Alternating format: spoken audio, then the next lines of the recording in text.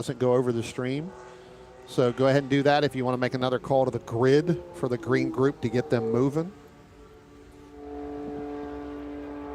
Let me know when you want me to start the anthem now.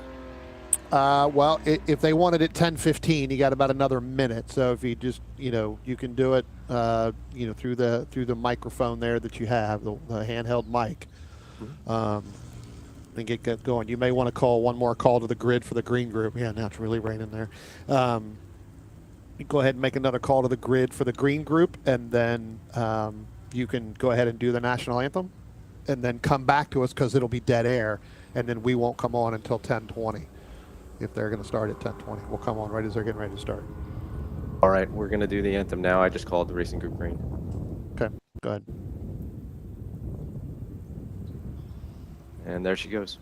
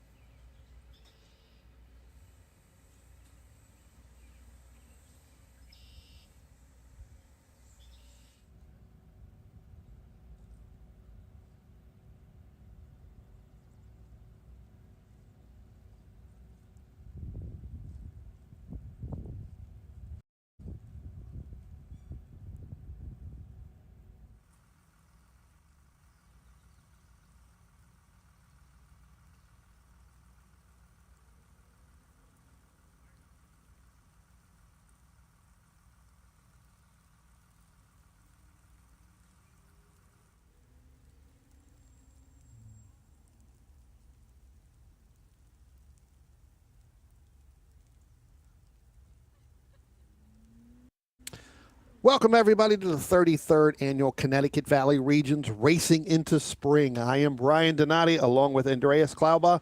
I tell you what, guys, this is going to be one interesting day here at Lime Rock. We've got 7 turns, 1.5 miles, and Andreas, we're adding in another element into this racetrack, and you and I were just talking about it before we came on air. They haven't raced in the rain here in quite some time. That's right, Ryan. It's been about 6 or 7 years here, pre-COVID actually, since we've seen the rain here over in northwestern Connecticut. So it should hold for an interesting event, more than we've seen recently at the CVR's club race. Yeah, I tell you what, let's talk about this racetrack because, again, 7 turns, a lot of off-camber stuff, a lot of uphill. The undulation in this racetrack is phenomenal. If you haven't been to this racetrack, I highly suggest you get out there. It is a great place. I will say that it is out in the middle of nowhere, Andreas, but you can see right here on the screens as we do it, this is our uphill. Let's talk about this racetrack. As we go down into the front straight, down into Sam Posey Straight, we get down into turn 1, and it's a big, huge right-hander. It's a big bend turn. We get to turn 2. It kind of comes off there. You have that little short shoot before we get into turn 3 into the left-hander.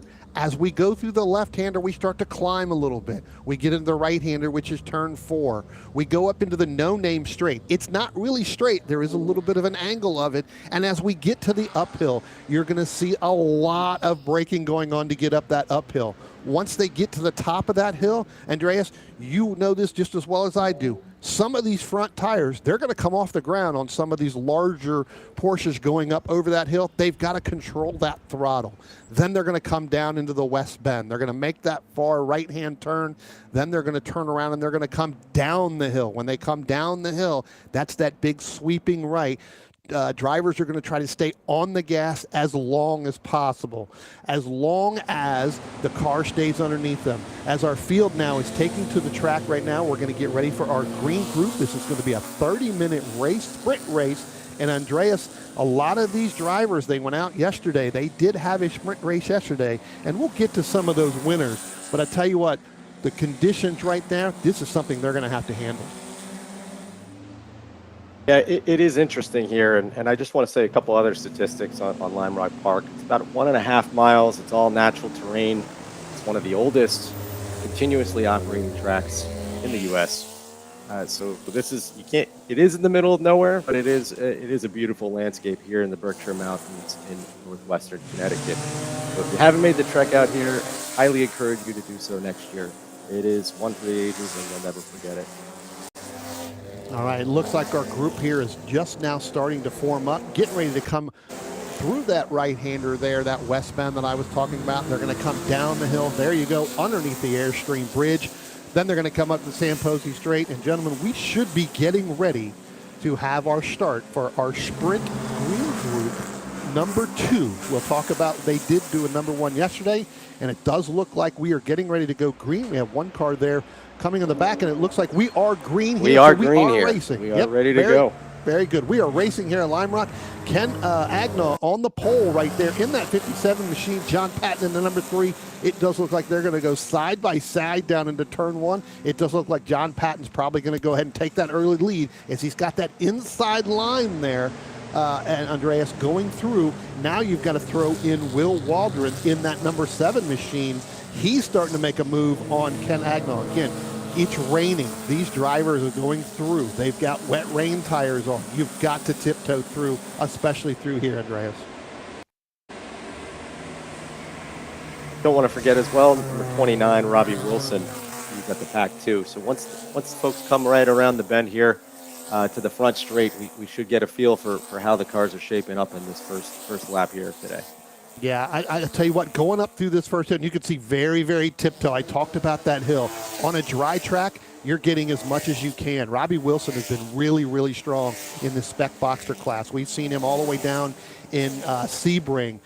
Did very well in Sebring. Saw him at VIR, did really well at VIR. Saw him as well in that number 029 machine at Road Atlanta picked up the win. The lighter cars are going to be a little bit better in this condition. It looks like John Patton's going to take the early lead here in that number 3 machine. That's in that Spec Porsche 3 class. He is actually racing Will Waldron in that 07 along with Ken Agnaw. That's your battle in Spec 3. In Spec Boxster early on here, Robbie Wilson leading over Noah Mazzola in that number 5 machine. He's got about a 3-second lead, but, you know, Andreas, these times are going to be a little bit slower because of this wet condition. That's right, Brian. And I've seen this race for a few years. I will say, at least from my standpoint early on, it doesn't look like these guys are driving much slower than they usually do in regular conditions, and that's probably a result of the tires that they have on. So I will say that the competition is there, and it does add a new element to it. So if you shied away from the rain, I'm sorry, it does add for a new experience here. No, absolutely, 100% agree with you. You know, we talked about this earlier on, is where we had some of this racing yesterday, right? This group went out and did their first race yesterday in that SP3 class. Ken Agnaw, he ended up picking up the win there along with Will Waldron and John Patton. That was your top 3 in SP3. And Spec Boxster, again, we talked about him a minute ago in Robbie Wilson. Joseph Viola in the 019 coming out, picking up the second place position in there. Alex Au in that 79 machine. He picked up 3rd in Spec Boxster. We did have Alex Hale in that 776 machine, picked up the win in GT4. And we'll get to some of these other classes. Right now, it looks like we've got 7 different classes right now that are on track in this first green group. So again, trying to tiptoe, 30 minutes, got to take care of the equipment, but you also got to make sure that, you know, you've got these cars under control. It is a busy field, but once again, that makes for the extra element of racing. We are finishing up the 3rd lap. John Patton still in the lead, entering the 4th lap, and that's that Spec 3. All top 3 right now. You have John Patton, Will Waldron, Ken Agnaw, and then, as we mentioned earlier, Robbie Wilson in the number 29 car for Spec Boxster. Yeah, as we get a little bit further back, it looks like we have that battle there between Robbie Wilson and Noah Mazzola in that Spec Boxster, getting ready to come down the front stretch right here. So again, a really good battle in our Spec Boxster class. A little bit further back is Alex Au in that number 79 machine, but he's a little bit further back. You can see here, we're going to go 2, 3, almost 4 wide, Andreas, as we head down into turn 1. So these drivers getting everything they can through, you know, from the downhill all the way into turn 1, getting as much. You can see some of these drivers still tiptoeing. Some of them, they've got that car control well in hand, and that enables them to propel themselves all the way up and make that 2 wide through turn 1. Something to note here, that the rain has stopped. Obviously, the track is still quite wet, but we have a momentary break in the rain. We are actually monitoring the radar here. There is some storm cells moving into the area, so this is going to be a continual theme throughout the day. I think this is the weather that we are graced with here today, so drivers will need to adjust to that. But as of right now, there is a small drizzle of rain, so just wanted to mention that. Yeah, you know what it does to a driver. You know, if you've never raced in the rain, and I guarantee you, a lot of these drivers, it looks like we're going to go a couple, almost 2 wide there. That looks like that may have been a little bit further back with Alex Au, Christopher Fahey in that 350 machine in that 02 Boxster, in that silver machine as they were coming down the downhill. We'll get back to the, you know, what I was talking about with the driver's mindset when you're coming into a race. But, you know, when you get into certain positions and certain predicaments on this racetrack, not only are you battling the handling of the race car, but as a driver, you've got that windshield wiper going back and forth. It does take your mind a little bit out there, especially when you come through this section of the racetrack, which is really that coming through Big Bend, which is the turn 1 and turn 2, and then you got the left-hander and then the immediate right-hander to go up the back straight there. So again, that plays a lot into it, and these drivers definitely giving a lot of room, which is really good to see early on. Something interesting too. I mean, yesterday's weather you talked about yesterday. We did have one of the races yesterday. We were originally planned for 3 different races for today. We actually have 2 with all the classes. So we've got, with that first race, we had much different conditions. It was sunny. I believe it was in the mid 70s yesterday here at Lime Rock Park. So that is an element here too. We'll have to compare those times later. But John Patton with the best lap time thus far with 1 minute 9 seconds, 0.517. And just a few split seconds after that, Will Waldron, Ken Agna. Robbie Wilson for the Spec Boxer class, the best lap thus far, 1 minute 13 seconds, 564. So a couple seconds slower than what we would see in normal conditions, but again, it's early on, so I believe drivers are just getting adjusted. But these are still pretty strong times given the weather conditions. It is quite complicated, and we just have to watch how drivers handle it. But it's nice to see early on, as you mentioned, Brian, the spacing, folks taking it a little easy on the first race, but it is quite competitive here. Yeah, when you get, again, we've talked about this, pretty much all year long, from our coverage from Sebring to VIR to Road Atlanta, you get this, this multi-class racing. And again, having this multi-class racing, really, you have to understand who you're racing with and then who you're racing against. You don't want to get mixed up in somebody else's race. And I think that, in this, in this group, which, this first green group is presented by USRC, so great to have them on board in this first, this actually their second sprint race, first sprint race of the day here. But when you start to intermingle and mix up those races, it really throws a challenge, and especially with the weather that we have today, you have to understand what's going on. It is a full-fledged, driver's focus to get through this. If I've driven in the rain many times, and you have to focus as much as you can. So again, a lot of racing action going on, but still a lot of room being given here in this class. I want to mention some other drivers here with the ME1 class, car number 353, Christopher Fay. He is leading that group. In Spec 2, number 52, Joe Dillon. His best lap time there, 1 minute 11 seconds, 8:11. So he's in an 88.934. So interesting class there. And right after him is number 627, Luke Pelletier, and he's in the yellow 87 car, 944. Yeah, Christopher Fay got a pretty big gap on his next competitor in his class, and Frank Osborne in that 313. And again, Christopher winning yesterday's Sprint 1. And then you had Gene Raimondi, who was in the 78. He actually took second yesterday, and then Frank Osborne in the third position. So the last step on the podium going to him. As we look at across the board here with some of these, we talk about our SP3 class, John Patton, Will Waldron. That race right there, Patton is in the yellow number 3. I believe that is him right there in that machine, coming underneath the bridge past the start-finish line. The next card there is the white 07 of Will Waldron heading down in. So where that gap was 1.1 seconds, that gap is now under 0.6 of a second. So again, pretty close through there. Then you've got Ken Agnoff a little bit further back. He's 4.5 seconds back, but it does look like Ken, who has been pretty dominant in this class over the last, for 2025 right now, is starting to reel them in a little bit as those two are going to start to battle.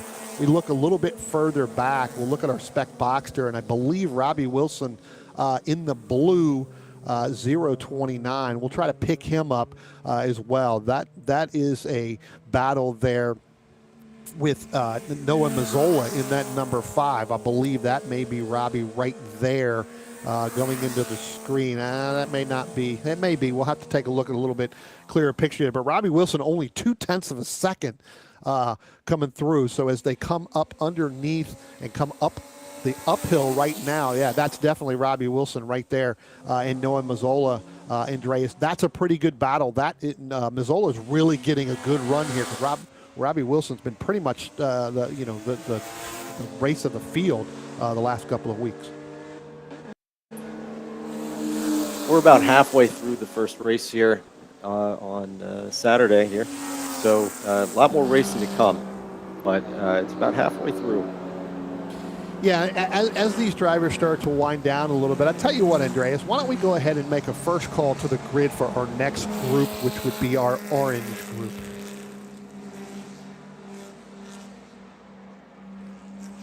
Attention in the paddock, attention in the paddock. Orange group, first call to the grid for your Sprint 2 race. Orange group, first call to the grid for your Orange 2 race. So again, we just got about 13 and a half minutes left to go. So I tell you what, why don't we go ahead and take our first break? Thanks some partners and sponsors here. When we come back, we'll pick up the rest of this action, and we'll be right back from Lime Rock as the 33rd Annual Connecticut Valley Regions Racing into Spring continues.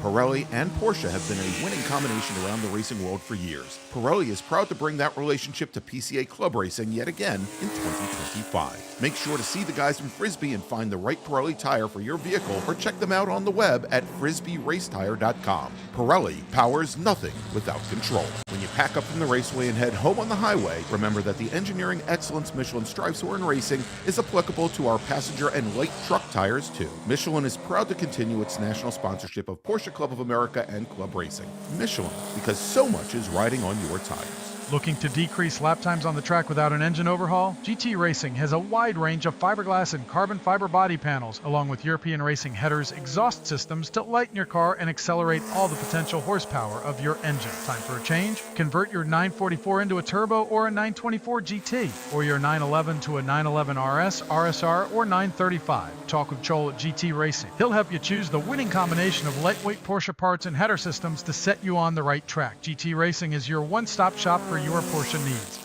GT Racing is a national sponsor and proudly sponsors tech inspections at PCA Club races. GT Racing also sponsors the Best Repaired Car Award, a $100 gift certificate at each race. Call Joel at GT Racing today at 1-800-797-2911 or find us on the web at www.gt-racing.com. Our first club racing sponsor, Porsche Cars North America, funds the club racing news and sponsors the Workers' Choice Award, considered the most prestigious award given at a club race. Thank you to PCNA for offering vital support to our club racing program.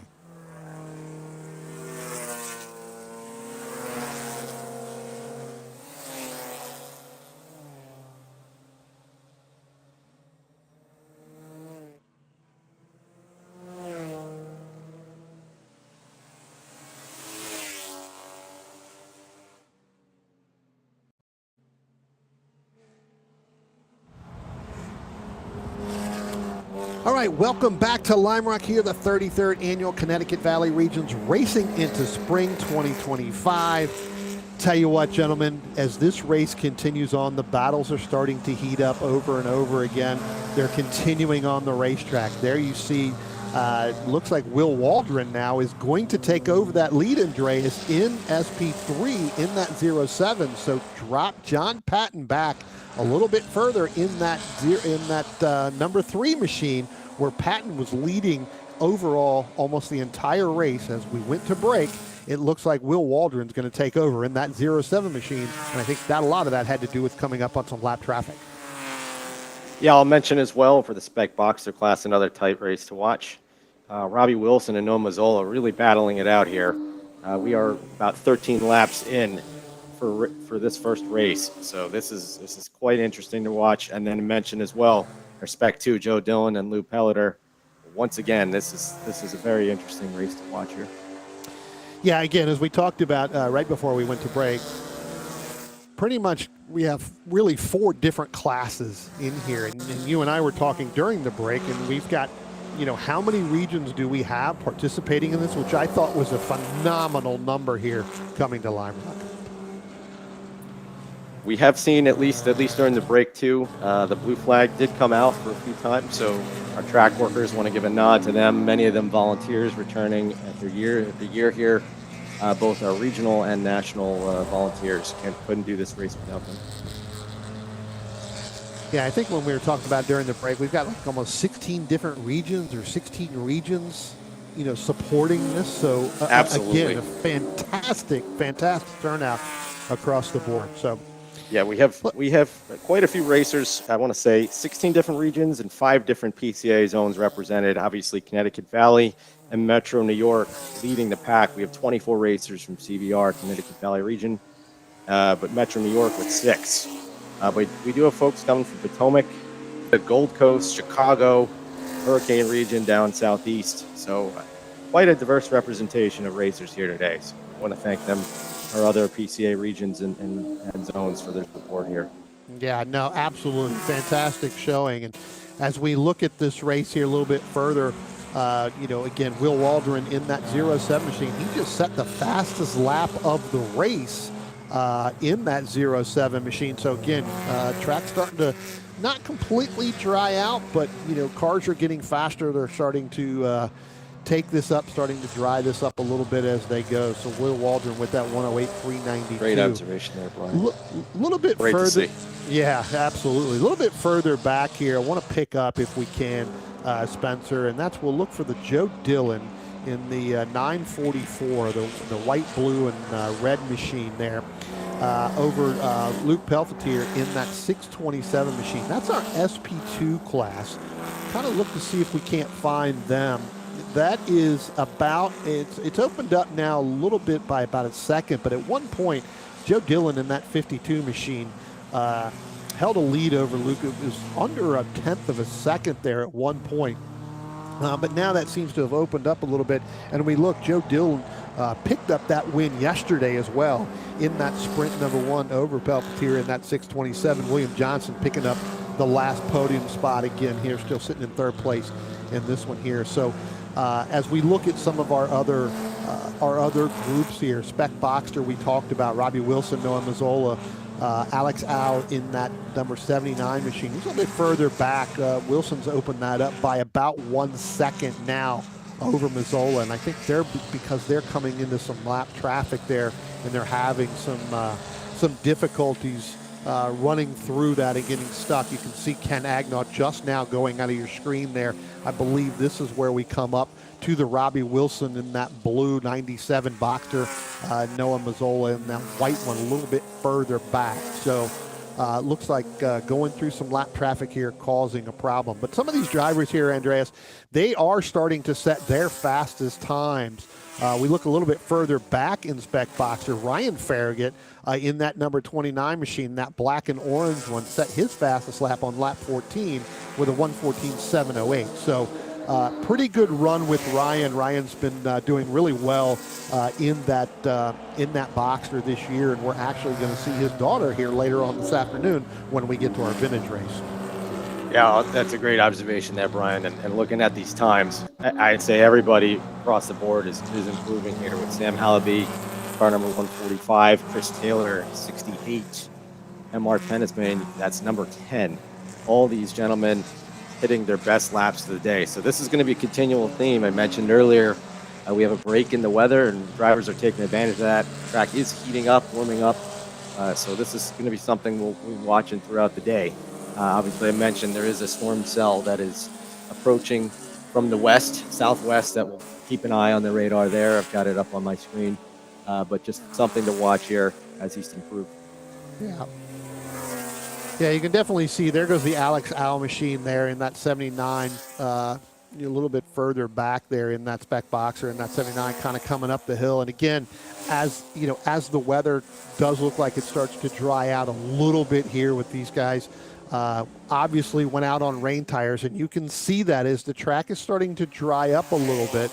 This is where I think John Patton and Ken Agnaw, they're starting to burn off some of those tires if they went out on rain tires as this race goes on, because the rain stopped. And again, 1.5 miles here, you're going to set some pretty quick times as you go through here. And for a 30-minute race, when you get to the second half of the race, you're more than likely going to burn those rain tires up. Again, not able to see whether or not they did, but you can see there as they come up out of that hill, or go up the hill and up over the crest of that, tires are starting to give away a little bit in this race here. So again, you can see where John Patton now has fallen back almost 6 seconds behind the 07 there of Will Waldron. So I believe tires are starting to go away there, Andreas. Yeah, Will Waldron really pulling away here. 18 laps in, we have about 7 minutes left, and I'm looking to my left here from the tower. There is some activity for the next race, so hard to believe we're already 25 minutes into the first race here today. Yeah, but it is great to see. Yep, sorry about that. Why don't we go ahead and make our second call to the group, second call to the grid for our orange group.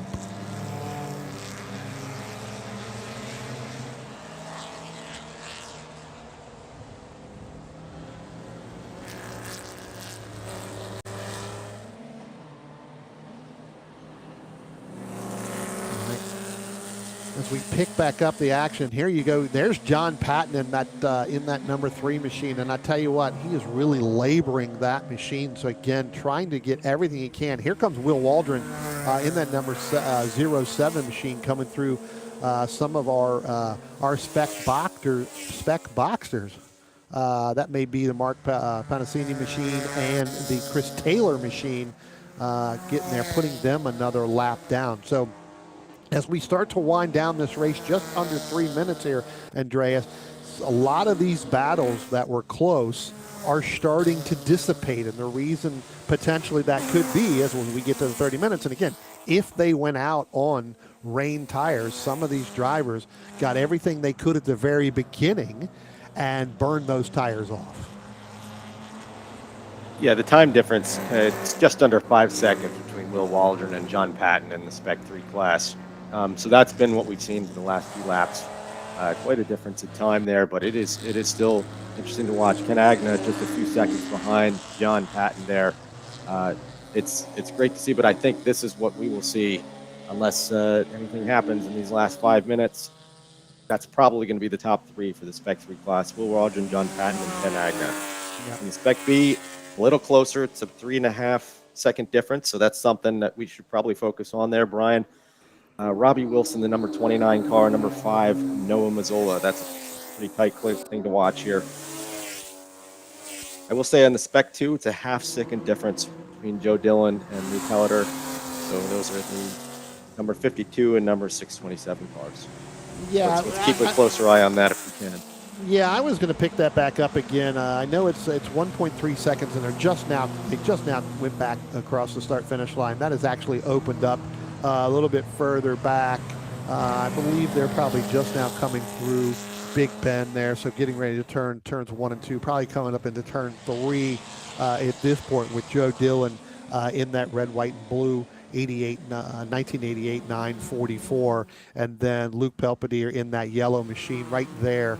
Last time by I think it was 1.3 seconds. It looks like right here that they may have closed that gap a little bit further. And again, you can see Joe Dillon doing everything he can to hold that car and get the handling that he has. Those tires are really starting to go away. You can see just that left side of that back end there, Andreas, really kicking out through some of these turns. So again, trying to hold on. We'll see what it's going to be at the line right here. Like I said, last time, 1.3 seconds. We'll see whether or not Dillon's going to be able to hold on and figure out what that lead is right now.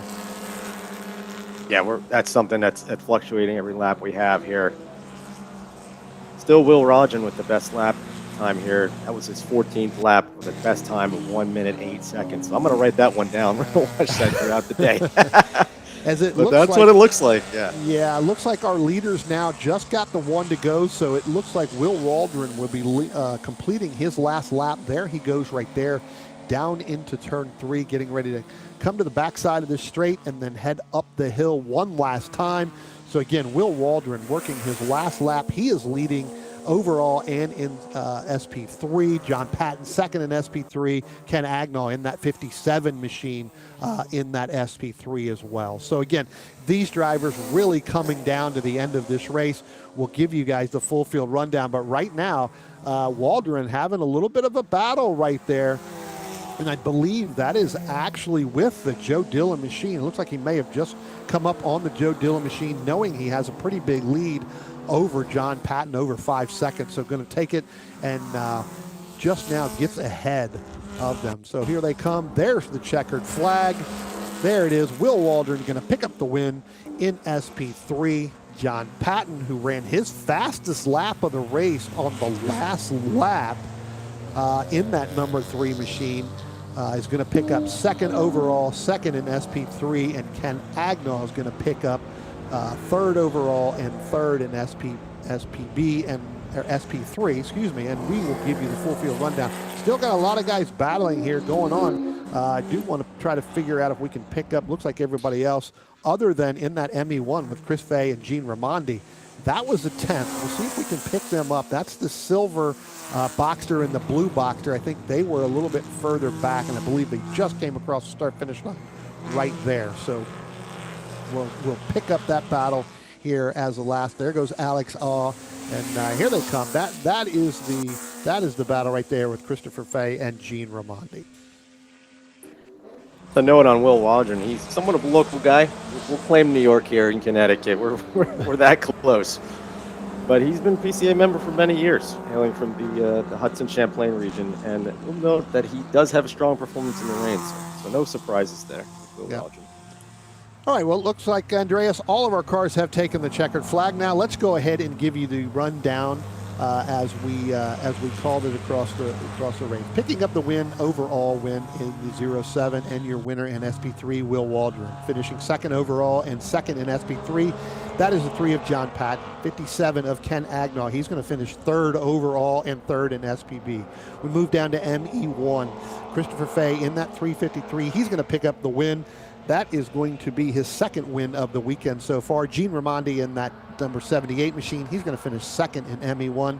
Frank Osborne in the 313 machine. That's going to be your third in ME1. Inspect Boxster. We talked about Robbie Wilson in that 029. He's going to pick up the win. Noah Mazzola in the number 5. He is going to finish second.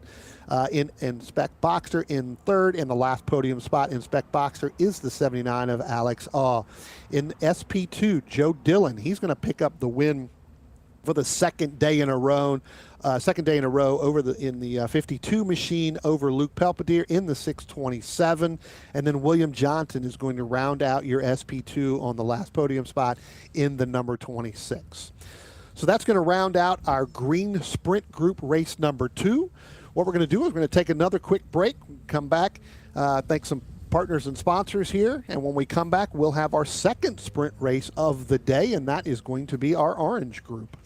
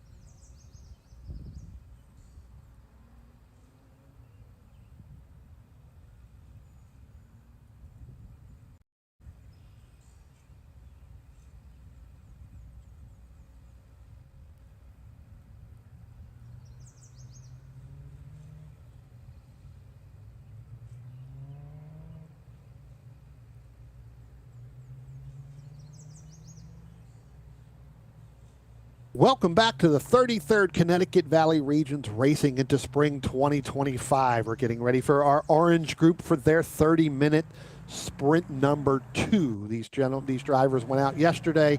I'm Brian Donati along with Andreas. Don't worry, Andreas, I'm not going to call you Greg at some point. If there's so many Brians and Gregs and everybody else. Andreas here, coming to you live from Lime Rock. It does look like our rain is starting to pick up a little bit more, Andreas. Right before we went to break, you were mentioning that. I tell you what, this field here, 20-car field, this group here is going to be a little bit faster. They're a little bit heavier cars. But again, we throw in that participation from rain coming into the picture here, going to cause a little bit of a challenge. Something to watch on the on this race, this first sprint race in the orange class, is the improving times, and we saw that in the previous sprint. Improving times once we got to about lap 4 or 5, we really started to see those records, and then right around, I want to say lap 11 or 12, we'll see how many laps these gentlemen can get, and ladies and gentlemen can do. So keeping a close eye on those times. So I think it is 1 minute, 8 seconds is the time to beat by Will Waldron. He is the reign champion, at least thus far. Yeah. We've got 6 classes that are going to, multi-classes that are going to go out of here. And again, this race sponsored by Speedwork of New York and Cellular. So we thank them for coming on board. Picking up the sponsor here for this race is our drivers have now just crest the uphill, getting ready to come down into West Bend. They'll be coming down the hill and up underneath that bridge and picking that up. You can see our first couple of rows there. And again, we apologize. We don't have grid sheets, so we don't have who the starting lineups are. We'll work to get those after lunch. I will say that this is going to be the last race before we go take our lunch break here in a short little while in the next 30 minutes. We are green here. Pardon, Brian. Pace car is in, and we are green here.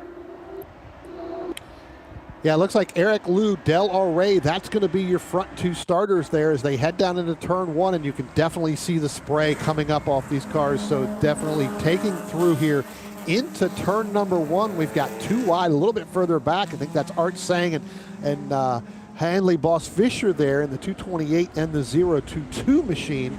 A little bit further back. Looks like they're going to sort things out there, Andreas, but a little bit further back. Here comes Franklin Prey. We haven't really talked about Franklin Prey. I saw Franklin Prey run at Atlanta, did very, very well.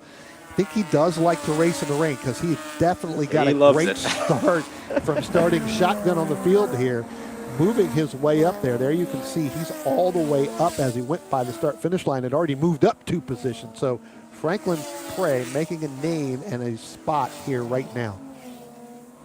This is a comfortable track for Frank, and he was just in the tower right before the races, all smiles. He's ready to go. We said keep it safe, have fun, and he was all ready to go. So something to watch out here.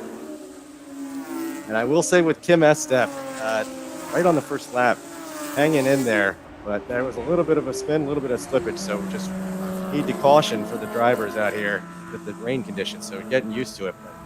Yep. All good so far. We got one car there going straight off there, not making that turn. It was one of our green. I think it was a green. I think that was the Boss Fisher machine, the 022. So definitely went straight. Did not make the right-hander to Big Bend. So again, here he comes out now. We'll see. Yeah, he's all good. Yeah, that does look like that is the Hadley Boss Fisher machine in that green and white in that Cayman.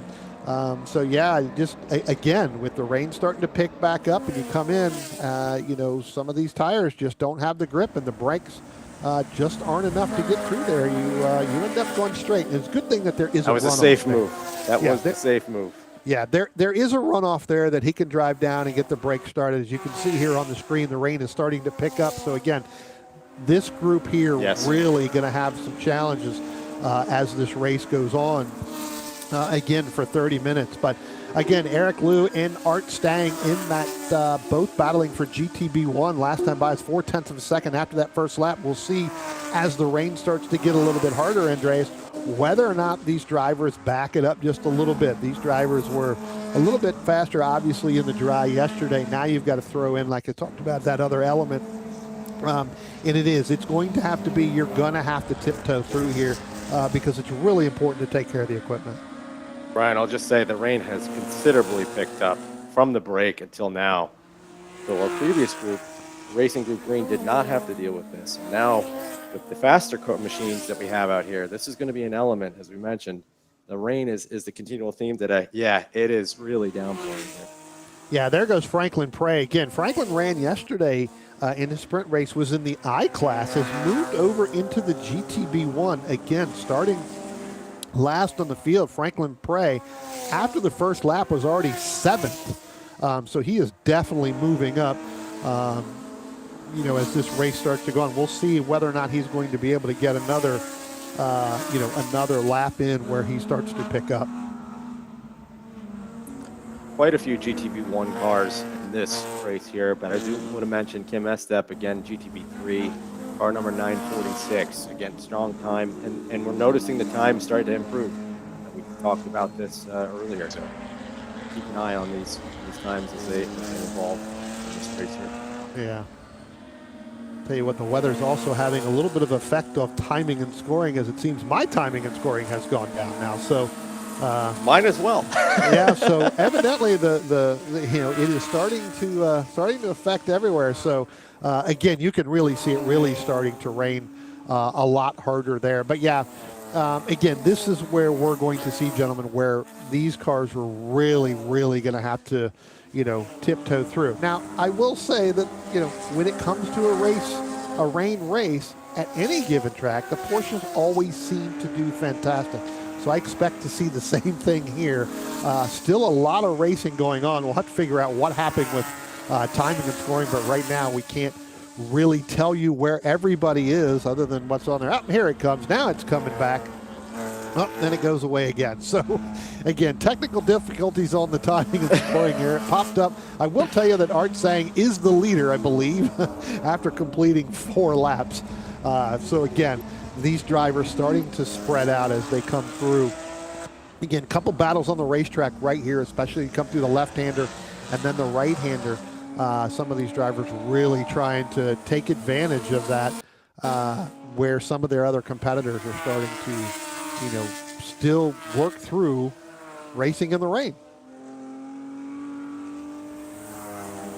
Watching the radar here, this is not going to stop, as I mentioned earlier, Brian. This is going to be the theme, and as we saw earlier, Spencer mentioned it, quite a bit of spray coming off the cars here. Our track workers must be getting soaked at this point. all in the life of a volunteer. Well, one of the things that stands out for me here at this racetrack is obviously that uphill. You come up the uphill, and if it was a dry, you would definitely see, a little bit more, speed going through there. Now, when you come up that uphill, so many drivers have gone and gotten those left side tires just off the edge of the racetrack that it started to create a rut. When we get to that next camera shot, you'll be able to see what I'm talking about there on the driver's left, that you have to be careful, especially even now at the rain is coming down even harder, is that car can easily move to the left. If you hit that rut and your left rear hits it just right, it will propel you and pick up speed and shoot you back off to the right into that tire barrier that runs along that entire wall. So right there, you can see that rut just at the end of that curbing. We've seen a couple cars last time by where they've gotten up into that extra runoff area, but then they have to really get it back in order to pick that up. So again, still some really good battles again, and we apologize. Timing and scoring is obviously not working right now. It seems that for the 15 cars that are out there, they all have the same name. as waiting for data. So I can tell you that we've completed 6 laps right now, and again, some pretty good battles going on the racetrack through that. So we'll have to wait to see whether or not on the other side of the tower there can get that fixed for us. But again, the last time I looked, Art Sang was the leader in that 228 machine, and Eric Liu is in second. For those following along on the feed, if you've ever been to the Lamrock Park, one thing to note is that there are no grandstands here. So it is all grass, it is all natural terrain track. Nothing has been modified. This is original. So it is quite an experience. If you are looking to drive next year, I would highly encourage you to sign up. Go to PCACBR.com. There's plenty of information there to get involved in this racing. This is a unique event. But as I mentioned that, Brian, there are a couple of spectators braving the elements here. It's something that's great to see with the weather conditions that we have. It's not just the driving, but those enthusiasts who wanted to watch along. So as soon as we get the times, we'll mention that as well once the timing picks back up. And we are, I think, at lap 8, if I'm not mistaken there, Brian. It's lap 8. We are about 15 minutes in. Yeah, I believe, as I said, Art Stang is still leading his getting to lap 8. But again, want to thank Speedwork New York, Porsche Racing, and Cellular Riders for picking up the sponsorship on this orange group, which is our second sprint race of the day. It'd be their second sprint race of the weekend. Again, they raced yesterday. Eric Lau in that 154. He picked up the win yesterday in the dry, no less, in that GTB1. Then Hanley Boss Fisher, who we saw early on go off in turn 1, basically take the access road there and then come back on, was second. And then the last podium spot was Art Sang, as now Art is, last time we had it, was the leader overall. You talked about Kim Estep in that 946 machine. And I believe when we were at Road Atlanta, we actually had that in-car camera, so it was good to see that. Picked up the win in GTB3. In the I-Class, it was Franklin Prey yesterday. Seems like he has now jumped over to that GTB1, picked up the win in the I-Class. In G-Class, Michael Gershon in that 087. He picked up that win yesterday. Jordan Simon in the 06 was second. David Nissenbaum in that 411 was the last podium spot in the G-Class. Peter Donahue in the 132 picked up the H-Class. And in F, we had Michael Stenko in that 73 machine. So again, picking up that win there. Again, a little bit different conditions today. So again, really having to take care of the equipment as much as they can, along with the tires. And again, I would venture to say, Andreas, every one of these are probably out on rain tires, and you can tell that by looking at some of the spray that's continuing to come off this car as the rain continues to pick up. I think we have our timing back there. So as you surmised, Brian, Eric Liu with car number 154 on lap 10. Best time I'm seeing here is 104.538. So I'm going to scratch out the previous one with Will Waldron and give it to Eric Liu. I'm going to have quite a busy thing of notes here by the end of the day. But this is our last race of the morning. I'll mention that. So we do have our other groups after lunch. Stick around. Is our yellow group and vintage group. The vintage group is my favorite. We're all great, but vintage group is something I'm really looking forward to in the afternoon here. Yeah, no, 100% agree with you. So let's go ahead and give, now that we've got the timing back, and then we're going to take another little quick break to let the timing catch back up and everybody have to catch their breath and come through so we can pick up the end of this race. So leading overall and in GTB1 is the 152 of Eric Liu. Art Stang is second in GTB1 in that 228 machine. That's about a 6-second difference. And you got to go a little bit further back to Del Al Rey in that 791. That's third in GTB1. Franklin Prey is fourth in GTB1 in that 777 machine. Again, after starting, last in this field, moving up into that different group. In fifth place overall, the 127, Steve Garrison, that is your GT3 leader. Kim Estep in that GTB3, that's your leader there in the 946, that's 6 overall. David Kotu in the 188 machine is 7th overall, and I believe that is actually going to be for 5th place in GTB1. A little bit further back, Kenneth Fisher in his 02 machine. That's 6th place GTB1. In the G-Class right now, 9th overall is the 87 of Michael Gershon. Tinavar Hemlin in the 111. That's the I-Class. David Nissenbaum, 2nd in the G-Class in that 411. Jordan Simon in the 06. That's the last place. 3rd in the G-Class. That's 12th overall. We look back at GT3. This is your second place leader, or second place, 13th overall, the 740 of Alan Levy. And then a little bit further back, we talked about Hadley Boss Fisher. back, had that problems on the very beginning of the start. I believe that was on the second lap, missing turn 1022. That's a little bit back at 14th. And then we have Michael Stenko in the F class. That's the number 73. That's the 15th overall. So I tell you what, let's go ahead and take a quick break. Thank some more partners and sponsors, and when we come back, we'll pick up the rest of this race, and we'll try to recap with the timing and put everybody back in their right spot. We'll be right back.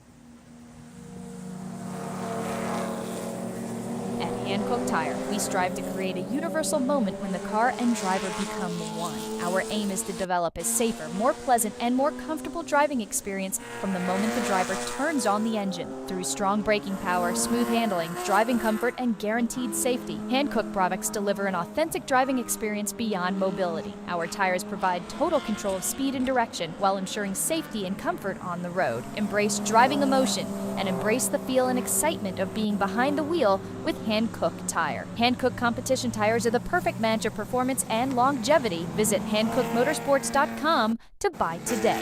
OG Racing has been a national sponsor of PCA Club Racing since 1998. Headquartered in Sterling, Virginia, and staffed by PCA members and club racers, OG Racing has always carried the industry's best in racing safety equipment and performance parts. The best products from manufacturers like Sparco, OMP, Alpine Stars, helmets from Bell, Stilo, Rue, brake pads from Performance Friction, Paget and Hawk, just to name a few, and are always in stock and ready to ship from their 12,000 square foot warehouse. Give OG Racing a call or visit them at www.ogracing.com and sign up for their newsletter. We're not just a one-off experience, we're a call to freedom. We're a place in people's minds where everyone can unleash their wild side with a passport to a world of possibilities. A spirit that breaks all the rules, uniting the famously bold and spirited essence of tequila from Mexico with the much-loved richness of peanut butter. Manibal is the bold embodiment of the party animal within us all. Here is where the ethics starts. Tequila can be purchased nationwide at manibaltequila.com. Club Reg is a supporter of PCA Club Racing and the provider of all registration for each of our races. ClubRegistration.net is a unique service because we put all of our customers first. You can use our services for free or with a small credit card handling fee. How can you go wrong? Included with both are custom solutions tailored to meet your needs. Find out more information at ClubRegistration.net.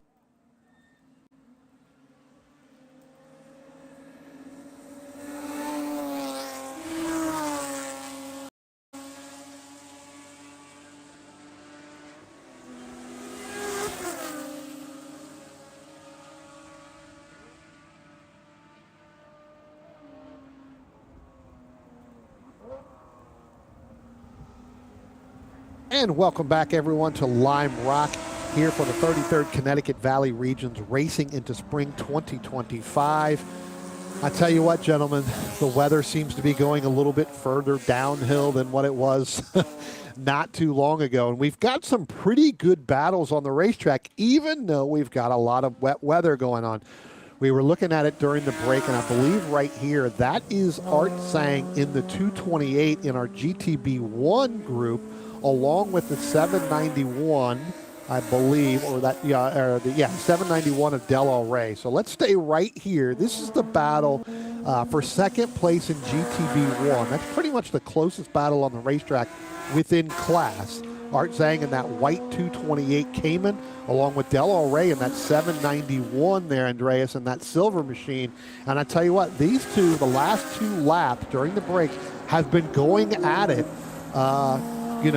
Del Rey really trying to set up Art Zhang to try to figure out where to make that pass.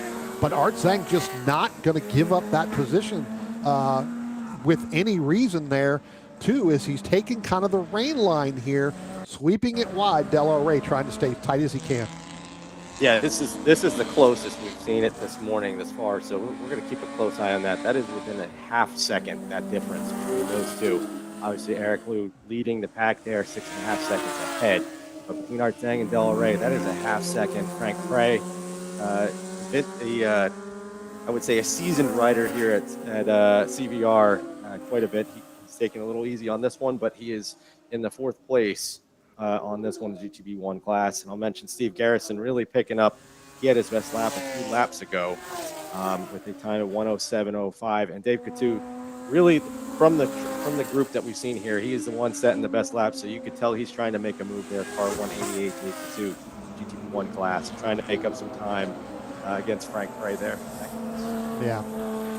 Yeah, the weather conditions getting a little bit worse and worse as we go along. And here you go. You can see Delo Ray now. That's the furthest he's been back now for the last 3 laps with Art Zhang. And, you know, as we talked about running kind of the rain line here, in most racetracks, there is a rain line. There is a, you know, a dry line. And, you know, the dry line is where all the grip really is. And it does look like Art Zhang is really trying to run, you know, where he can to hold off Delo Ray. Again, with rain tires on, you've got to keep them cool, and you've got to keep them. That's what's going to give them the grip as they go through there, as they come now up the hill, out of, you know, the uphill, and then getting ready to head down into West Bend.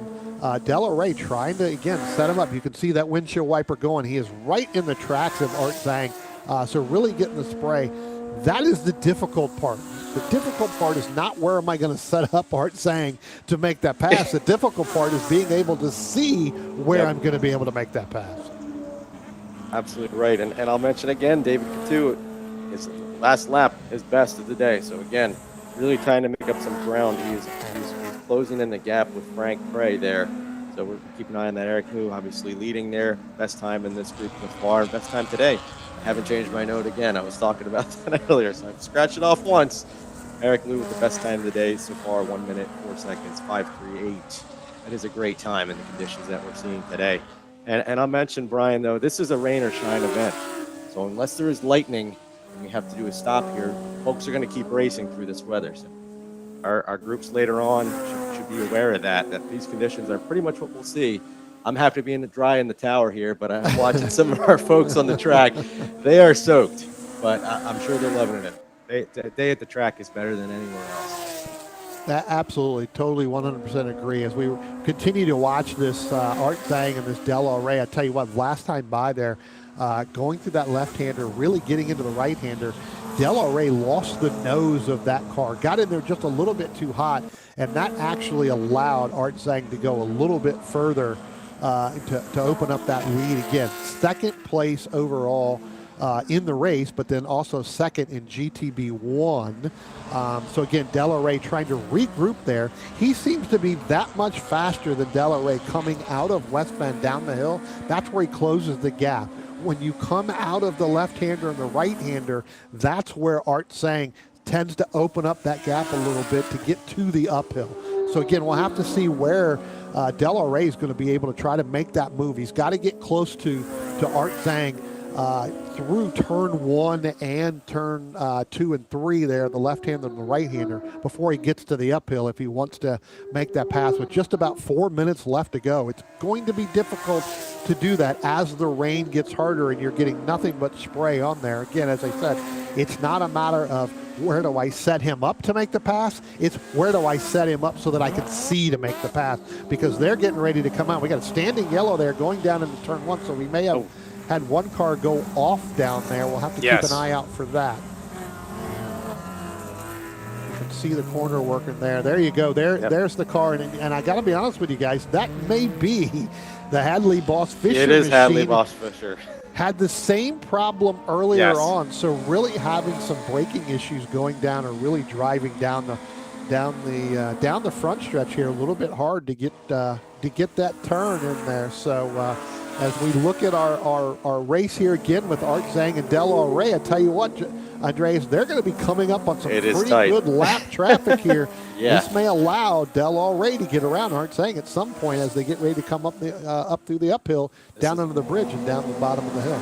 That's right. This has been the continual theme throughout this race. Now that's fluctuated from anywhere over a second to a half second to a third of a second. The difference between those two gentlemen there, Art and Del. 2:28 Art Zhang, and I'm looking at the latest times here. It is really close. I mean, you have to really. This is why we need the technology. We need the live scoring. It really gives you an appreciation for how tight this race is. Yeah, as you can see here, there they are. They're going to come up on some of the back half traffic, as I believe they just went by. Again, Michael Stenko, again, Boss Fisher's going to end up coming up in that group, although I think he's just a little bit ahead, but I think they're going to be coming up on. That's the battle that I was talking about beforehand with the David Nissenbaum and Jordan Simon. in that G class. This is where they're going to get ready to come up. So not only do you have a battle for second overall and second in GTB1, but you're going to get involved in that David Nissenbaum and that white and orange Boxster right there, along with Jordan Simon and that white Boxster just behind that. There's Art Zhang, and now it looks like Del Rey. He's going to be a little bit stuck in behind the Nissenbaum machine, so that's going to open up Art Zhang. There you go. You can see it right now as they come down the bottom of the hill, Andreas. It's about 3 car lengths difference now as opposed to right on the back bumper. Yeah, Brian, we're keeping an eye, very close eye on the flagman here. It is very close to the end of the race here. I want to say maybe 1 to 2 minutes remaining with the white flag. We're going to keep an eye on that to make sure that we're keeping an eye on the end of the race. But again, positioning hasn't really changed much through this last sprint, but it's rush hour traffic is right there. Yeah, I mean, they're getting ready to come up on the 0887 machine. There's Michael Gershon right there, and you can see the rain that they're having to go through, and I believe that may be a little bit further, or that may have been the Kim Estep machine that they're getting ready to come up on. Again, the 154 there, and actually that is Eric Liu. So, gentlemen, not only do we have we've been talking about this battle for second, right there, your first car right there, getting ready to come through, that just went through your screen. A little bit further back there is going to be Eric Liu in that white Cayman. Should be coming down the bottom of the hill, Spencer, if we can look to pick them up. That's Art Zhang just a little bit further behind him, and then Del Rey. So as they're getting ready to come down, Art Zhang is at 1.2 seconds, as it was early on. Right. It was, less than, it was about 3.5 seconds. So that battle between Art Zhang and Del Rey, that ended up getting a little bit closer, as our overall leaders now, Eric Liu, they're now working their last lap. So this is the last lap. So if Art Zhang and Del Rey want to get there, I believe right there, let's stay on that. That's Liu and that's Art Zhang. So that gap now, gentlemen, is not seconds. It is feet. Right there. There's the 154 of Eric Liu. He is on the back, or Art Zhang is on the back bumper of Eric Liu. So again, Liu getting tied up with all of that traffic on the last lap here. We'll have to see. Wow. That's the battle in GTB1. Great job, Spencer. The team here catching all the live action. Quite amazing to watch. And I'm watching the feed too. We do have the checker flag in hand, but it is not being waved. Oh, it is being waved here. We have the checkered flag here. So Eric Liu is going to pick up the overall win and your win in GTB1. Art Zhang, he's going to be in the second and in that 228 machine, and that was by 9/100ths of a second. Amazing. And then another 1.5 back is the 791 of Del Rey, and I think Del Rey just couldn't figure out how he was going to get by that traffic, backed out of it, thought better of it. Again, the conditions worsening as the race went on here, thought better of it. Franklin Prey, he's going to pick up 4th overall and 4th in GTB1. We'll let some of the other competitors here take the checkered flag, and then we'll give you the full field rundown of everybody in all the different classes. I believe that may be the last car right there. Now, we've got a few other ones coming back. I think one of those is definitely going to be Kim Estep coming down through the West Bend, down through the downhill, and down through the straight. Yep. So we'll let them here, and then we'll go ahead and we'll pick up our overall and where everybody is. There you can see there, they're coming down. Again, I guarantee you they're ready to get out of these cars because, it's a lot of distraction. If you've never raced in the rain, and especially if you've never raced in the rain here at Lime Rock, can be a distraction. Absolutely.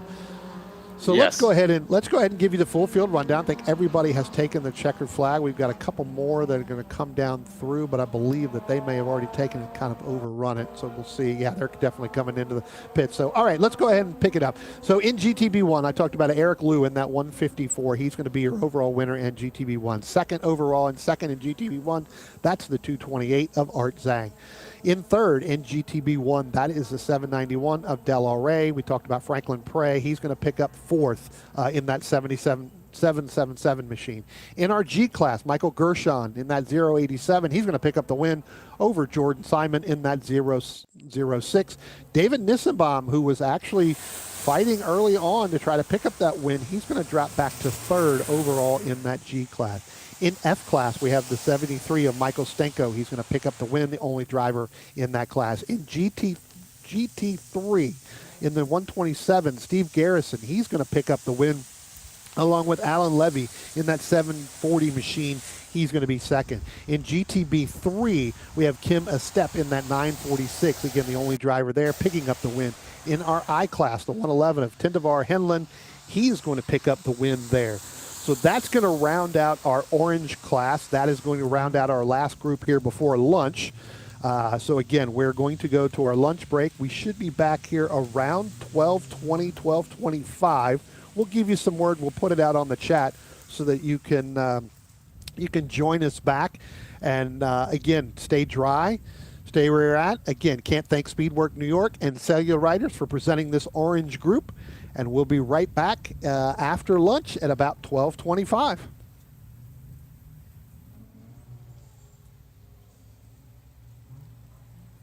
OG Racing has been a national sponsor of PCA Club Racing since 1998. Headquartered in Sterling, Virginia, and staffed by PCA members and club racers, OG Racing has always carried the industry's best in racing safety equipment and performance parts. The best products from manufacturers like Sparco, OMP, Alpine Stars, helmets from Bell, Stilo, Rue, brake pads from Performance Friction, Paget, and Hawk, just to name a few, and are always in stock and ready to ship from their 12,000 square foot warehouse. Give OG Racing a call or visit them at www.ogracing.com and sign up for their newsletter. About to hit the track without coverage for your car? Buy HPDE insurance in minutes at LocktonMotorsports.com. Whether you drive a 911 or a Boxster, protect your car against physical damage during HPDE and track day events with HPD insurance from Lockton Motorsports, administered by Lockton Affinity. Coverage includes modifications you've done to your car, 2 drivers at each event, demonstration laps your instructor drives, and more. Worried about the trip home? Lockton Motorsports also offers off-track insurance for your non-licensed race car or track car while in transit, in storage,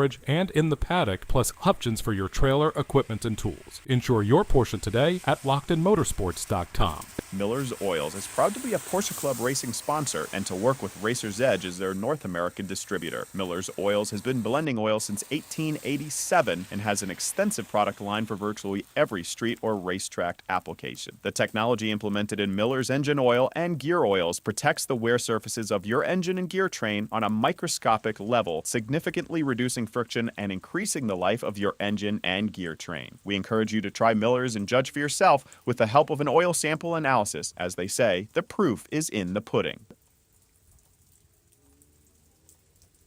Pirelli and Porsche have been a winning combination around the racing world for years. Pirelli is proud to bring that relationship to PCA Club Racing yet again in 2025. Make sure to see the guys from Frisbee and find the right Pirelli tire for your vehicle, or check them out on the web at frisbeeracetire.com. Pirelli powers nothing without control. Based in New Jersey, Precision Motorsports, or PMR, is a supporter of club racing and a new national sponsor for 2025. From the latest Cup cars to 944 racers, PMR has supported them all here at the track. True experts in their craft and dedicated to performance. Find them on Facebook at Precision Motorsports. New for 2025, Isringhausen will be sponsoring the GTD 1, 2, and 3 classes. Our group here at Club Racing are thrilled to have them on board. Over the past 30 years, Isringhausen has become synonymous with quality vehicles and superb service. The Isringhausen way of doing business has been one of offering excellent products at fair prices, coupled with service that goes above and beyond what anyone would expect from a typical car dealership. We believe that good service is comprised of 2 components: a willing and helpful attitude, accompanied by competency in your field. We try to support an environment where each person who works here strives to serve each customer as they wish to be served, with dignity and respect. Because of these core values, Isringhausen has become and will continue to be a leading example in the industry.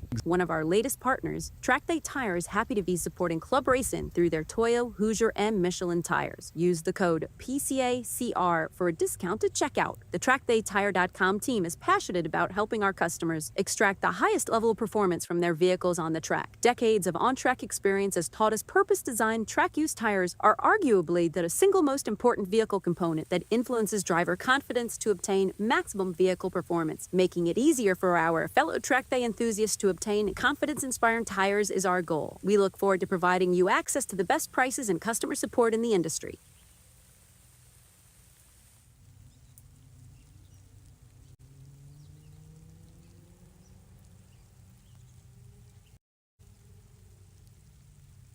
Join us for the 31st Great Plains Region Carrera GT Club Race at Motorsports Park Hastings, June 20th through 22nd. In addition to club racing, we'll also be holding a DE for advanced drivers, and nobody will want to miss our wonderful Saturday night social. All GPR club members are invited to attend and experience the high-level racing, drive in the DE, or attend the social. Just a little more than 2 hours from Omaha, driving to MPH goes by pretty quick when you're cruising in a Porsche. Make sure to join us. Registration opens on clubregistration.net on May 5th. Treffin means to meet.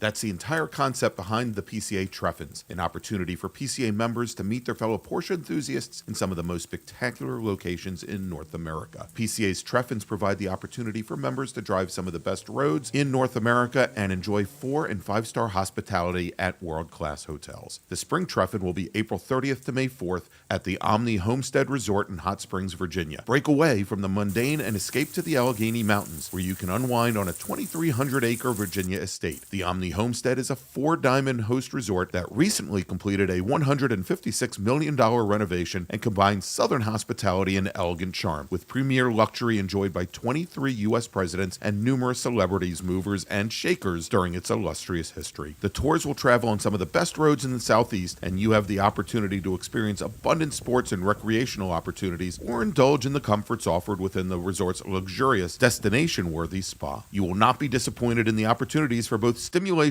and relaxation. To learn more and register, please visit treffin.pca.org. If you're a PCA racer, Watkins Glen has got to be on your bucket list of tracks to drive. If you've driven it before, don't miss the chance to come back and improve your times and win on this track where great racers such as Jack Bratham, Sterling Moss, and Dan Gurney found glory. Maybe it's the sheer joy of racing on this superb, well-maintained track with its thrilling elevation changes, or imagining they're running with Mario Andretti, Jackie Ickx, or Derek Bell that brings out racers from all over the USA and Canada to make this Zone 1 club race one of the largest on the PCA Club Racing circuit. PCA members are welcome to attend and perhaps consider how they may make the transition from driver education to club racing. The fun-filled weekend will include 3 sprint races and 1 65-minute enduro race, along with an advanced solo DE run group. Registration opens on clubregistration.net on April 21st.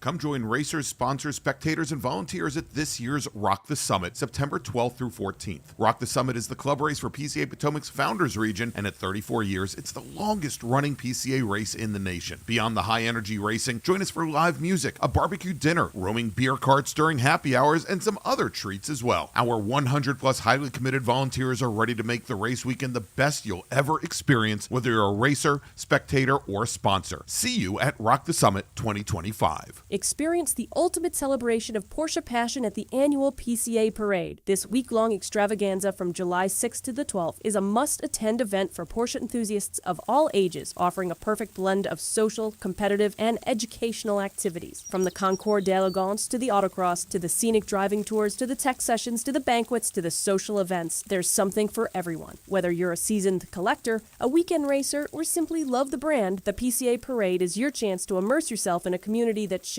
your passion. Set in Oklahoma City this year, a central location in the United States right along historic Route 66, join us for an unforgettable celebration of everything Porsche. Whether you're polishing your car for the concourse, taking on the autocross course, or joining a scenic driving tour, the PCA Parade promises memories that will last a lifetime. Secure your spot today and join us for a week of excitement, connection, and all things Porsche. To learn more and register, please visit PorscheParade.org. HPDE season is here, and First Settlers Region is excited to see you all on track April 25th through 27th. We're fortunate enough to have Virginia International Raceway as our home track, the track Paul Newman called Heaven on Earth. The FSR Spring HPDE at VIR will have an exciting new opportunity. If you are an advanced driver and are interested in becoming an instructor, we will be having a PCA National Instructor Training that will coincide with the HPDE. If you are interested in becoming an HPDE instructor, our CTI will be reviewing registrations. If you are curious about HPDE but are uncertain about committing to an entire weekend, you can come to VIR on Saturday for Intro to DE, a classroom session and a single instructed session on track. Don't forget our Saturday happy hour, a great opportunity to socialize and tell tales about your lap times. Run groups are filling fast. Don't wait until it's too late. Register now to secure your spot on motorsportsreg.com. Mark your calendars for the PCA Club Race and HPDE at Utah's Motorsports Campus, the Old Miller Motorsports Park. Intermountain Region is hosting the event June 6th through 8th. 2 different track configurations are going to be run, the full course on Saturday and the outer course on Sunday. Points races will count towards the National Championship, the Mid-America Series, and the West Coast Series. Registration opens on April 21st, and you can register online through clubregistration.net. Join us for a 7-day cruise, the Treffin at Sea, to celebrate the 70th anniversary of Porsche Club. We'll be cruising August 30th to September 6th and showcasing the history and majesty of the East Coast. We'll stop in Newport, in Boston, Portland and St. John, and Halifax along the way, where you'll find import Porsche events. You'll also enjoy special entertainment, Porsche celebrity appearances, seminars, competitions, dinners, and the highly anticipated Porsche Diecast Concourse at Sea. The Enchanted Princess will both depart and return from New York City, making it a round trip. You'll experience incredible cuisine, culture, history, and nature, plus Porsche surprise events when we stop at port. To learn more and register, please visit PCA.org and click the Events tab. Maverick Region PCA is excited to announce our Eagles Canyon 1 Club Race May 24th and 25th. We'll be racing on the counterclockwise 2.7-mile course with 15 turns at over 200 feet of elevation change. All races have points towards the PCA National and Mid-America Championships. Expect 2 practices qualifying at a 30-minute sprint race on Saturday and 2 additional sprint races on Sunday, one 30 minutes long and one 40 minutes long. Podium winning trophies for race classes with a 4+ car count and additional awards will be presented at the Saturday evening banquet at the Over the Top Bar and Grill at Eagles Canyon Raceway. Upper Canada region is proud to host the 28th annual Can-Am Challenge Club Race at historic Mosport Raceway in Bowmanville, Ontario, Canada, Thursday, June 26th through 29th. Described by Juan Pablo Montoya as one of the most challenging tracks in the world with its elevation changes and blind corners, it's the fastest track IMSA races on. Another racer described the speed and elevation changes like landing on an aircraft carrier, the perfect high-speed track for any car. Get in gear and set a reminder in clubregistration.net. Registration opens May 12th. Our team is here to answer any of your questions, from border crossing to the best accommodations, to help you plan your trip to our amazing track. Reach out to club-race@pcaucr.org. Come to Lime Rock Park on Saturday, August 2nd for the 3rd annual Porsches at the Rock, a day of fun with activities for the whole family. In addition to a high full-performance driver education happening on track, there'll be an autocross, a Porsche Cars and Coffee gathering, a Porsche-themed swap meet, food trucks on the Midway, and parade laps around the track at lunchtime. All activities on the Midway are free for spectators. Visit cvrpca.org to learn more about Connecticut Valley Region's on-track and social events planned.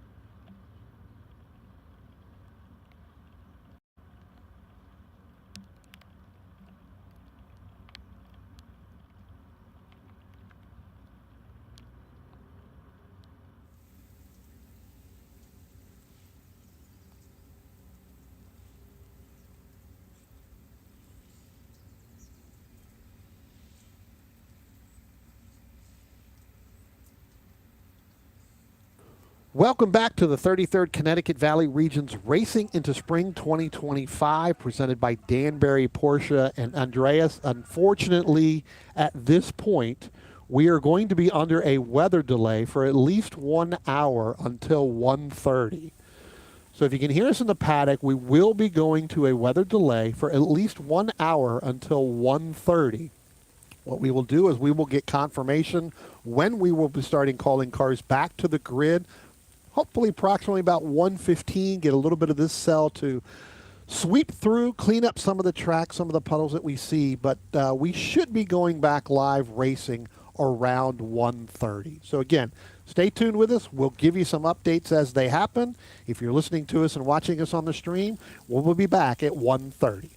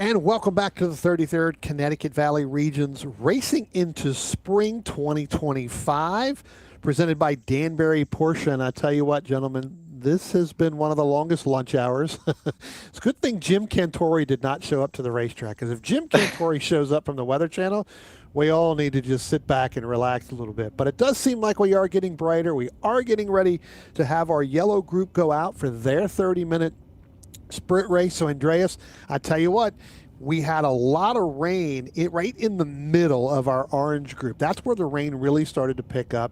This track has changed completely from when we had our green and even the beginning of our orange group, as it looks like our yellow group is now starting to roll out on the racetrack. That's right, Brian. And we've seen the weather change quite a bit from this morning, as you hinted. It started to deteriorate in the orange group session. We had an extra hour weather delay. We appreciate those who stuck around with us. We got plenty of racing to go the rest of the day. One thing to note with Lime Rock Park is that there is really good drainage on this track. Now, the rain just stopped maybe about a half hour ago, and it's already looking much improved. Obviously, there's a lot still to be aware of from our drivers out here today, but looking forward to another afternoon of racing here at Lime Rock Park. Yeah, I tell you what, and this is the group here. This is going to be our much faster group in terms of horsepower and cars that are out there. These cars are pretty much a little bit better equipped to handle this type of rain. These are the type of cars you would see in some of these that would race in IMSA and everything else. They're used to this. They've run in that. Most of these drivers have done the exact same thing, right? So they've raced in the rain quite a bit, just as well as our other groups, along with our vintage group as well. But this is the group that's going to really shorten this up. They're not going to dry the track at all, because it's not going to dry.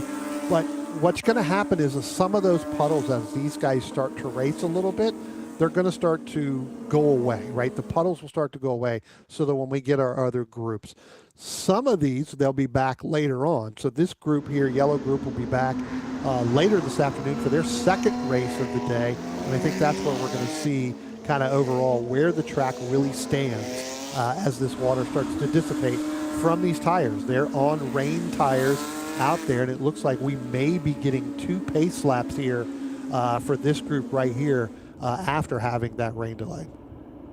I will mention as well with this sprint that this is also sponsored by Corporate Motorsports.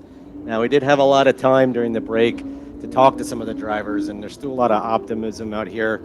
I always say that the saying is, a day at the track is better than anywhere else.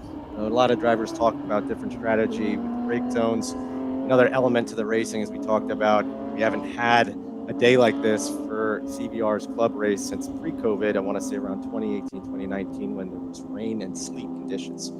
So this is a new element for a lot of our CVR drivers.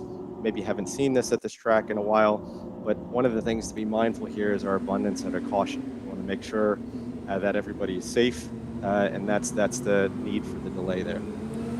Yeah, no, absolutely, Andreas. I tell you what, I had a good conversation during that delay with Franklin Prey, and we were talking about the racetrack and the race conditions, because he was actually out on the racetrack when it really started to rain. And as the race went on, you could really see that, he really couldn't see. That's kind of the way he explained it to me, was that I was so far back from the first GTB1 cars that he really couldn't see their line. But a lot of the drivers, and you're going to see this probably in this group too, as our second pace lap is almost coming to an end. They're starting to come back up the hill. They'll come down the downhill, line up 2 by 2 here before we go racing. But they relied on a spotter of somebody that could tell them kind of really what was going on, because the spray was so bad. So, a good conversation I had. We'll talk about that a little bit more as our group looks like they're just now coming down the downhill. That's right. And they'll be coming out on the front stretch, and they should be getting the green flag this time by. It looks like Remy Feard is going to be on the pole with Joseph Viola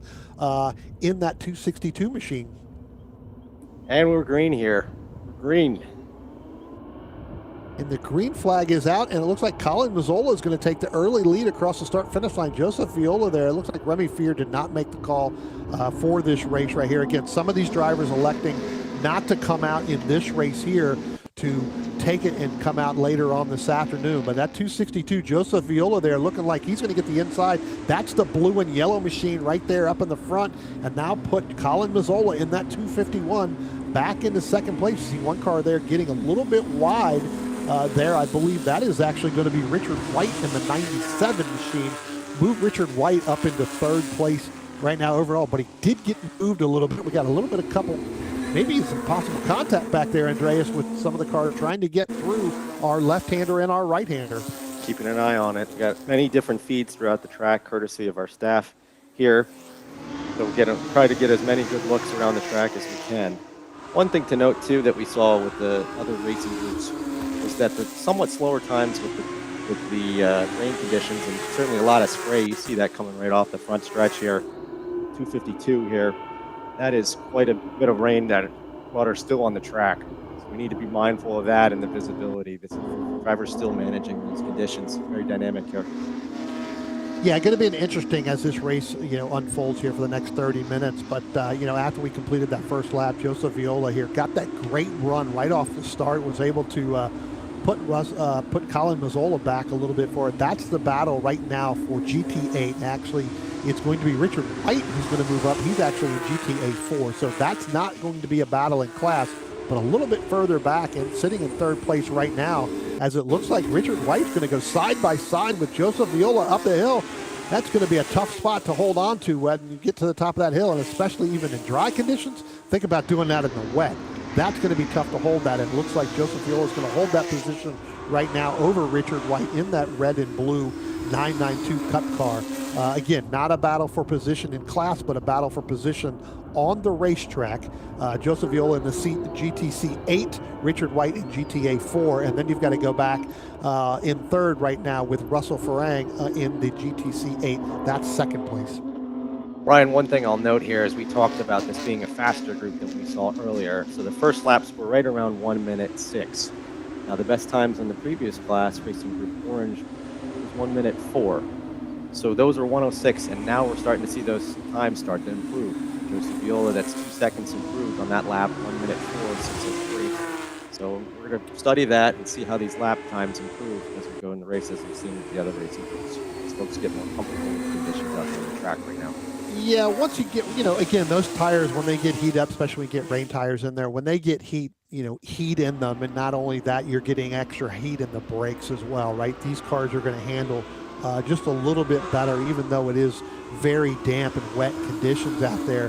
These cars handle very well kind of in the rain as well with some of these drivers. So again, you're going to still see some really good high pressure moves, as it looks like Richard White now is going to come down into turn number 1, getting it to driver's right on Joseph Viola. We'll see if he can make it stick, and he does. He makes that pass look really, really easy. I'm sure Viola understands that is not for a battle in position in class, just for overall. Thinking better of it in this wet conditions, could be that Viola got in there just a little bit too hot, had to get out of it that much sooner, and that allowed Richard White, who seems to really be the fastest car on the racetrack right now. Another thing to think about there, Brian, you've got 7, this is one of our larger groups. I think we have 7 different classes racing, so that's certainly another element, already to a lot of elements that the drivers are managing actively as we go into the afternoon here. So we are on the lap 4. Joseph Viola, top time, as I mentioned earlier, starting to see these times improve. 1 minute 3, 7:47. So that's a second improvement from the previous lap. Everybody pushing it a little bit harder now as we get settled into this race. Yeah, pretty much everybody going single file there. Now after Richard White got past, Joseph Viola in that GTA 4 machine, in that 992 Cup 97, he seems to have gone and pretty much pulled away early on. Again, these drivers here still trying to take it easy with just right around 20 minutes left to go. Single file, go out, get some heat in the tires, get some heat in the brakes, but you're also trying to compete there with the driver. But again, knowing the conditions and the deteriorating conditions that we've had over the course of the morning and the afternoon, as we see one car there, and that may have been the Gabrielle Jasper machine, 69 machine, getting a little bit loose coming out of that right-hander back and through there. Actually, that was Russell Farhang in the 412 machine that got really, really loose coming out of there. So again, still some really pretty slick spots here where some of these puddles are going to cause some problems, Andreas. You can really see it coming off the cars, the spray, and we're hoping that more drainage happens. They said, the track stewards mentioned that it takes about a full hour for track to really dry off and drain properly. So we're going to keep seeing that spray, certainly as these races proceed. Keeping an eye on the rain. There's still a little bit of drizzle and rain coming down, but not nearly as it was. And I talked about the improving time. This is a continual theme here. 97 Richard White, now the best lap at 1 minute, 1 second. So that came down a bit even more. So we're hoping to see, maybe we'll see a break on 1 minute for best lap today. We expected these times to be improved with these machines that are out there in race group yellow. Yeah, we talked about this in the opening too. You're right, that 1 minute and 1 second, even in wet, raining conditions, is pretty good. This 1.5 mile, really 7-turn track is all about flow, right? There's uphill, there's downhill, there's big sweeping turns between turns 1 and turns 2. Even the left-hander's a sweeper, and it gets a little bit tight coming back through the right-hander up the no-name straight and then back up the hill. It's all about flow. It's all about momentum. I was having this conversation with Franklin Prey as well, is if you make a mistake at some point in time, you're getting back to that point quicker than you would, say, on a larger 3.1 mile or 3.2 mile racetrack as like Road America, where you have to think about, oh, I made a mistake here, and you're not going to get there for another minute and a half. Here, you have a short amount of time. It's pretty easy to think about what you did and whether or not you can overcome that mistake. One thing I'll mention is, as we talked about earlier, the only thing that's really going to stop us racing today is lightning. You don't see any of that in the area, which is positive news for those still remaining to drive. We have Racing Group Purple, which is our vintage class. That'll be up next after this race is over. But if you're thinking about doing this next year, joining PCA and CVR, we really encourage you to come out. We have 91 drivers here. 91 have come out despite the weather forecast. It's great to be out here. It adds a new element for those who are beginning, those who are more experienced. This is quite driving conditions to really improve skills. Yeah, no, great turnout here. Let's go ahead and let's stay on this shot right here, Spencer, or go with the next shot if we can. This is the battle for GTC8 with Joseph Viola in the 262, the blue and yellow machine, along with Russell Farhang in the 412 and the black and blue machine. Probably just now getting ready to come out of the right-hander, head up towards the back straight here. Farhang was a little bit further back. I picked him up when he got really loose coming out of the left hand and the right hander a couple laps before. Looks like he's able to have gathered that back up and now has gotten back on the back bumper there of Joseph Viola the last time by. We'll see whether or not Viola is going to be able to hold on to that lead. Again, that's for GTC 8. We got our leader GTA 4, that's Richard White. Our GT7 battle, GTC 7, between Gabriel Jaster and Ariel German. That is the blue and the black machine along with one of the white GT3 Cup car. That's the battle for GTC 7. Now that's opened up by about a second and a half. There goes the battle. Looks like we got one car that's going to be a little bit slow going through there. Here's the battle I was talking about with Viola and Farhang. That is your battle for GTC 8.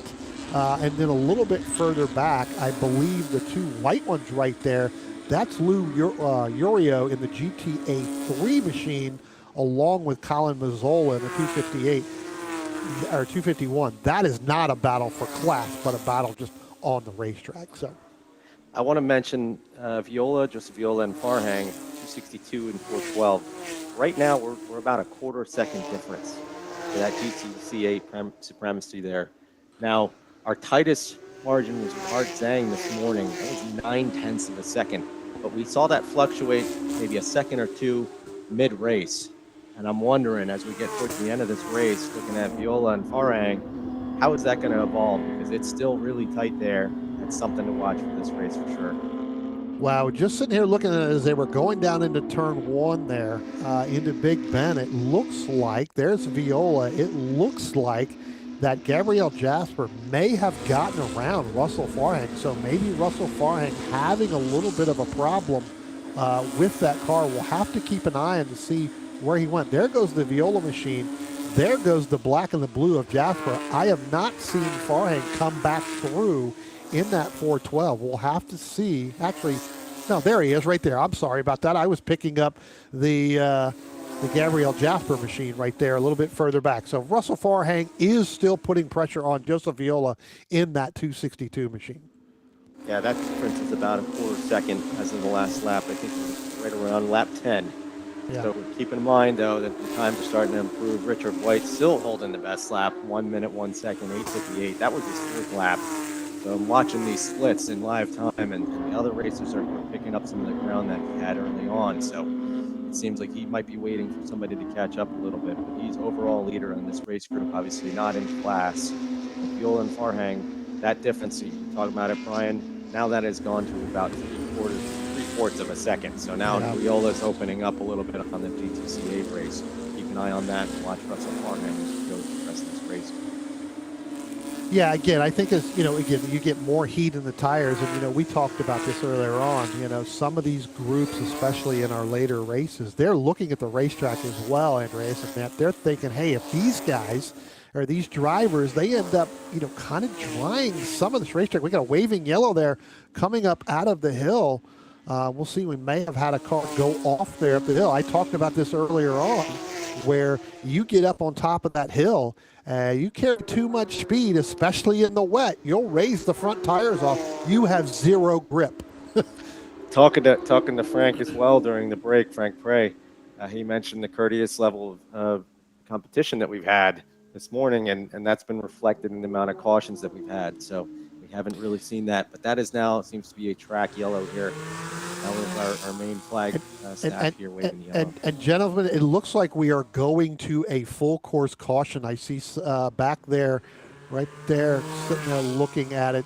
So one of our cameras looks like it may have taken the afternoon off, so we were not able to pick that up. But just looking at that and looking at those individuals, it looks like we are going to a full course caution right here. So we'll let them get back. So something happened just over the top of the hill, and just as I said, you carry too much speed there, you'll lift those front tires. You can see that there coming through there, but we are definitely under a full course caution.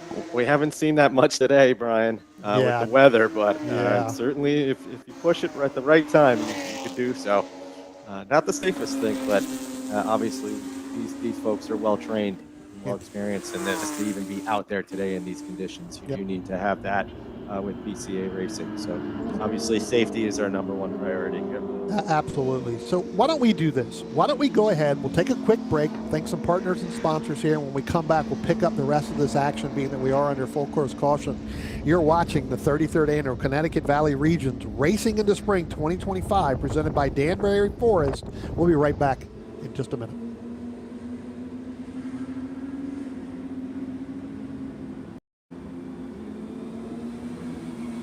A household name in U.S. road racing for nearly 25 years, Toyo Tires has forged a reputation for winning, performance, and consistency. From the company's legendary Proxys RA1 to the two-groove Proxys RR, they have a history of getting drivers to the winner's circle. Their quality and performance extends beyond the track, offering owners a full line of premium tires for coupes to Cayenne. They are proud to build many of the tires right here in the United States at their state-of-the-art factory in Bartow County, Georgia. We thank them for their support of Porsche Club of America through club racing and the high-performance driver education program. Be sure to check out their contingency program if you race SP1 or Spec Boxster. To learn more about the full line of Toyo tires, visit www.toyotires.com. Stable Energies takes pride in offering racers the very best in motorsport performance and safety equipment since 1978. Owner Bob Kikasik has been a PCA member for over 35 years and started club racing with PCA during its very first season. Located in northern New Jersey, Stable Energy stocks a wide variety of racing gear and motorsport products from top quality brands like O&P,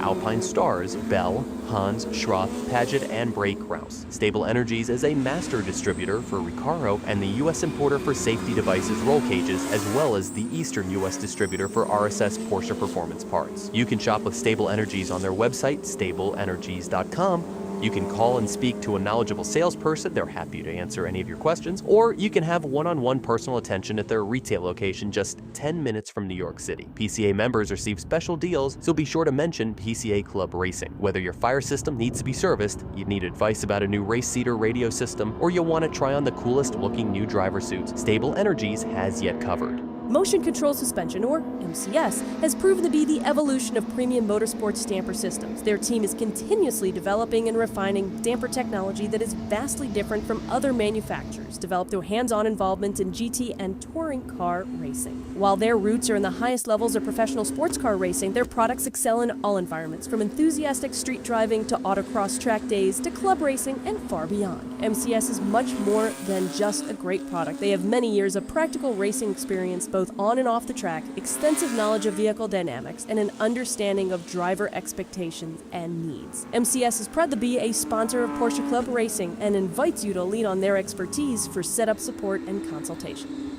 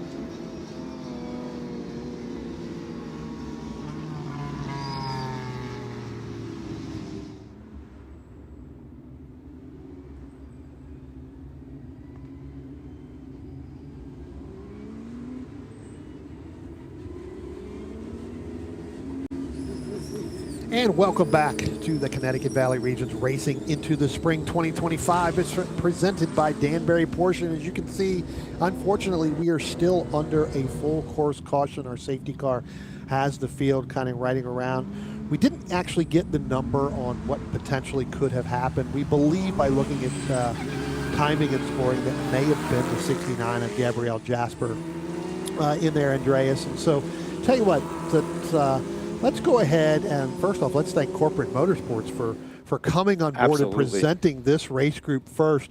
Let's go ahead and give kind of the field rundown, kind of where everybody stacks up here right now as we're watching our cars get ready to come up the hill. Our safety cars still having the lights on, so it looks like we may be going another lap here. In GTC 6, Jeff Smith in the 924 is leading that class right now. John Coster in the 573 is second. Jonathan Draper in the 62 machine is in third. In GTD3, the 520 of David Peterman is leading Charlie Craig in the number 76 machine. In GTA 4, Richard White, that's your overall leader. That's the car you see, the first car right behind the safety car in that number 97. In GTA 3, our only driver is Lurio in the number 13 machine. In GTC 7, Ariel German in that 475 machine is leading. Again, we talked about 69 Gabriel Jasper in the 69. That is sitting in second. Ben Wallace, I did see him come off the racetrack after 5 laps. So, again, only getting 5 laps. And it looks like we may be getting ready to go back to green. Now, it looks like what we're getting here, gentlemen, is they are going to wrap up this race here. They're going to do the early checker. So let me finish going down here where we had. There's the checker right there. So again, Ben Wallace in third in GT7. In GTC 3, Timothy Lynn in that number 708 machine is going to be your winner there. John Bauer in the 143 is going to be second in GTC 3. In GTC 8, and we saw a great battle early on here, Russell Farhang in the 412 is actually going to propel himself there and take the win there with that by getting back ahead of Joseph Viola in that 262 machine. The 251, Colin Mazzola, he is going to round out your top 3 there in GTC 8. In GTD 2, we had one participant there. That's the number 53 of Remy Fair. So again, this race checkered a little bit earlier, having to get that machine. And again, I do believe it is Gabriel Jasper. It is right outside our camera angles there, so we really can't see really what's going on there. But again, unfortunate that we're having to checker this race about 5 minutes early through this as they start to go through that scene right there. You can see the waving yellow from our corner worker. So I tell you what, gentlemen, let's go ahead. We'll take another break. We'll come back. We'll pick up the next group, which is going to be our vintage group. Being that we just checkered this early, if we can, we'll make first call to the vintage sprint. Vintage sprint. Please start making your way to the grid if you have not done so already. So let's take a break. We'll come right back and we'll pick up our vintage race right as they get ready to start.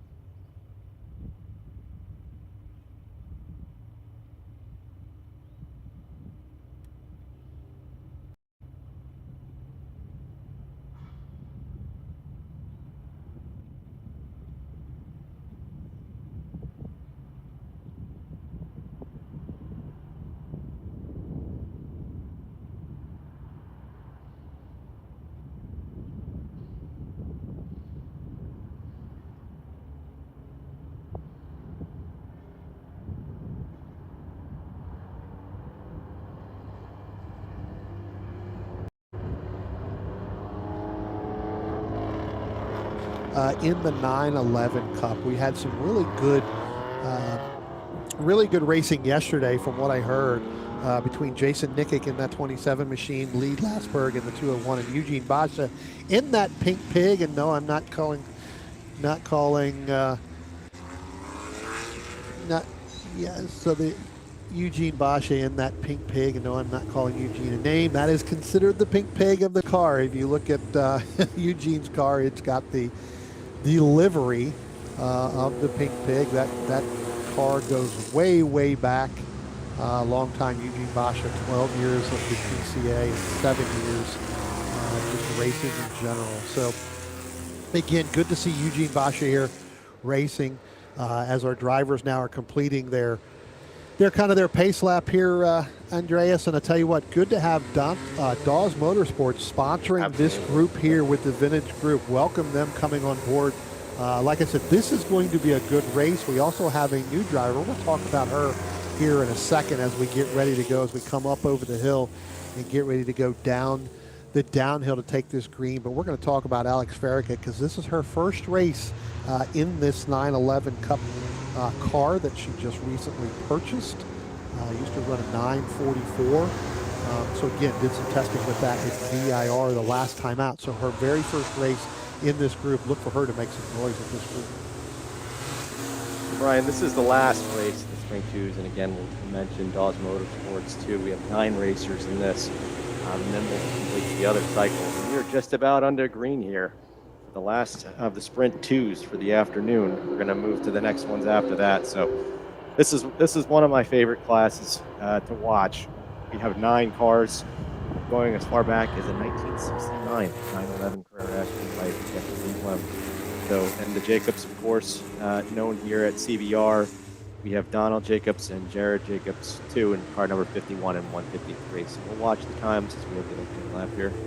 Yeah, some pretty good battles. We were talking, I was talking earlier on when we were at VIR the time, and then also at Road Atlanta with the last time between Justin Jacobs and Jared Jacobs in that 152 and 153 machine for that VGTO battle. That came all the way down to the very end. As you see our drivers here now getting pretty much single file as the race is going on here for our very first lap. But I tell you what, a lot of room being given within these groups here. The green and yellow machine, the 44 there, that's Michael Pereira. Looks like he's going to go a little bit further out than I think he really wanted to. Started to open up the door there as they came out of the downhill, crossing the start-finish line. And then actually Lee Lasberg in that 201 machine is actually going to be the leader there. But Pereira in that 944, now he's going to take the lead going into turn 1. Brian, one thing we've seen throughout the day, and we are still seeing some slick conditions there as the track still continues to drain. I mentioned earlier it takes here at Lime Rock Park about 45 minutes to an hour for the water to really start to dry off and drain. So we'll be monitoring that as we go. But certainly, as we've seen with the other racing groups, the time will steadily improve. So, yes, you mentioned Lee Lasberg, best time 1 minute 12 seconds. But that should start to come down. We'll start to see how these groups settle out. We have called Jim Cantori home. So. Yeah. We have pushed him out of the area and sent him home. I tell you what, right there in that camera, getting ready to come over coming up over the uphill. That is actually a battle right there in the 911 Cup. That is Michael Pereira in the 44. That's the car on the drivers to the left. The car on the right there, the other green, and it's not usually, we talk about looking in Porsches, we're always talking about the white ones. Here we're going to talk about the green ones for a second. That's Alex Farragut. Again, her first race in this car right here, and she is putting the pressure on Michael Pereira in that 44 machine.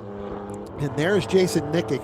That is the battle for 911 Cup for positions 1, 2, 3 as we go. And it looks like Jason Nickick's going to get down on the inside there of Michael Pereira. So move Alex Farragut up to the lead. And then Jason Nickick, he's going to shut the door on Michael Pereira as they come through there. Still sitting there side by side. Not a position you want to be right there if you're Jason in that 27 machine, Andreas. Yeah, I'm looking at those times here with Pereira, Farragut, and Nicic. That's only a half second between these 3 cars. Half second. Now They're a lot closer than that now, because here comes the two of the cars. There's Jason Nikic as they come up through the hill. He has propelled himself all the way through. Here comes Michael Pereira, and I'm wondering if Alex Farragut is having a problem. We've given her the old announcer's curse as we talked to her. She looked like she was well off the pace, and coming around down the bottom of the hill. We'll see. There goes Jason Nikic. There goes Michael Pereira. Here comes Eugene Basha in that pink pig, and there's Alex Farragut right there. So I think Alex may have a problem. We'll see if she pulls off down in the pit road, and sure enough, it does look like she is pulling off. So unfortunate for Alex Farragut, yes. 3 laps into the... Or actually, that's Michael Pereira, not Alex Farragut. So excuse me. Michael Pereira off the pace pulling in. So as we watch Alex Farragut there, she just kind of went through the water. Yeah, so unfortunately, Michael Pereira, again, you get 2 of those green cars, they look alike, and when she was on driver's right, I thought maybe that was her, but Michael Pereira pulling down onto the pit, so Alex Farragut still sitting there in second place in the 911 Cup, and then Eugene Basha in third. Great to see here, Brian. Michael Pereira is actually back out on the track. Okay, so good. That is great to see. Good. So stop and go penalty as we're getting word here. Oh, okay. So we got a penalty probably there on the start, potentially. So that's what it would seem to do that. So in 911 Cup again, Lee Lasberg in that 201 machine. He's pretty much taken off. There is Lee right there. Then a little bit further back, probably 9 seconds back, that's going to be the 27 Jason Nikic in that blue machine. Then the 229 of Alex Farragut. There goes Jason right there, coming out of the left-hander, getting ready to go up through the right-hander. Then you've got Alex Farragut right there, and then shortly behind that should be Eugene Basha in that number 23. When we look a little bit further back in our VO battle, let's keep it on this. Keep it to the next screen right there. That is the battle right there between the blue 249 of Jeffrey Nieblum and the 153 of Jared Jacobs. Jared Jacobs, yep. Too many J's, but I'll get it. 20% of the field is Jacobs in here when I look at this. That's right. I look at this screen here, which is really fun to talk about. I mentioned the Jacobs family clan here at CVR, well-known CVR members. So great to see them back here for another year at Racing in the Spring at Lime Rock Park. Yeah. So again, that's the battle for the lead in our VO class. That's Jeffrey Nieblum in the blue 911 Carrera, and then you have Jared Jacobs in the 153 in that yellow, that 911 right there, and then a little bit further back, that's Donald Jacobs in the black 51. He's in the VGTO class, so that's not a battle in class. And then a little bit further back, you've got Paul Amico in that VO, in that green number 1 machine. We got a lot of green cars in this group. I like this group because they've got a lot of greens instead of whites. Trying to pick out whites in the cameras is a little bit difficult to do. The greens, though, you can see, unless I'm talking about Alex Farragut and Mike Pereira, and then we don't know who goes down pit road. Well, one good news story for us, Brian, is that we don't have the announcer's curse, as we surmised earlier. So we are absolved of that. That is true. Every time, lately when we've been covering some of the PCAs, we start to talk about someone, and then someone ends up breaking something, and they end up going off. So glad we were able to not have that right now. But I will tell you, though, Andreas, we now have a new leader in our VO class as Jared Jacobs in that 153 machine. There he is on your screen right there. He has passed Jeffrey Nieblum in that 249 machine. So he is now taken over the lead in our VO class. So again, battle still not done. Still a long way to go. 17 and a half minutes left to go in this race. It's still anybody's game, and the track does seem to be drying out just a little bit. That's what we like to see. Now, we talked a little bit about with Racing Group Orange this morning with Eric Liu and Art saying that gap was 9/10 of a second. Now, I talked about this a little bit earlier, but we're watching that race between those two racers. It's about a tenth of a second there. That's the thing to watch in the VO class. Yeah, that battle's definitely going to come down to the end. And again, you still have Donald Jacobs sitting right there, and I guarantee you that Donald is trying to get in between or get around Jeffrey Nieblum in that 249 to put a car in between him and Jared so that it makes it harder for Jeffrey to go and try to make that pass and put that pressure on him as the race goes on. Again, that's the goal there. Again, when you're talking about the races, but also Donald doesn't want to get into that battle because he knows that's not a battle for him in class, right? That can only upset some of the difference in the racing that happens. As you saw Eugene Bosch in that 23 go by that screen, but here they come now. Here is Jared Jacobs coming down the downhill again. He's got about a 2.5 car length lead over the 249. So Lee Lasberg, our overall leader in this group, car number 201. He's getting a little bit more separation with Jason Nitchich, the 911 Cup. At least there, Alex Farragut as well. All these times, Lee Lasberg getting some separation between them and the other racers. Yeah, our 911 Cup battle is starting to stretch out a little bit. And, you know, one of the things I'm noting here, Andreas, and then now it looks like Donald Jacobs has gotten around the Nieblum machine in that blue 911 Carrera. So we'll see whether or not he's able to put that pass on Jared in that 153 machine as this race continues on. You know, to get in front of them. But again, what does is, if he does, that ends up bringing that battle of Jared back with Jeffrey in that 249 machine back into play for that VO lead. So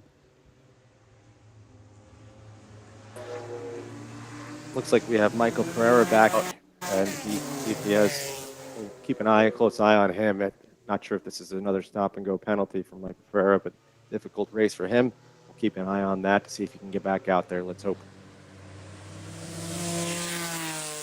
Yeah, and I would anticipate that some of these drivers went out on some rain tires, you know, at the beginning of this race, and probably it could be that, you know, now that you know, that he did get that stop and go penalty, whether he has another type of issue or maybe just going in and, you know, gonna go put the slicks back on. You know, because it is definitely difficult not only to pass on this racetrack in the dry, but it is very difficult to make a pass when it's damp and when it's wet. And you can see a little bit of the gray as they come up there the hill. You saw Eugene Bosch right there. I'm not seeing the spray as much as I did earlier on in some of these shots. So some of these areas in this racetrack are starting to dry out. You mentioned it, Andreas, that it does drain really, really well. Yeah, that's something to keep watch here, and we're not seeing any rain return here. We got another monitor here up in the tower looking at the weather radar, so we're looking at both multiple screens here. I can confirm that Michael Pereira is off track now. He's back into the pit area, so he looks to be done for this race. We have about 11 minutes left in this group, so still plenty of racing to go. Watching the times here, Brian, they are all improving. Last laps or so, everybody's showing best times. Drivers out there really starting to push the throttle.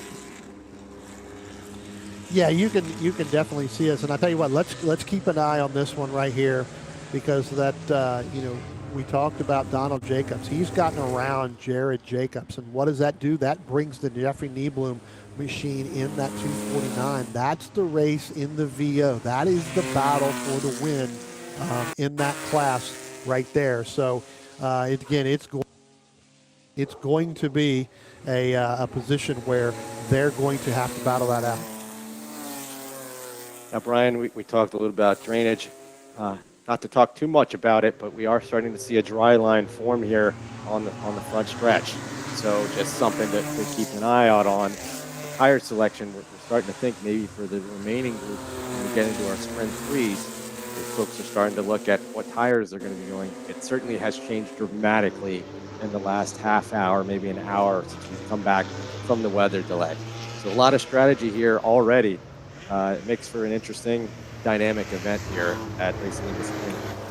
Yeah, no, absolutely. 100% agree with you there, Andreas. So, you know, now these other groups, before we get ready to come back out for our green group, our orange group, or yellow, and then when these vintage comes back out, you can start to see some of the lighter gray starting to pop through.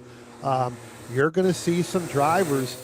They're going to make some changes. As Alex Farragut now comes up over the hill, then you've got Eugene Bosch. That's the battle for the last step on the podium here in 911. And Eugene Bosch 3 seconds faster last time by over Alex Farragut. So again, I think that what's happening here, Andreas, is that these drivers put on the wet tires because it was still very damp when they went out. You had the group before. That ended up drying out. I think that Alex may be having, the tires are starting to go away with those rain tires, and Eugene saved his tires towards the end. As you can see right now, they're Eugene's within 3 car lengths of Alex Farragut in that 229 machine. This is what we expected, Brian, for this, that the race would start to heat up. And again, watching these times, they're all steadily improving. So seeing that strategy play out for a half-hour race, you need to think about tire wear, the changing weather conditions, and how the other machines are doing. So we still have eight racers left on the track. I mentioned earlier, unfortunately, Michael Pereira had to drop out of this race, but we hope to see him in the 3rd race of this racing group at the end of the day today. Yeah. I'll tell you what here, Andres, why don't we go ahead, we'll take a quick little break here. We'll thank some partners and some sponsors, and when we come back, we'll pick up this battle here as it's really starting to heat up between Eugene Basha and Alex Farragut for the last podium spot in 911 Cup.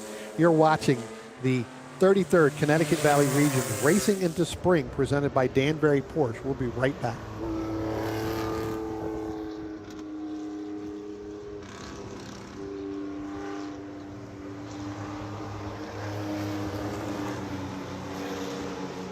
Locations in Illinois operating since 1984. Whether you have an early air-cooled car from the 60s or Porsche's newest Cup car, we can provide all your service and parts needs. We are the one-stop shop for all of your Porsche repairs and race builds with a large inventory of Porsche parts and race gear. Apex Racing Performance, premier racing outfitters, provides racing equipment and product support to motorsports enthusiasts.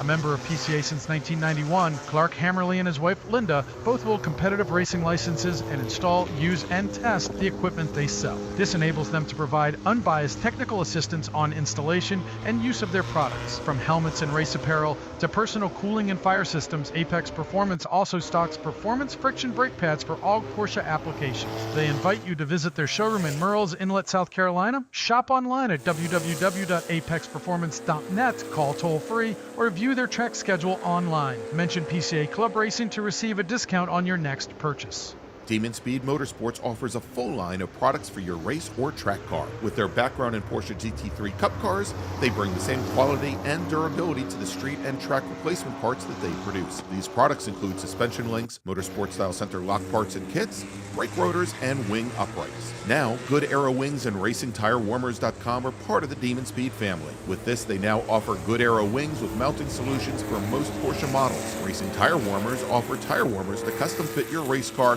to make you faster and safer on track. To learn more about Demon Speed Motorsports and see their great products, visit them at www.demonspeedmotorsports.com. Trailix Trailer sets the standard for super lightweight, superior craftsmanship, and extraordinary quality. If you need a trailer, whether it be enclosed or open, to tow your Porsche, Trailix should be your first and only choice. Trailix has many sizes to fit your Porsche perfectly, and their unique touches ensure that your trailer will be as functional as it is beautiful. Trailix Trailers sponsors the Novice Racer Award, a gift certificate given to the second-time racer who exemplifies the club racing spirit.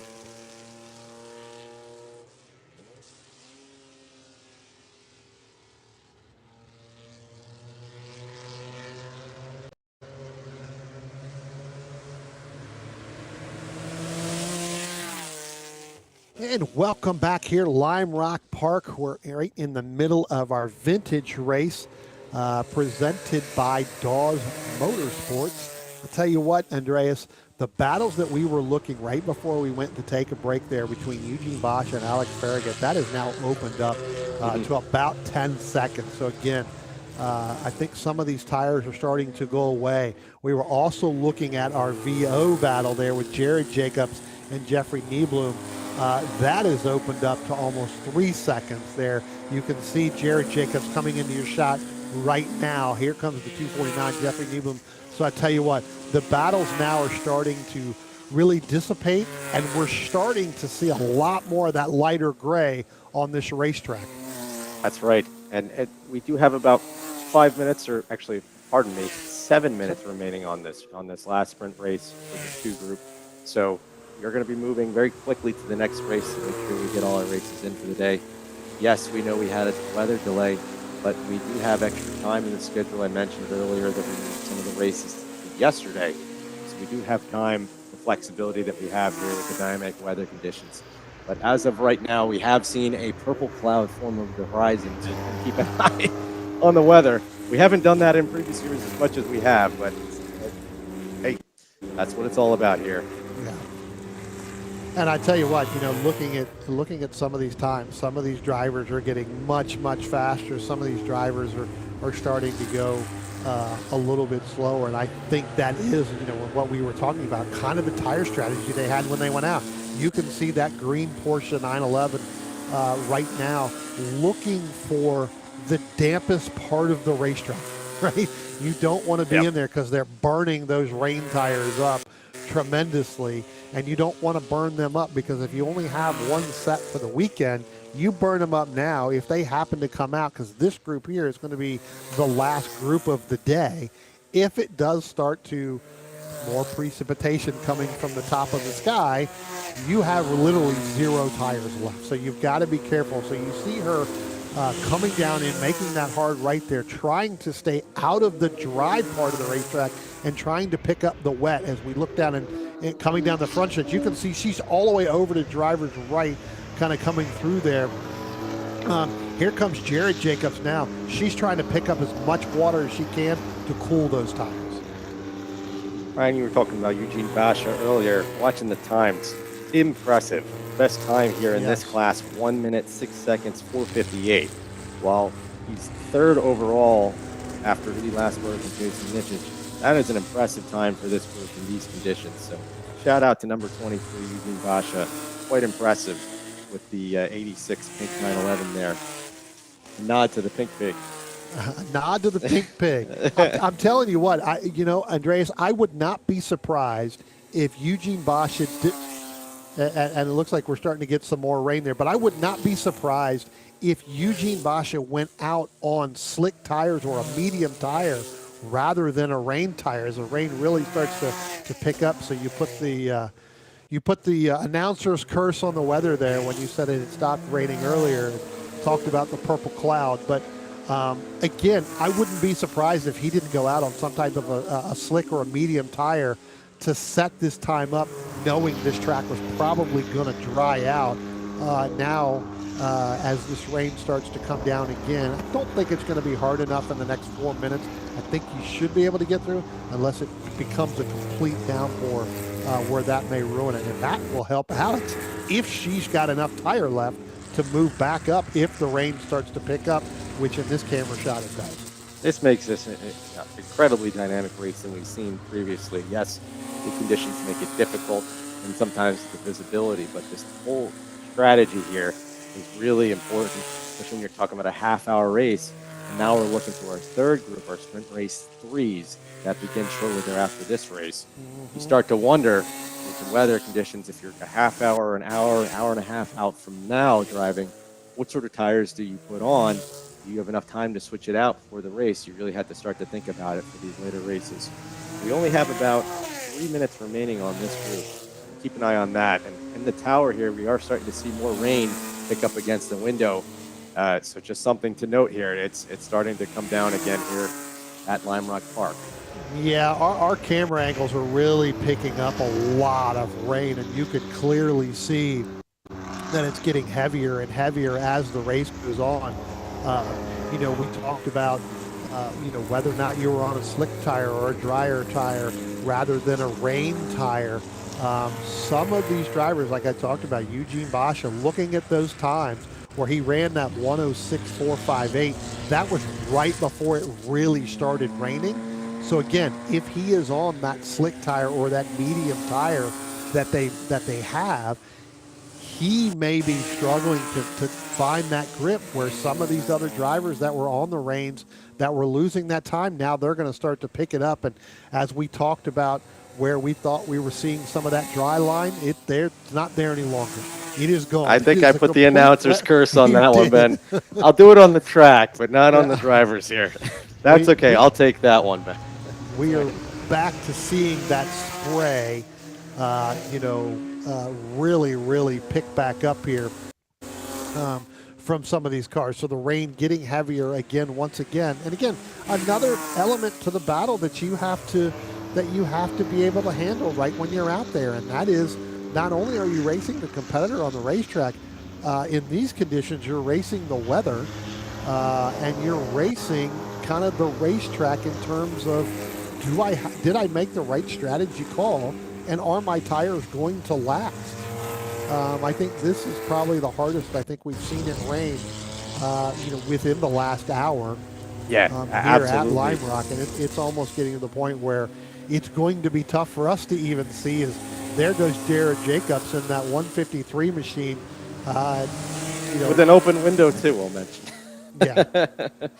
Well, as you're driving around the racetrack, the open window really doesn't, you feel it. You feel some of that wetness, but you don't feel enough to where it really makes a difference.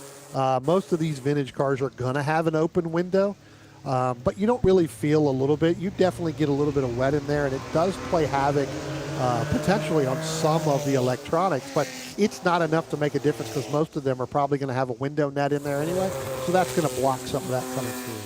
Ryan, we do have the checkered flag out here just in time. About a half minute left on the actual timing that we have for this race. And once again, checkered flag is out here at 2:52 in the afternoon. So we'll keep an eye on how these times settle out. We'll run down, Ryan, we'll do that, I'm sure, after this race.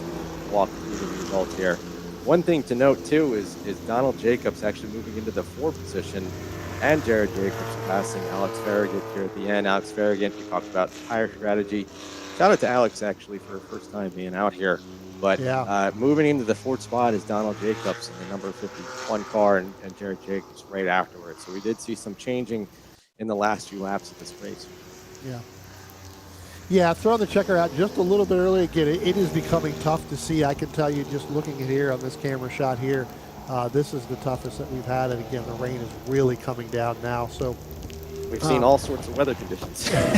We have seen some pretty, I don't want to say thunderous rain, but this is, I think, the hardest it's rained. So let's go ahead and give you guys the full field rundown here. Again, this race presented by Dawes Motorsports for our first sprint race number 2 for our vintage group. Let's go ahead and run down. So in the 911 Cup, Lee Lasberg, he's going to pick up the win in that 201 machine. In the number 27, Jacek Nikic, he's going to pick up 2nd place. The last spot in the podium in the 911 Cup is Eugene Basha in that number 23 machine.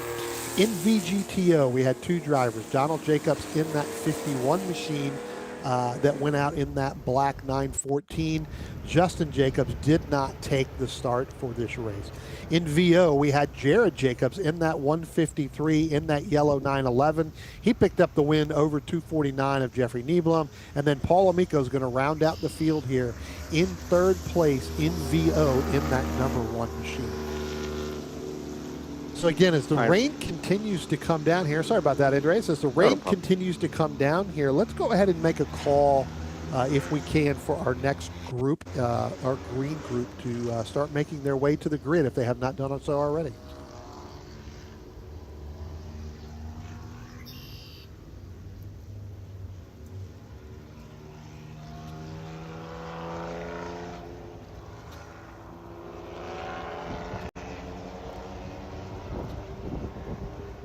Yeah, so it looks like as our cars are now starting to make their way down on pit road, I tell you what, let's go ahead, we'll take a break. We'll come back for our next group, the green. Hopefully the rain subsides a little bit. This was just a quick passing shower because I know a lot of those drivers are down there back, probably changing back over to their rain tires that they had earlier this morning. So again, let's go ahead. We'll take about a 5-minute break. We'll come back and we'll get everybody ready to go for our last set of sprint races this afternoon, starting with our green group. We'll be right back.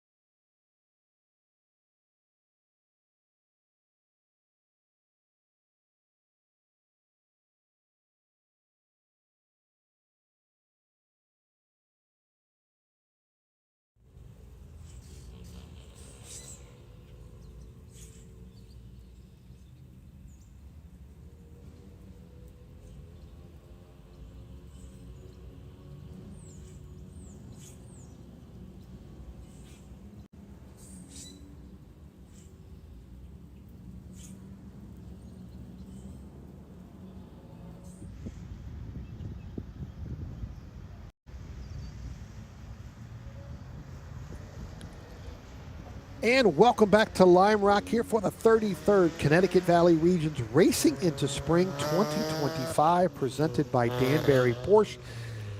Again, what a race that was in the last one for that vintage group. We're now going to start back over and go to our third race, sprint races of the weekend for our green group. This will be their last race of the weekend here. In the conditions, while wet out there, does seem like it has somewhat slightly stopped raining as hard as it was. So we'll get this group going out. You can just now see coming off pit road. This group sponsored by HQ Racing and Heinen Racing Development. So we welcome them here to sponsor this group here as they get going. And again, Andreas, this group here, they had almost the exact same conditions this morning as they have now. So whatever changes they would have made after that first group, they probably had to go back in and rush real quick, knowing that they had to go back and put it back to what it was, because the track did start to dry out a little bit during our last two groups. That's right, Ryan. And we've been watching that. I mean, you mentioned that the same conditions. I would say it's pretty much a spit image of the first race of this morning at 10 a.m. And we were checking the times in the vintage group. Other than Eugene Basha on that last one, he had 1 minute, 6 seconds, I think, around the track. So he actually beat this group by 2 seconds. So it's interesting to see the vintage. But again, that was set when it was dry, when you had the dry line at that point in the race. We had many different weather conditions in that last race. Things are starting to settle down as that sun cell's kind of moved out of the area here. So we're ready to go green in just a few seconds. Pace car is moving off the track here, and we are waiting flag sign. We are green here. We are green here for the green group on sprint 3. Getting Will Waldron, your winner earlier on this morning in SP3, and John Patton. They're going to go side by side. A little bit further back, Ken Agnall in that number 5 machine. He's going to 57 machine. Excuse me. He's going to move a little bit down to driver's right. I think the car that's going to get the good run is the 78 of Gene Raimondi in that blue Boxster, that 2004 Boxster. It looks like he's going to be able to sit there just to the left of Ken Agnall in that 57 as they come through the left-hander. Get ready to make the right-hander right there. There you see it. There's Agnall. He's going to have the driver's line going through there. Raimondi's going to have to back up a little bit. Also, you've got the white Boxster there of Noah Mazzola in that number 5, and that's Beck Boxster. He got a great start on this. It looks like he's going to move all the way up to 3rd when we complete this first lap, and then Ken Agnall in that 57 is going to drop back to 4th along with Gene Raimondi in that blue Boxster in the 58. We'll keep a look on those times, as you mentioned. Yes, Will Waldron in SP3, car number 7. Quite an impressive showing this morning. A lot has changed in the last few hours. We've seen all sorts of weather conditions, and we'll keep an eye out on how they evolve. But take a look on my other screen here. Things seem to be cool for this race. We think it's going to be about the same conditions. Again, the track is back to being saturated again, so we probably won't see much of an improvement unless things slow down for the next hour.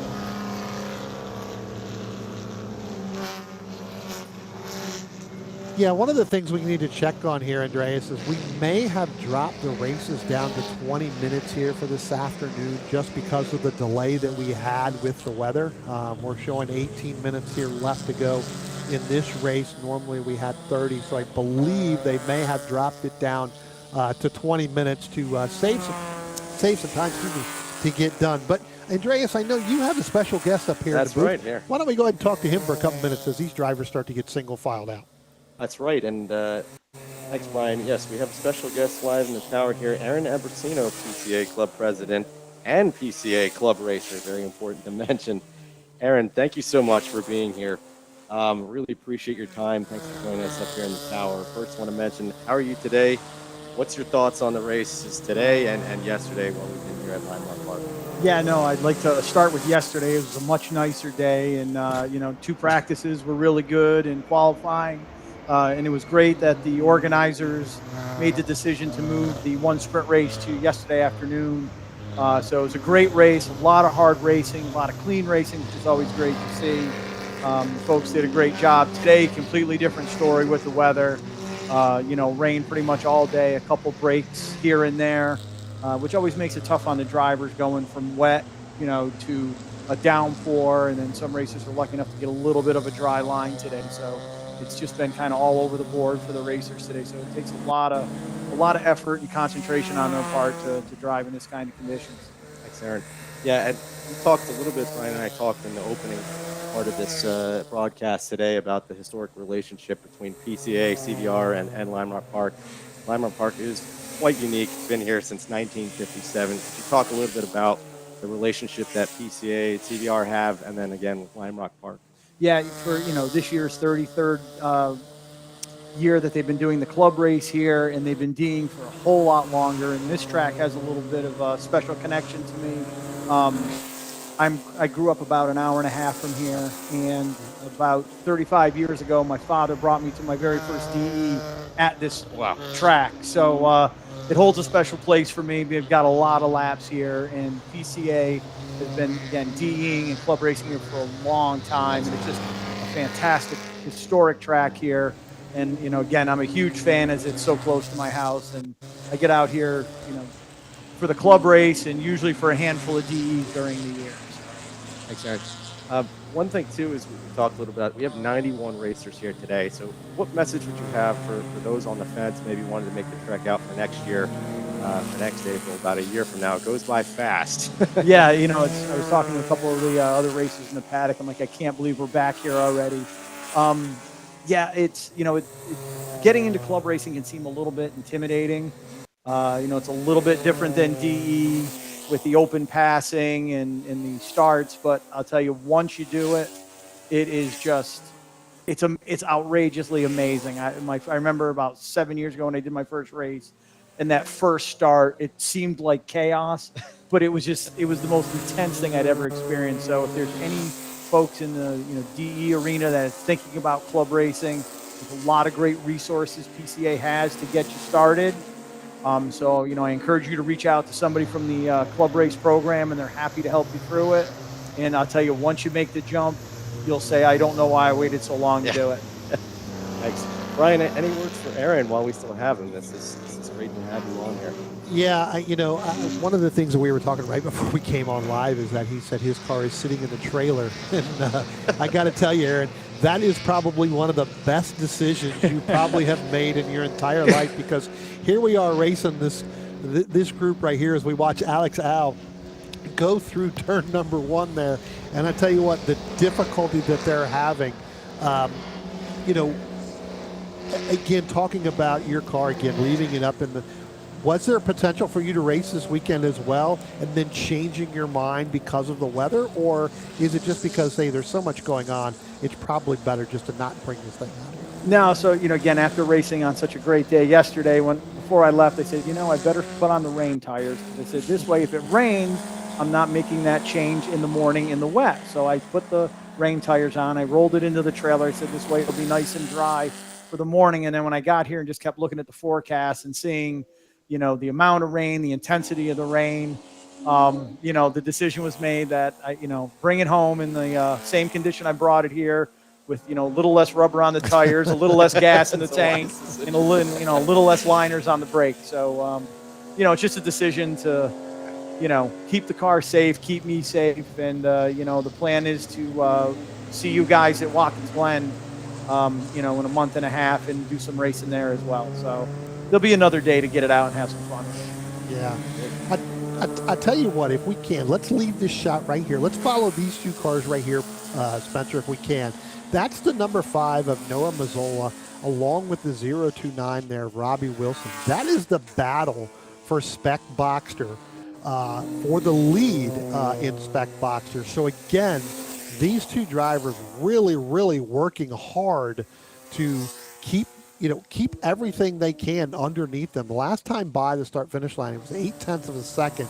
And right as we were coming back, when we were talking with Aaron there about keeping his car in, Robbie Wilson started to go side by side in with Noah Mazzola, and basically thought better of it and backed out of it. When he got completely out of it, it ended up being where Noah was able to open up that gap.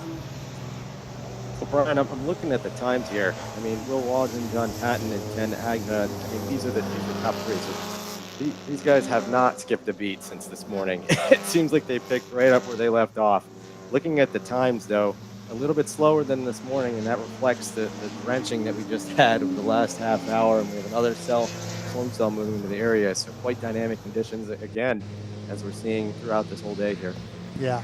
And one of the things you notice here, and Aaron, this is really for you as well because you've raced on this racetrack, and that is when it does rain, and now it's really, raining even harder, you see these drivers, there is a wet line and there is a dry line, and you're really seeing these guys, stick to the to the wet line as much as possible as they can. But as the rain continues to come down, it doesn't matter which line you're in, other than you've got to be careful because if you run that dry line, that's where it gets a little bit slipperier. There is just no grip when it rains. Yeah, with the kind of rain we're getting now, these heavy downpours, like you said, the wet line is really no longer advantageous, but you just need to stay off that dry line. So they're really just hunting and looking for wherever they can find grip. And unfortunately, as the rain comes and goes, that line changes throughout the race. So they're constantly adjusting their line, through in this case, I think 20-minute race. Aaron, I want to thank you so much for your time and joining us here on the broadcast. Glad we made it happen, especially with the weather delay after you've been running around the track, getting your steps in. No, I really appreciate you guys giving me the opportunity to stop in and say hi. It's always great seeing you, and look forward to seeing you guys at more races with PCA. Appreciate it. Welcome. Thank you very much. Tell you what, with that, let's go ahead. Let's take our quick break. We'll come right back. We'll pick up the last half of this action as the rain really starting to come down now, harder than I think it's ever been pretty much all day. So with that, let's go ahead and we'll take a break. We'll come back here to Lime Rock. We'll pick up the rest of this green group for this 33rd Connecticut Valley Region's Racing into Spring, presented by Danbury Porsche.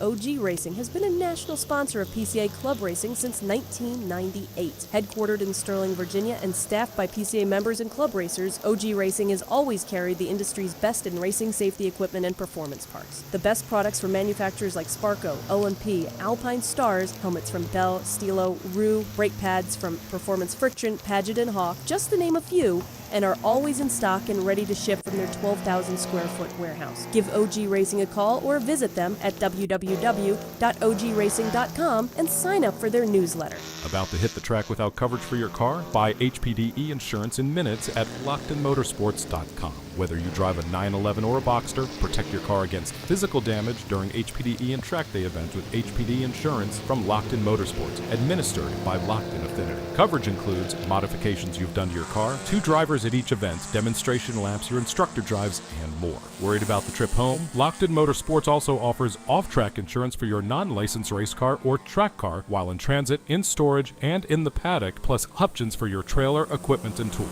Insure your portion today at LockedInMotorsports.com.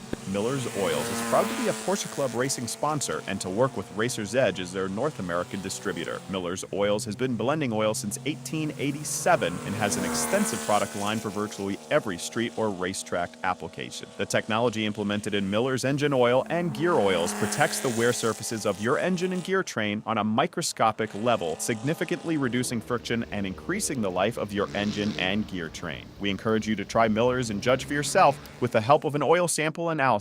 As they say, the proof is in the pudding.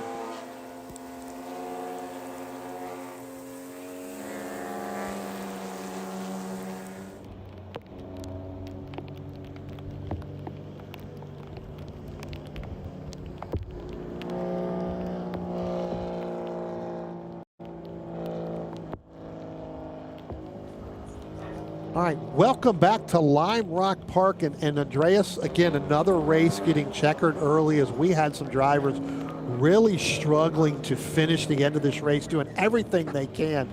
We were talking kind of off the air there during that break. Sam Halabi in that 145 struggling to get through turn 1 pretty hard, and probably the right choice. We also saw some drivers there right there on the exit into the apex there of turn 1. Right there where you see Alex Al going through there. There's a big, huge puddle on driver's right, and a couple of them hit that. That's right, and we did talk a little bit about possibly the shortened times here That would be just to get as much racing as we can. Just a couple cars remaining on the track now as we're under checker here. And this is the first group of the Sprint 3s. This is race 15. So just something to monitor. Car number 29 out there. We'll get the times here in just a minute here, but it's quite amazing to watch this, the weather unfold. I keep thinking of different adjectives to describe the rain because it's all different. I've seen it all here. So Yep. very proud. Tell you what, let's go ahead and give you the rundown for the race groups here because we did have some major changes in some of our groups. So in SP2, Joe Dillon in that number 52 machine, he's going to pick up the win. Luke Pelpetier in that 627, he's going to finish second in SP2. William Johnson in the number 26 is going to finish third in the last podium spot in that group. In Spec Boxster, Robbie Wilson in the 029, he's going to pick up that win. Alex Au is going to finish second. Alex was sitting back in fourth with about a lap and a half to go. So he is going to move up into second place in that number 79 machine. Ryan Farragut, another great run by Ryan. He moves ahead and moves into the last podium spot. The number 29 machine put him in third place in Spec Boxster. Noah Mazzola follows all the way back to fourth. Sam Halabi rounding out your top five in Spec Boxster. In SP3, Will Waldron, who was also your overall winner here in this green group here. He's going to pick up the win in the 07. The number 3 of John Patton's going to finish second. Stephen Wilson in the 215. He's going to pick up the last podium spot there, moving around the 57 of Ken Agnaw in that SP3 class. In ME1, Gene Ramondi in that blue number 78 boxer, he's going to pick up the win there. In the 313, Frank Osborne in that orange boxer, he's going to finish second. And then Christopher Fay in the 353 machine, he's going to finish third. So again, Christopher trying to go for the sweep this weekend, not able to get it done here due to the heavy rain conditions. He ended up dropping back, give Gene Ramondi that win there. So again, you can see the heavy rains that we have right now. If there's not a puddle out there before, there was one now. It is really coming down here, so we'll have to figure out what we're going to do here for the races. But I tell you what, let's go ahead, let's take another break. We'll come back and we'll figure out exactly what we're going to be doing. We'll get the next group ready to go. And that is going to be our orange group. So orange group, if you have not making your way to the grid just yet, you may want to start thinking about making your way up there. So again, let's go ahead and we'll take a quick break. We'll come back from Lime Rock Park for the 33rd Connecticut Valley Region's Racing into Spring 2025 presented by Danbury Porsche. We'll be right back.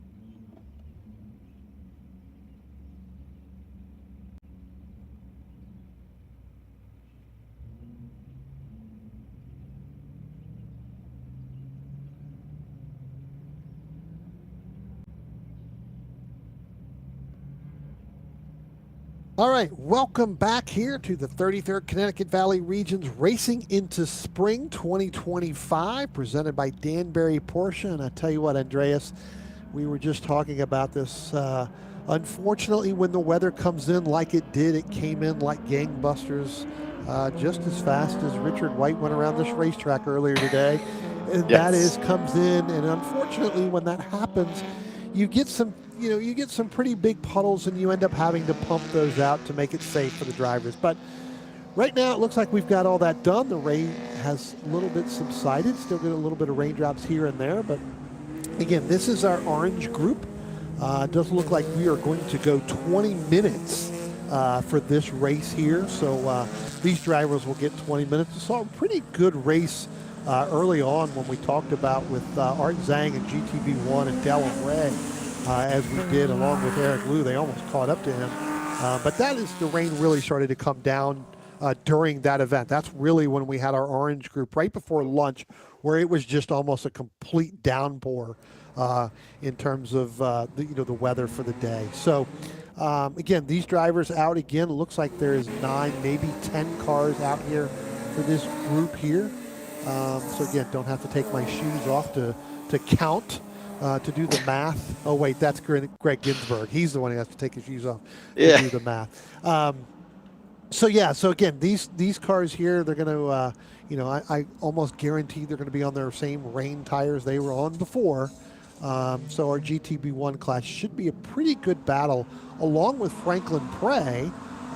He doesn't know, he doesn't have to start from the back of the pack now. And he was pretty excited about that for this race. So we'll see whether or not he's going to be able to run down Eric Liu, Del Rey, and Art Zhang as they come down the downhill, getting ready to come by the start-finish line. We'll wait to see that green flag. Yep, we when are it comes out. green here. And it is Racing Group Orange. Yep, we are green here, Lime Rock Park.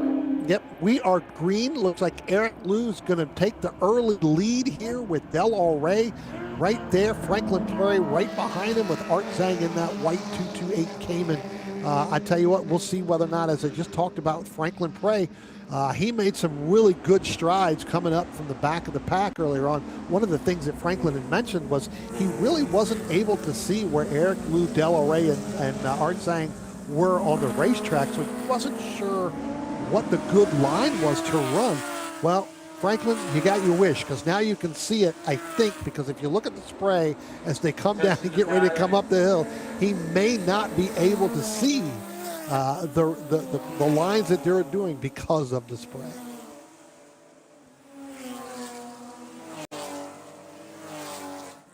So as the rest of this group comes up the hill, sorry about that, as the rest of the group comes up the hill, it does look like we're going to get single file, but it does look like it's going to be Eric Liu and then Del Rey and that silver Cayman there, Andres. Thanks, Brian. And I did want to mention, too, that Racing Group Yellow is already calling to grid in the next 5 to 10 minutes. So what we're going to see here in the next hour is a lot of racing in a compressed schedule. Very quick turnaround between these racing groups, more than we've seen. And that's an effort to get as much racing in as we can for the remainder of the day. Yeah. We have an ordinance here in Lakeville, Connecticut, about 6 p.m. track close. So those just joining us, stick around. Certainly with the weather, we're going to hope that it keeps the way it is. We do see a little bit of blue sky. So let's hope that remains so we can get the last bit of racing in here at Lime Rock Park. Yeah. Yeah, I tell you what, you look here at the GTB1 class, and again, a smaller field. Again, a lot of the weather coming in, a lot of drivers, kind of leaving a little early, getting ahead of that. But, Eric Liu really trying to hold off Del Rey. I was watching as they came through the left-hander and then the right-hander. So kind of turn 3 and turn 4, you had Del Rey kind of taking a different line than Eric Liu. Del Rey kind of staying on the racing line there, and Eric Liu kind of going over to driver's right when he came through the left-hander into the right-hander, taking that rain line, trying to get as much grip as he can. Remember, Del Rey had a problem in the earlier race when it was raining, just kind of in the same conditions where he kept losing the front end of that machine as they were going through this certain part of the racetrack. We'll see whether or not he's able to overcome that and see if he can't catch Eric Liu in that 154 machine. Yeah, Brian, I think with the times here, I think drivers have been sitting quite idle for a few hours now. They're very eager to prove it in this last race here for this group. Eric Liu and Del Rey, only a half second between them, and we're only on the third lap here. So with the compressed schedule, you've got a little bit of leeway. Talked a little bit about the strategy for a half-hour race. This is a compressed race now for 20 minutes, so we're really going to see these times improve. The best times we've seen thus far, 1 minute, 5 seconds. I expect when they come around the stretch here, that those are going to improve even more. I think earlier it was about 1 minute 4, so they're hanging around that 1 minute 5 mark. And we'll keep an eye on it. Very close between, again, Eric Liu and Del Rey, a half second. Yeah, and again, this 1.5 mile, track and length, it goes pretty quick, right? We talked about a little bit, and we got a little bit of Art Zhang there getting a little bit loose, kind of going through turn number 1 and turn 2 right there. I think stayed on a little bit hard on the brakes through there, and ended up getting that back end to move around. Another good battle here. This is not a battle in class, but you can see just a little bit further back. That is the green 02 machine right there coming into your picture. That is Hadley Boss Fisher, and we saw him have a heck of a time early on, overshot turn 1 twice during that 30-minute race last time, along with Steve Garrison in that 127. Boss Fisher in that GTB1 class, Steve Garrison in that GT3 class. So again, not a battle for position in class, but a battle for position on the racetrack, and they've been kind of going at it here. As Boss starts to open, or Fisher starts to open that up a little bit more, but over those first 3 laps. Ryan, when we're talking about the track conditions, obviously this is a highly dynamic situation today here at Lime Rock Park than we've seen in a couple years. But we talked a little about it. It takes 45 minutes, an hour for the track to really rain, and it hasn't rained here in about 30 minutes here in Lakeville, Connecticut. There's some blue sky conditions.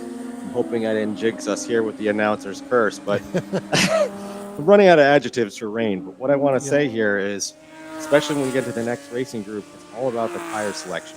We saw that with Eugene Basha in the earlier group. He hit times that exceeded the expectations for that group, for the vintage group, which is typically a little bit slower with older machines. And he exceeded the performance. And again, that's all about the rain and the tire selection. So hoping these drivers selected correctly here for this race group. Given the situation, but we still are seeing some spray come off the cars. That's pretty clear. So there is still quite a bit of water still on the track. Yeah, I don't think we're going to see anybody, even though this group goes out as our overall leaders here, come down through the start-finish line and head down in turn 1. Eric Liu in that 154 machine, Del Rey in that 791. Those two have been kind of connected at the hip here pretty much the entire weekend. Although Liu had a pretty big lead in the first race of the day here over Del Rey and Art Zhang, as it was Rey and Zhang kind of going nose to tail. And again, I can't thank European Performance Specialist enough for coming on and presenting this race and sponsoring this orange group for their second sprint of the day, their third sprint race of the weekend. They're based in Watertown, Connecticut. I want to mention their hometown sponsor for CVR. And quick shout out, sorry for interrupting you there, Brian. I do want to mention here GTB1 Hadley Boss Fisher. Earlier we talked a little bit about some of the runoffs, so glad to see Hadley back in the mix here. Some strong times, so I think had a lot of time to think about it, and it certainly improved over the last race. And again, part of that problem, Andres, could have been, again, the spray. Remember, this group had the exact same conditions, right? It was just starting to dry out a little bit when they went out earlier this morning because the rain had stopped there. And with the spray, sometimes it's hard to see getting down into that turn 1 for that big bend sweeping right-hander. So it could have been just overshotting the turn and potentially may have had some brake problems. You see him right there, Hadley Boss Fisher. He's starting to come up on the back of Michael Gershon right there, that number 087 machine. And I tell you what, last lap by, and there you see it again, Gershon really getting wide. He's really pushing the limits of that Boxster because last time when he came up the hill, that car got as far over to driver's left, and there you see it again, as far over as you really want to be. So when you get to the exit, that's not a place you want to be right there with that little dip in that. It's not a puddle anymore. It's almost a lake right there off driver's left. You definitely don't want to hit that. So Gershon getting as much as he can out of that Boxster. want to say, Brian, we have about 9 racers on the track, so there is plenty of real estate out there. I think we had in the teens maybe 14 or 15 for their earlier race. So plenty of real estate, and we're really starting to see that with the time start to come down. Talked a little bit about Eric Liu and Del Rey.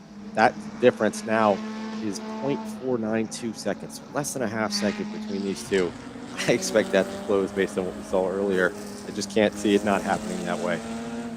Franklin Prey here in Ford. Sorry to interrupt you there, Brian. No, I was going to say, I mean, it's a good observation there. You know, again, with having, you know, those 9 cars out on the racetrack right now, that's basically 3 different classes that are running within those, with the biggest one being 5 cars in our GTB1 class, which is really a pretty good class of racing all the way through. We've seen throughout 2025 where we've been at the racetracks, we've seen close competition all the way through. And we watched Franklin Prey come down the hill underneath the Airstream Bridge and head back up into the front stretch right there. Again, got a little bit of a gap over Boss Fisher, but Fisher starting to reel him in just a little bit. You can see as he comes through the spray, that's Fisher on the right-hand side. That's Michael Gershon just in front of him going through. That's actually the battle for 5th and 6th overall, but not a battle in class, as Michael Gershon is in the G class and Boss Fisher in the GTB1. So he's actually trying to catch Franklin Prey, which would end up being 4th in GTB1. So again, really good group of pretty much the cars here are pretty much evenly matched, coming down to the conditions of the racetrack and the driver and the setup of the racetrack. Liu and Del Rey now creating a little bit of separation with Art Zhang in 3rd place. So Liu and Rey 1st and 2nd overall. Again, they're tight. What did I say? It was a half second earlier. Now it's a 0.3 split between the two. It's fluctuating, but they're battling it out as we would expect it based on what we saw earlier. But again, the best lap times starting to see as we're about halfway through this race. Still plenty of time left to change some positioning, but starting to see folks really pushing the throttle here. Yeah. As our leaders now, it looks like they're getting ready to come back. I believe that's the 06 of Jordan Simon in that G machine. So here comes Eric Liu. Here comes Del Rey. They're going to kind of try to go up under driver's right. You want to try to get past that Jordan Simon machine before you get into this uphill. And it does look like both of those machines are going to clear him up the hill here. Again, as you start to go through, you start getting a little bit more confident there, Andreas. You start hitting that throttle there. You turn around and you got to caution yourself getting over that hill. Tell you what, why don't we do this? Let's go ahead and take a break. We'll be right back here from Lime Rock Park, covering the 33rd Connecticut Valley Regions Racing in the Spring 2025, presented by Danbury Porsche. We'll pick up the end of this race when we come back, and we'll see whether or not Eric Liu can hold off Del Rey, not only for the overall, but for GTB1. We'll be right back.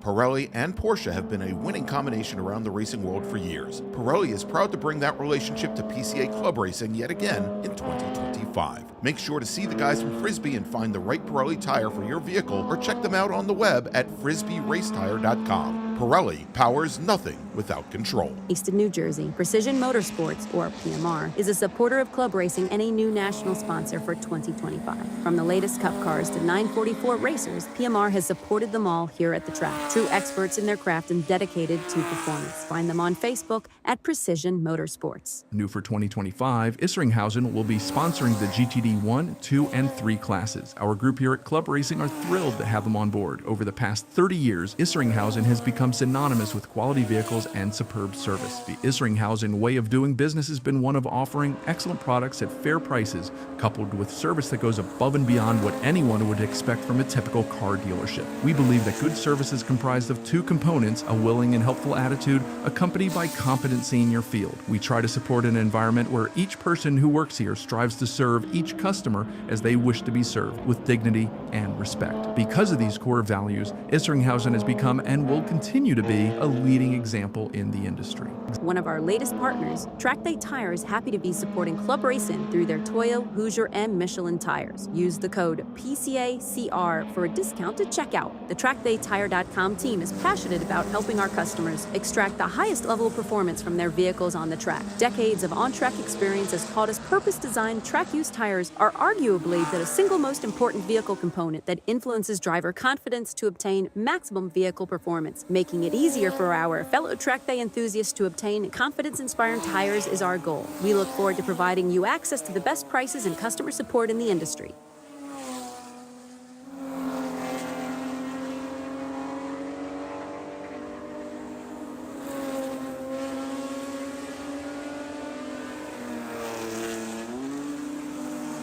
Welcome back to Lime Rock here. We're for our Orange group finishing up their second half of their last race of the weekend, their third sprint, their second sprint today. And you know what, Andreas, they've had the same, if there's any group that has had the same conditions both times out on the racetrack, it is this group. So you seem to be well prepared for what they need to do. And we've had some really good battles continuing on in this group right here. Yeah, I'll talk a little bit again about Eric Liu and Del Rey.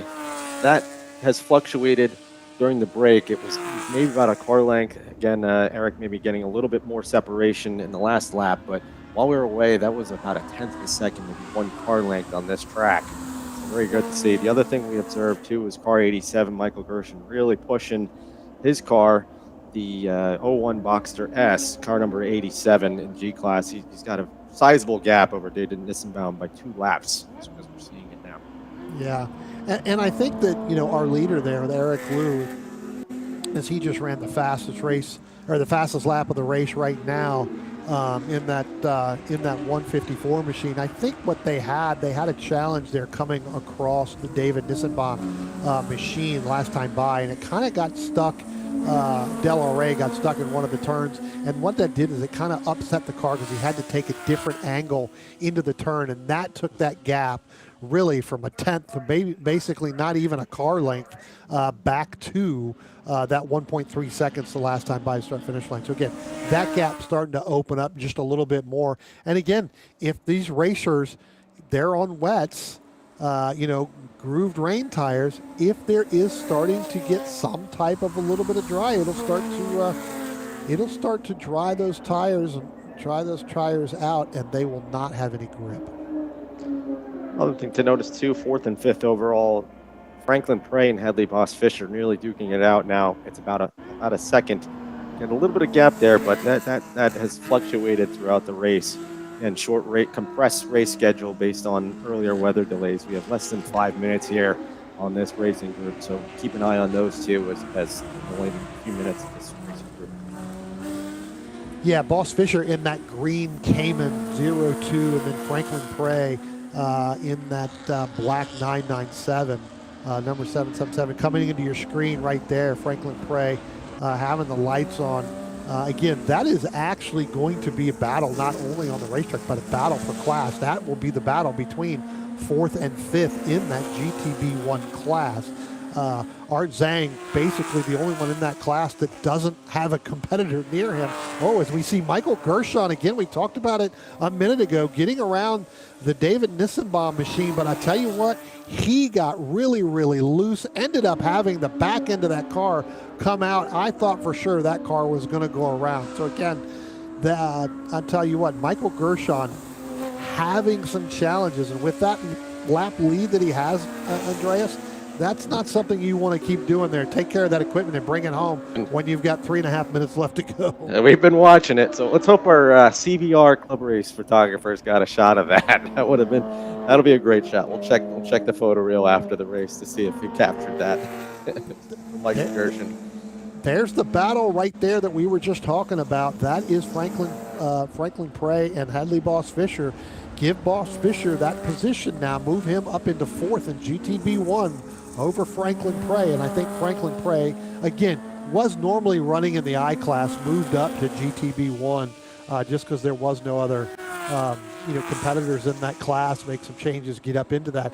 Really running really well this weekend. So again, maybe just a little bit underpowered in this GTB1 class, but I know that he's run that before and has done really well.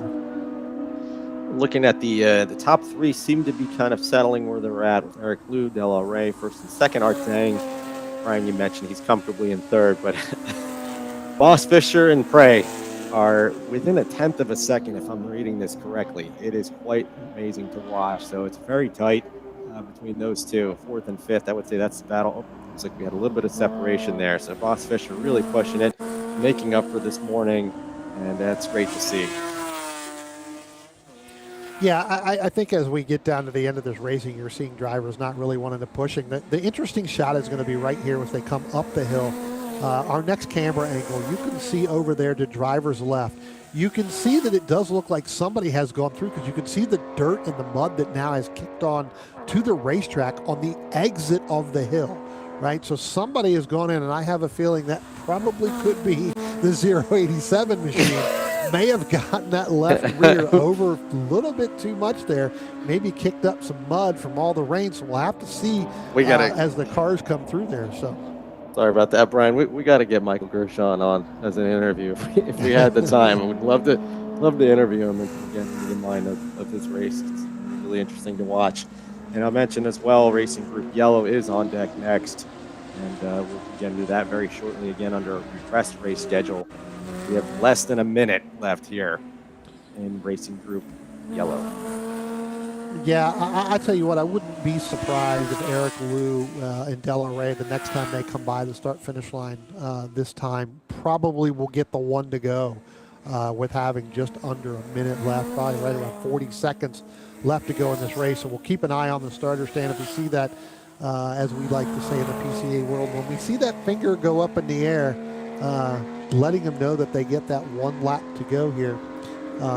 They'll be working that last lap, and again, Eric Liu trying to continue to keep putting that separation on there. And there it is. You can see it right now. There's the one to go for your leader, Eric Liu, as he comes across the start-finish line. So we are working one more lap to go in this race. We'll see whether or not Del Rey is going to be able to close the gap. Doesn't look like he's going to be able to, knowing the consistency that Eric Liu has had in that 154 machine.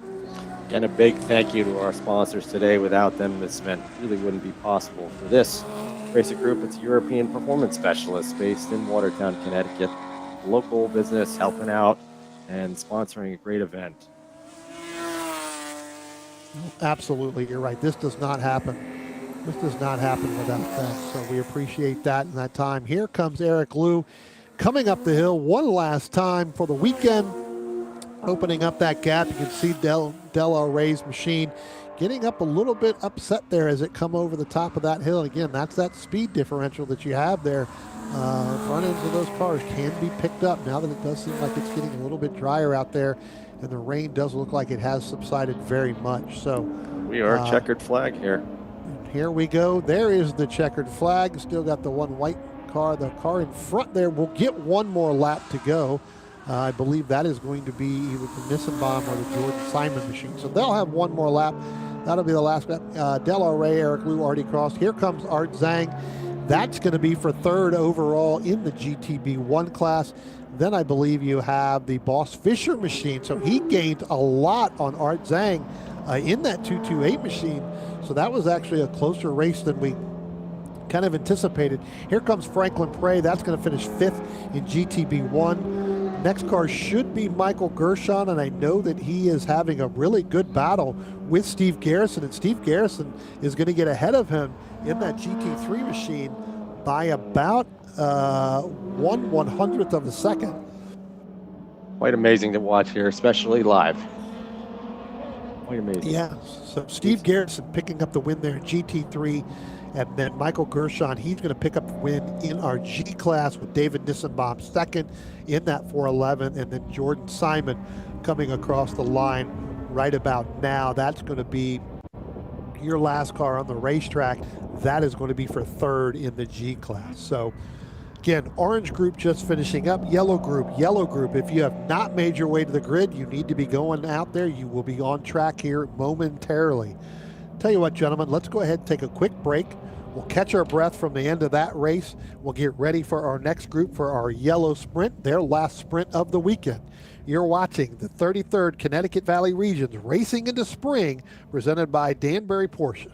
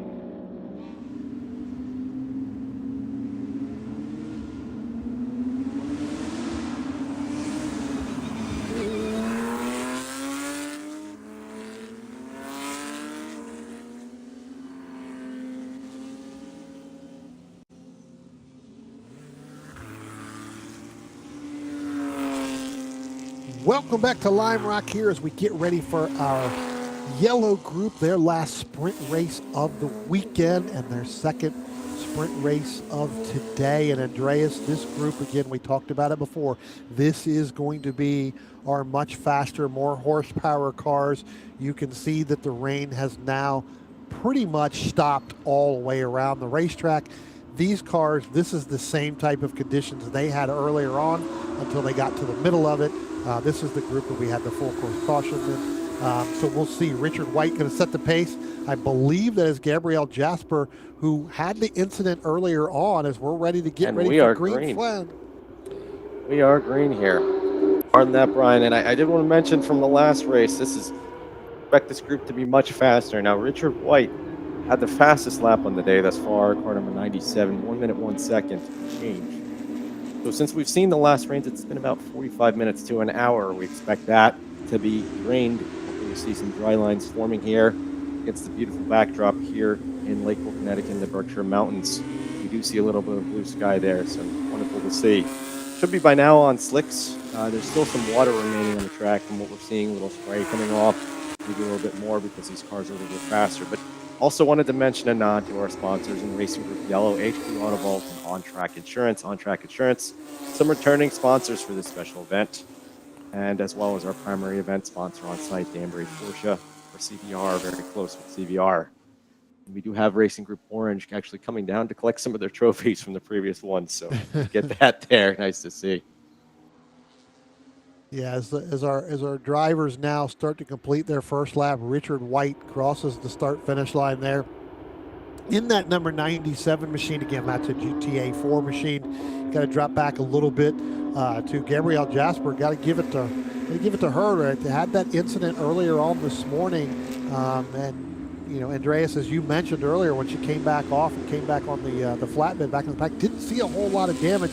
I think there may have been something there because we were getting reports earlier on this morning of potential little oil. So maybe saw that and decided to let's shut it off and got put in that particular position that didn't really want to be in. So glad that they were able to get that fixed, get her back out here. She's actually leading that GTC 7 class. Then you got Lou Urio in that 13 machine. That's your leader early on here at GTA 3.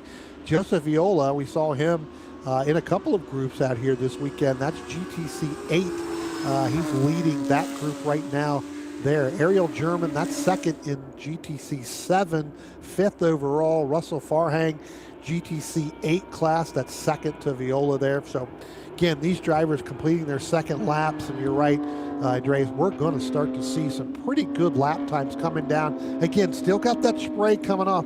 I don't think they're going to be on full slicks right now. I think that some of them are probably still going to be on some type of an intermediate, if not on a rain tire, which becomes tire strategy. You've got to be able to take control of that. Make sure you get into the wetness to cool those tires off, because if they burn off, they're just as good as nothing.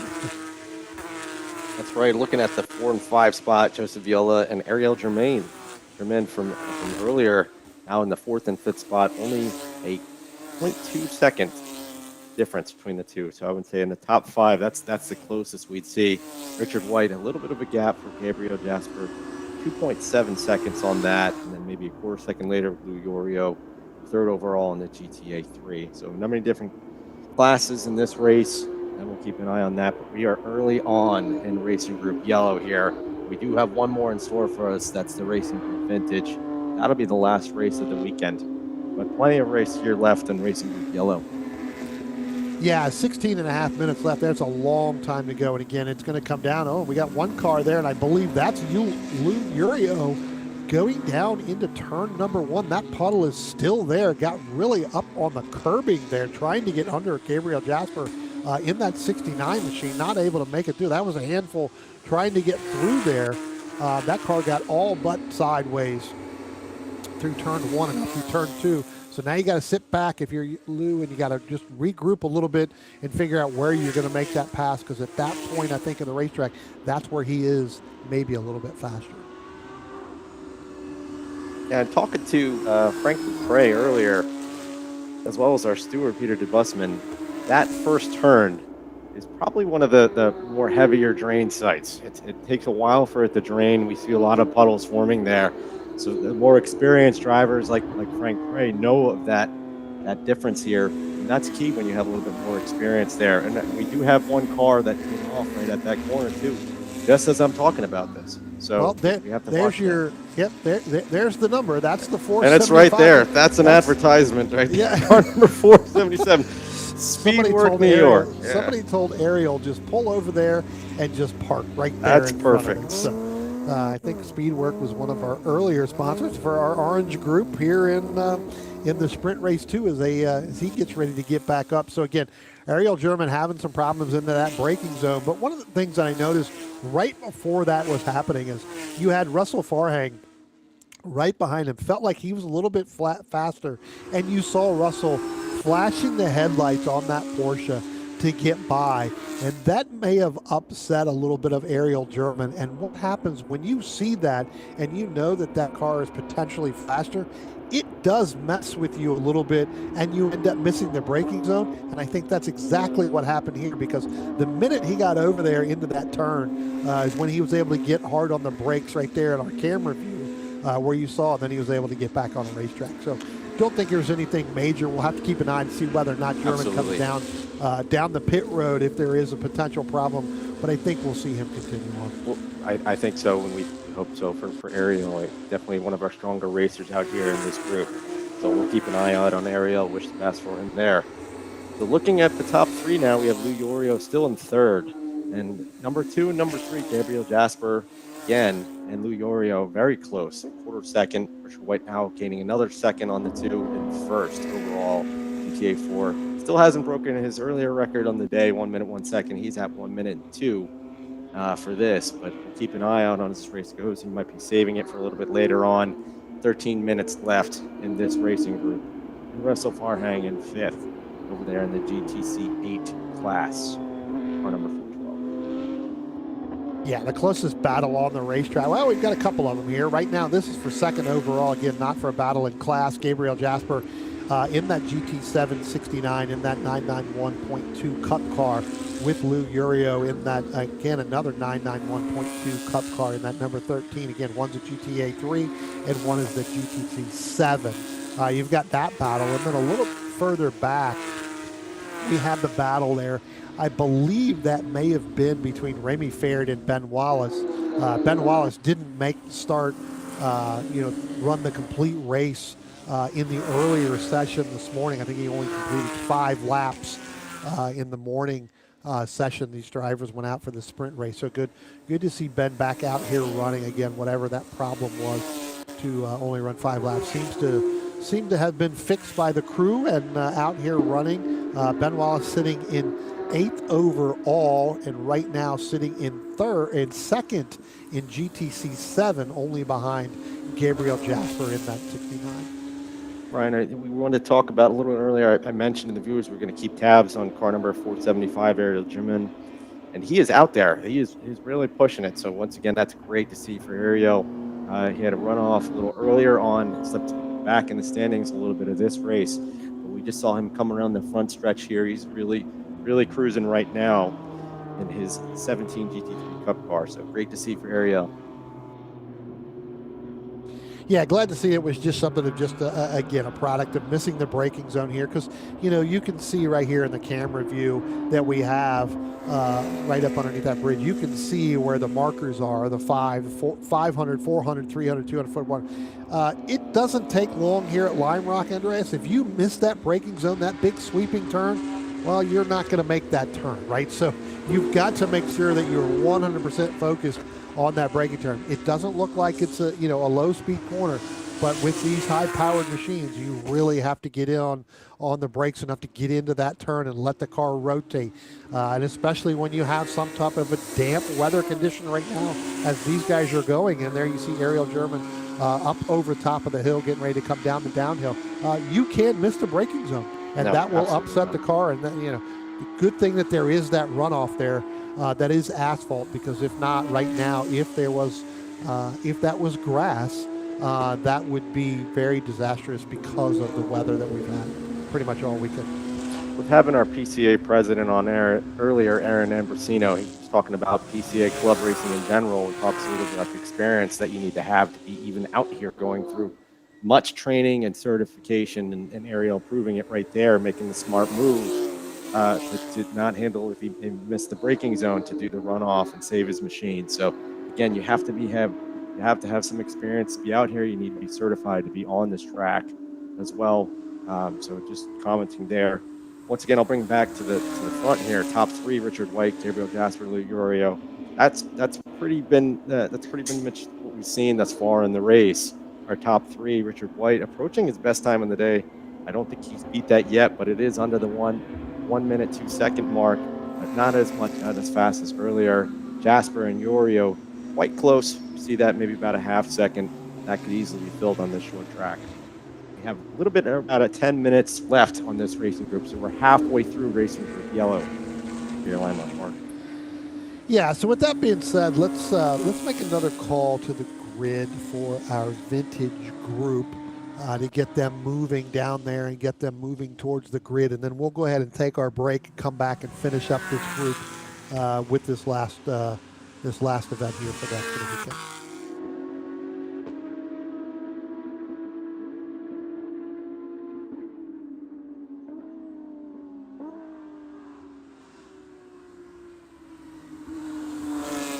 But that's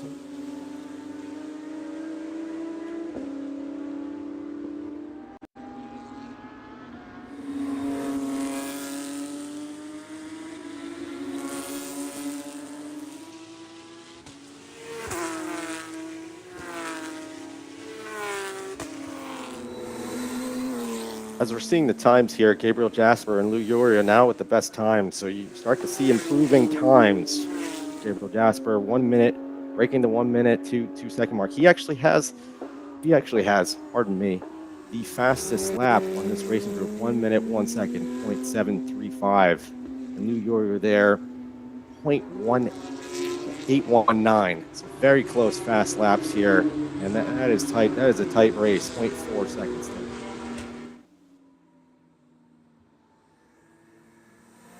Yeah, those times really starting to come down. Now, again, this is where we're at as far as drying up. So I'll tell you what, as we were just talking about here, and I accidentally hit the mute button on myself, so I muted this up and couldn't really hear what was going on. So I was wondering why I could hear everybody, but nobody could hear me. I'll tell you what, let's go ahead. Let's take a quick break here. Let's get this last break in for this race here.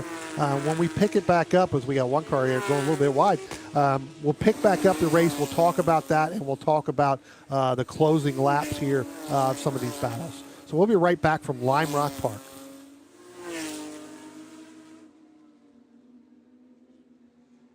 Pirelli and Porsche have been a winning combination around the racing world for years. Pirelli is proud to bring that relationship to PCA Club Racing yet again in 2025. Make sure to see the guys from Frisbee and find the right Pirelli tire for your vehicle, or check them out on the web at frisbeeracetire.com. Pirelli powers nothing without control. When you pack up from the raceway and head home on the highway, remember that the engineering excellence Michelin strives for in racing is applicable to our passenger and light truck tires too. Michelin is proud to continue its national sponsorship of Porsche Club of America and Club Racing. Michelin, because so much is riding on your tires. Looking to decrease lap times on the track without an engine overhaul? GT Racing has a wide range of fiberglass and carbon fiber body panels, along with European racing headers, exhaust systems to lighten your car and accelerate all the potential horsepower of your engine. Time for a change? Convert your 944 into a turbo or a 924 GT, or your 911 to a 911 RS, RSR, or 935. Talk with Joel at GT Racing. He'll help you choose the winning combination of lightweight Porsche parts and header systems to set you on the right track. GT Racing is your one-stop shop for your Porsche needs. GT Racing is a national sponsor and proudly sponsors tech inspections at PCA Club Races. GT Racing also sponsors the Best Prepared Car Award, a $100 gift certificate at each race. Call Joel at GT Racing today at 1-800-797-2911 or find us on the web at www.gt-racing.com. Our first club racing sponsor, Porsche Cars North America, funds the club racing news and sponsors the Workers' Choice Award, considered the most prestigious award given at a club race. Thank you to PCNA for offering vital support to our club racing program.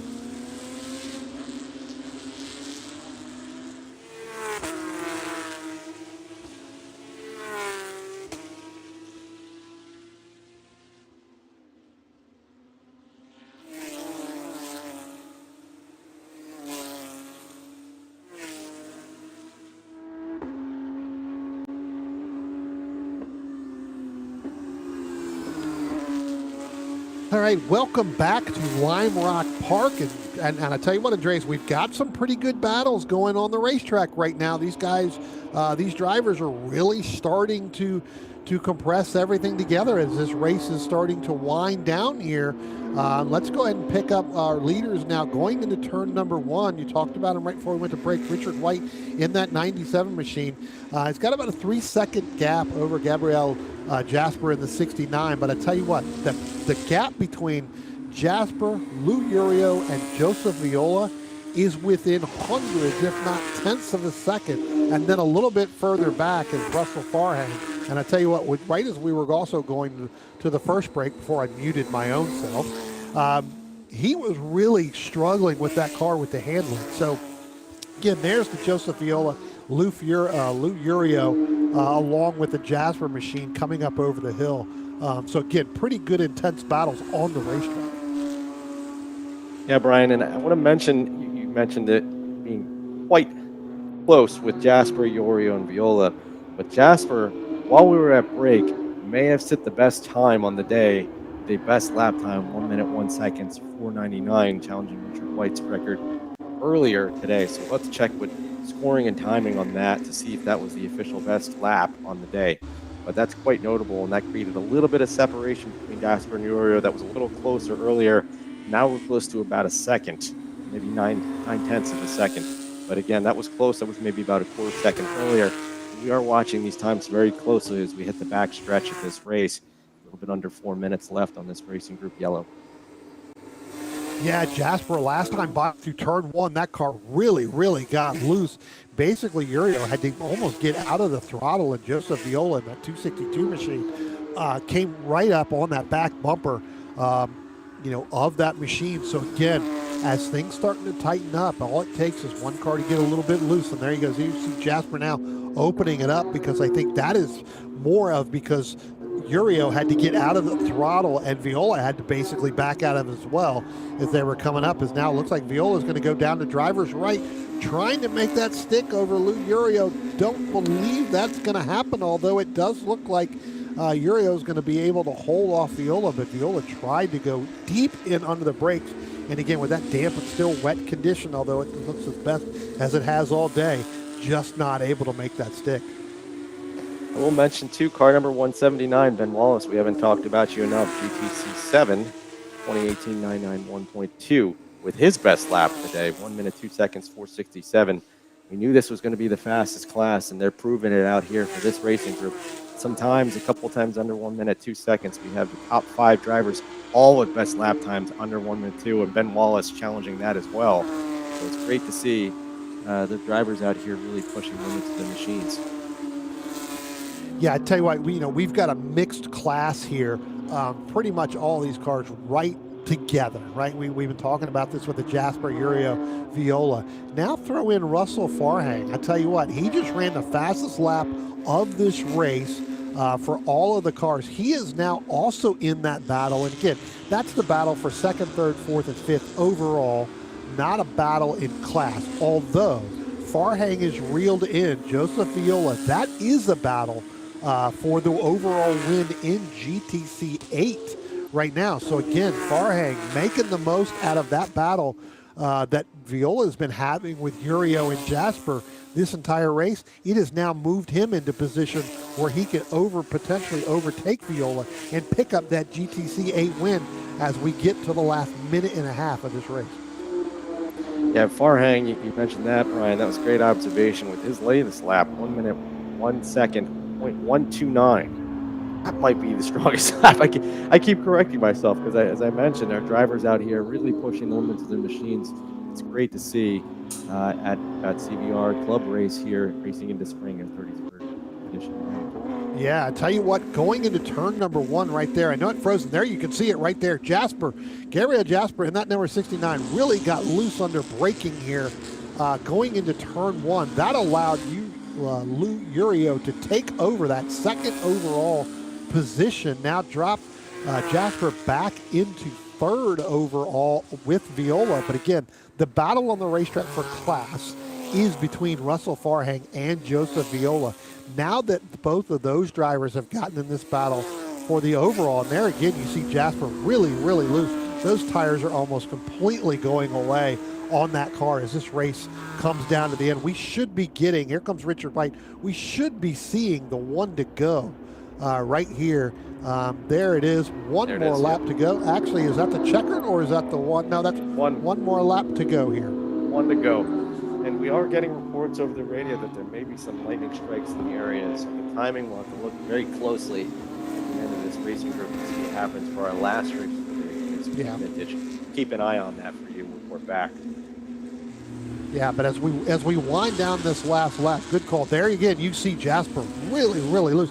I think those tires are completely gone on that race car because the handling on that, and now Viola's going to try to go driver's right, coming through the left-hander into the right-hander, and there you see Jasper. Jasper is now going off. So the 69, Gabriel Jasper, going off there in the right-hander, trying to get as much as he can out of that car, just not able to make it stick. As we get to one lap to go, Richard White looks like he's going to pick up the overall win coming down the hill. The battle I want to keep an eye on here, Spencer, is once we see Richard White do it, I want to switch back to the Viola and the Farhang because that is the battle for GTC 8. They're probably already past that. They're back in across the start-finish line, so we'll see it. It does look like Viola's going to Viola's going to hold on and take the GTC 8 lead over Farhang. So again, great battle towards the end. We'll wait for them to the rest of the cars to come by the start-finish line. But again, unfortunate for Gabriel Jasper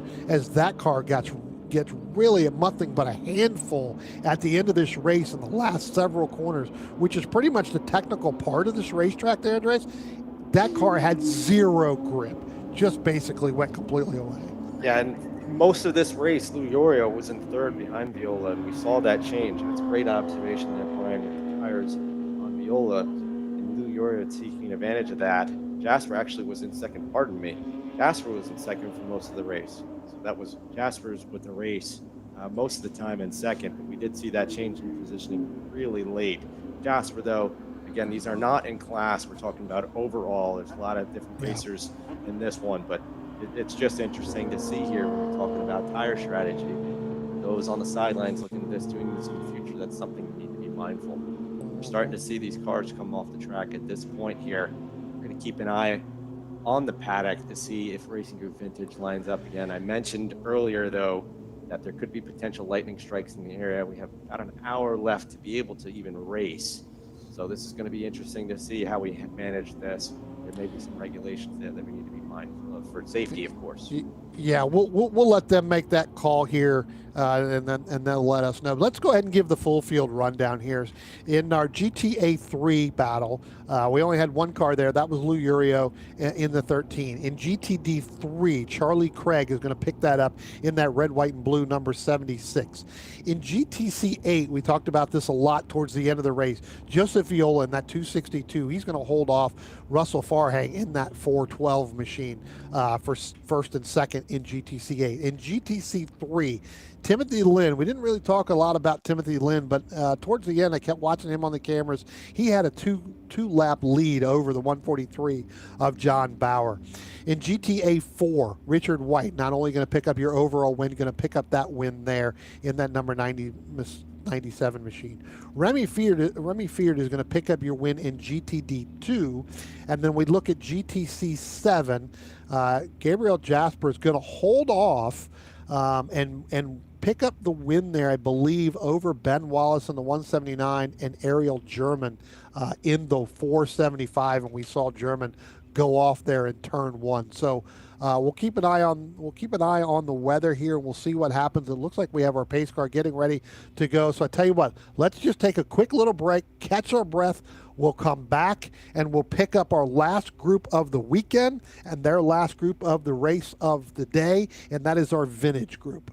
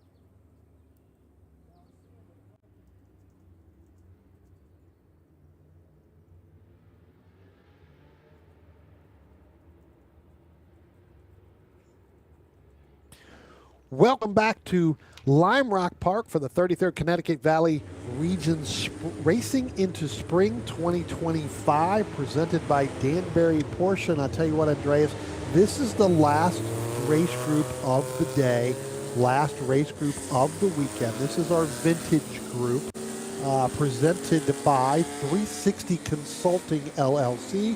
So glad to have them on. And I tell you what, this group here, when they were out for their first race, this is where we saw, and we talked to one of the drivers during one of the breaks, and we're going to mention that here in a second, where this race group started out in somewhat, I don't want to say dry conditions, but a little cleaner, and then all of a sudden the skies opened up and they had to race the last couple laps and then ended up checking here a little bit early. So again, our vintage racing group here getting ready to finish their weekend, and I tell you what, this 911 Cup, this is going to be a good battle here. Yeah, thanks, Brian. I mean, it's a shame to see that we're almost at the end of the day here. It's been a great day of racing despite the weather challenges that we've had. Keeping a close eye on the flag stand, and we are green. We are green here. We have 8 racers in this group. Some definitely returning folks here. Car number 1. And that's Paul Amico. He's been here before in his 71 911. I've seen that car before in several years. It's great to see number 44, Michael Pereira. He had to exit the race a little bit earlier, some violations, and then obviously we had some weather challenges. This group actually had one of the most dynamic races this far, dealing with a variety of weather.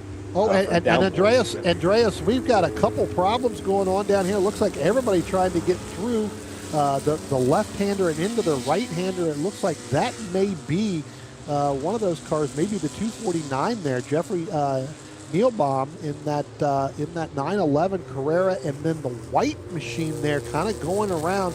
Looks like everybody's going to be able to continue. I didn't get the number on that white one. We'll have to see if we can hear on who that radio is, but it looks like a product of everybody trying to get into the same spot on the racetrack, and you could see that the Nieblu machine and that 249 kicked up a bunch of water, but luckily able to get out of that with all the rain that we had. And that was a pure luck getting out of that, because you could have been stuck there.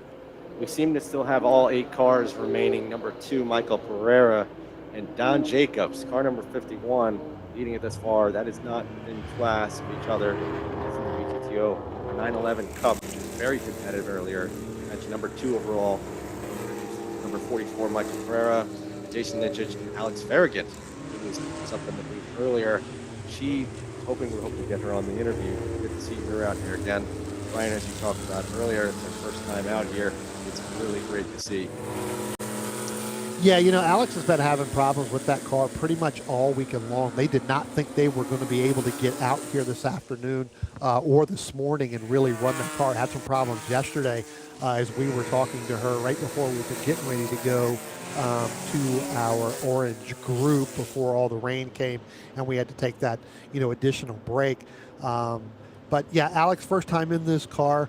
We talked about earlier on when we were watching her race where she was starting to make gains on Jason Nickick and Michael Pereira in that 44 machine, and then Lee Lasberg as well. And then she kind of dropped off a little bit as the track started to dry off. It's because Alex was out on rain tires, and when the track gets dry, as it starts to dry up, those tires tend to end up just completely going away. They have no grip. You lose it. They get hot. They burn up. So she was trying to search for as wet of the possible of this racetrack or damp conditions that she could get to keep those tires cool. When the rain really started to come down, that's when she started to move back up. It was just unfortunate that it was just a little bit too late in that 911, because I think she was starting to make some moves in order to get back through the field. I do want to touch on one of the cars that we talked about with the Nissenbaum or the Neilbaum machine that spawned. That was also the 201 of Lee Lasberg, or I believe it may have been the Lee Lasberg machine that may have spun as well. Yeah, Brian, I was It's funny, I was just talking about the weather dynamics with this vintage racing group when we had that issue. So great to see the times. We do have all racers remaining on here. I did want to mention two notable racers that we don't see from earlier. Jared Jacobs, very competitive. Don Jacobs and Gene Basha earlier, hitting a really good time, about 1:04. So that's a very strong showing for this vintage group. That was on the earlier race where we saw all different types of weather. With the weather situation a bit more clear, so I'm hoping to see a little bit of dry line start to form earlier, and that should open up the racing. Not a lot of cars on the track here, which is different from what we've seen in previous years. Obviously, these are some older machines, but it's great to see these cars out here. Hoping to see more next year for this race. It's always exciting to see there. Yeah, this group here, the 911 Cup, even the VO and the VGTO. Now, unfortunately, there's only Donald Jacobs in the VGTO, but this group here in this finish always puts on a really, really good race overall, right? In this 911 Cup, it is again pretty much evenly battled. It's about the driver and the setup and everything else that you have. Michael Pereira, you were talking about them. Really good run here this afternoon, sitting second overall, leading that 911 Cup. Had that problem earlier on with that penalty, and then whatever else the second problem was that he had that brought him down the pit lane, and coming out later in the race to finish it. But again, you see, Alex Farragut back out here, Jason Nikic now move Alex Farragut up to second overall in that 911 Cup race, where Jason Nikic is back in the third, and then Lee Lasberg trying to work his way back up through the field here after having that early difficulty in the first lap. I think that's an overall storyline today there, Brian.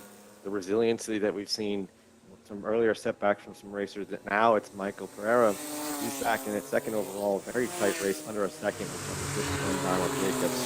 He's returning racer again here at TVR Club Racing, long-time racer here at Lime Rock Park, racing in the spring. So it's a shame to see that we're almost over here, but plenty of racing left on this particular race, but under 15 minutes to go here, watching this in the late stages. And with the movements that we're working with at the time here at 6 p.m. at Lime Rock Park, and still plenty of racing to go here. Stick around with us. Yeah, as it looks like we've got maybe two cars that may have come down the pit lane. I've not seen them come back by the start-finish line, and that was actually, they just went through now, Lee Lasberg. So again, still trying to work his way back up. I believe that is Lee there. And Lee Lasberg, he kind of dominated the 911 Cup race earlier this morning when they came out. He had such a huge lead and was able to hold on, and again, getting through the system here, or getting through the field, I should say, is going to be a work in progress there, so that we can, get back up to that 911 Cup. So he's definitely got his work cut out for him. It's about a 23-second, gap between him and Jason Nikic for third and 911. We've been talking about this pretty much, Andreas, pretty much all day long. Alex Farragut now just set the fastest lap of the race overall in lap 6. So again, that car getting faster. I think they may have put on some slicks or intermediates. I don't believe she's on the rain tires. Oh, and just as we say it, there's the curse that I just said. There goes Alex Farragut just spinning down through the the left-hander right there, coming up out of turn number 1, heading up into turn 2. Let's see if she's able to get control and get back up, and there she is. So again, I just put the race on track. I'll have to send her a text message later and apologize, because definitely when you set that fast lap of the race, you've got to carry a lot of speed going down through there, just not able to get that car slowed down. It's the announcer's curse we were talking about there, Brian, but we'll keep an eye out on her. It's glad to see she's back on the race, and we're keeping racers on here again. Plenty of real estate out here. 1.5 mile track. We have about 8 racers there. So everybody's still in the mix there. Don Jacobs and Michael Pereira still duking it out for top 2, and they're not within class. But Michael Pereira now have a sizable lead after Alex Farragut on this mile track. It's going to be tough ground to make up. about 12 minutes remaining on this race, but we'll see. We've seen a couple surprises out here today, so keep an eye on that 911 Cup race. Alex Trigger dropping to 3 within class. Jason Nitich picking up the handle on second there, but still a 7-second gap with Michael Pereira. Keep an eye on that as we go forward into this race. Yeah, unfortunately, what that spin by Alex Farrakhan, what that has actually done is that has now actually brought Lee Lasberg in within 3 seconds there of Alex for that final podium spot in 911 Cup. So where she had that problem, she's got to gather it back up. You can start to see a little bit of a light gray starting to come up through the racetrack. So I do believe that now that she's got her tires cleaned off, there goes Alex right there. The next car in line is the Lee Lasberg machine. Whether or not she's going to be able to hold off Lasberg again, as I was just talking about before she had gone off the racetrack, he was pretty dominant early on this morning in this race. And again, we had the same conditions right now, and then was able to hold on during the downpour when it came in. Don Jacobs with a 1 minute, 7-second lap there. That might be best for that class. Well, he's the only one in that class, unfortunately. But for the 911 Cup, Michael Pereira actually has a second advantage. So overall, Michael Pereira still having the best time as far in this race. Here on lap 9, we're about halfway through this last race of the weekend there. So hopefully, more exciting racing to go for this racing group. Again, we want to mention our sponsors here with 360 Consulting. Again, big thank you to our sponsors sponsoring each race. So thank you to 360 Consulting. Yeah, absolutely. We couldn't be here without them, as well as everybody putting this thing on here. And I know it's been a tough weekend with the weather. As our overall leaders now, Donald Jacobs and Michael Pereira, they're getting ready to come up on the Jeffrey Nieblum. We saw Jeffrey spinning earlier on in this race, so trying to gather that car back up. As our overall leaders, going to put him a lap down again. Jeffrey in our VO class there. So again, he's got a long way to go if he wants to catch Paul Amico, who is leading that class. So again, wise decision. Let the leaders go by. Nothing to gain there, and then let them battle it out. Again, our overall leaders, again, that's just a battle on the racetrack. That's actually not in class. Michael Pereira is leading that 911 Cup, as you were talking about, just set his fastest lap of the race last time by, as well as the fastest lap of the overall race. He got a pretty good sizable lead of 11 seconds over Jason Bickett in that 27 machine. And one thing we're noticing here too is the first sun of the day, go figure, for the last race of the day on the second half. Quite a bit of blue sky, and now we're starting to see the dry lines forming on the stretch here. So what does that mean? We're starting to see the racers really open up with the drier conditions. They're noticing that as well, and you can see them pushing in with these machines. We're on lap 11 here. Best times all around, pretty much across the board for everybody as we're hitting the second half of the stretch here. So really going to see some interesting racing from this last 8 minutes. Yeah, as you said, the sun's starting to pop through. That's usually how it always works, right? The sun always comes out at the very end of the day when you're done. And it's great to have, load up time when you need to put everything away, in the car so you're not getting wet. But, it's, during the whole weekend, could have stopped at any given time. So I tell you what, let's go ahead and let's finish up, and we'll take our last break of the weekend right here. We'll come back, we'll pick up this last vintage race. We'll pick up our 911, our VGTO, and our VO battles. We'll be right back from Lime Rock Park. At Hankook Tire, we strive to create a universal moment when the car and driver become one. Our aim is to develop a safer, more pleasant, and more comfortable driving experience from the moment the driver turns on the engine. Through strong braking power, smooth handling, driving comfort, and guaranteed safety, Hankook products deliver an authentic driving experience beyond mobility. Our tires provide total control of speed and direction while ensuring safety and comfort on the road. Embrace driving emotion and embrace the feel and excitement of being behind the wheel with Hankook Tire. Hankook competition tires are the perfect match of performance and longevity. Visit HankookMotorsports.com to buy today.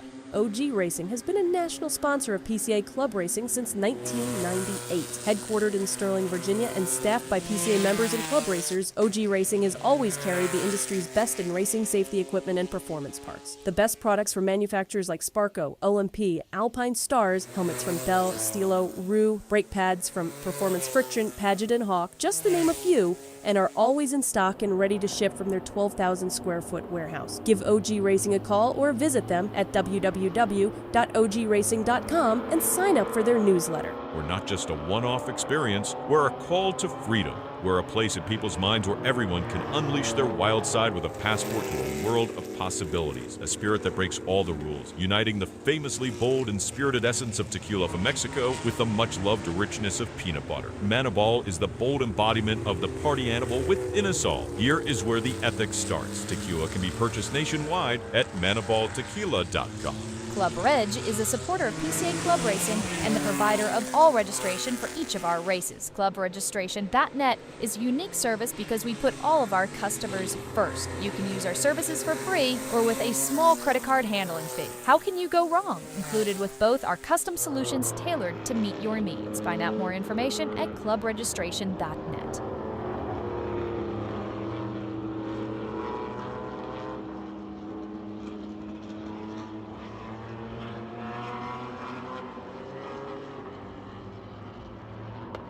Welcome back to Lime Rock Park here as we finish up our race weekend for our sprint races. This is our vintage group out on the racetrack right now. Got about 5 minutes left to go.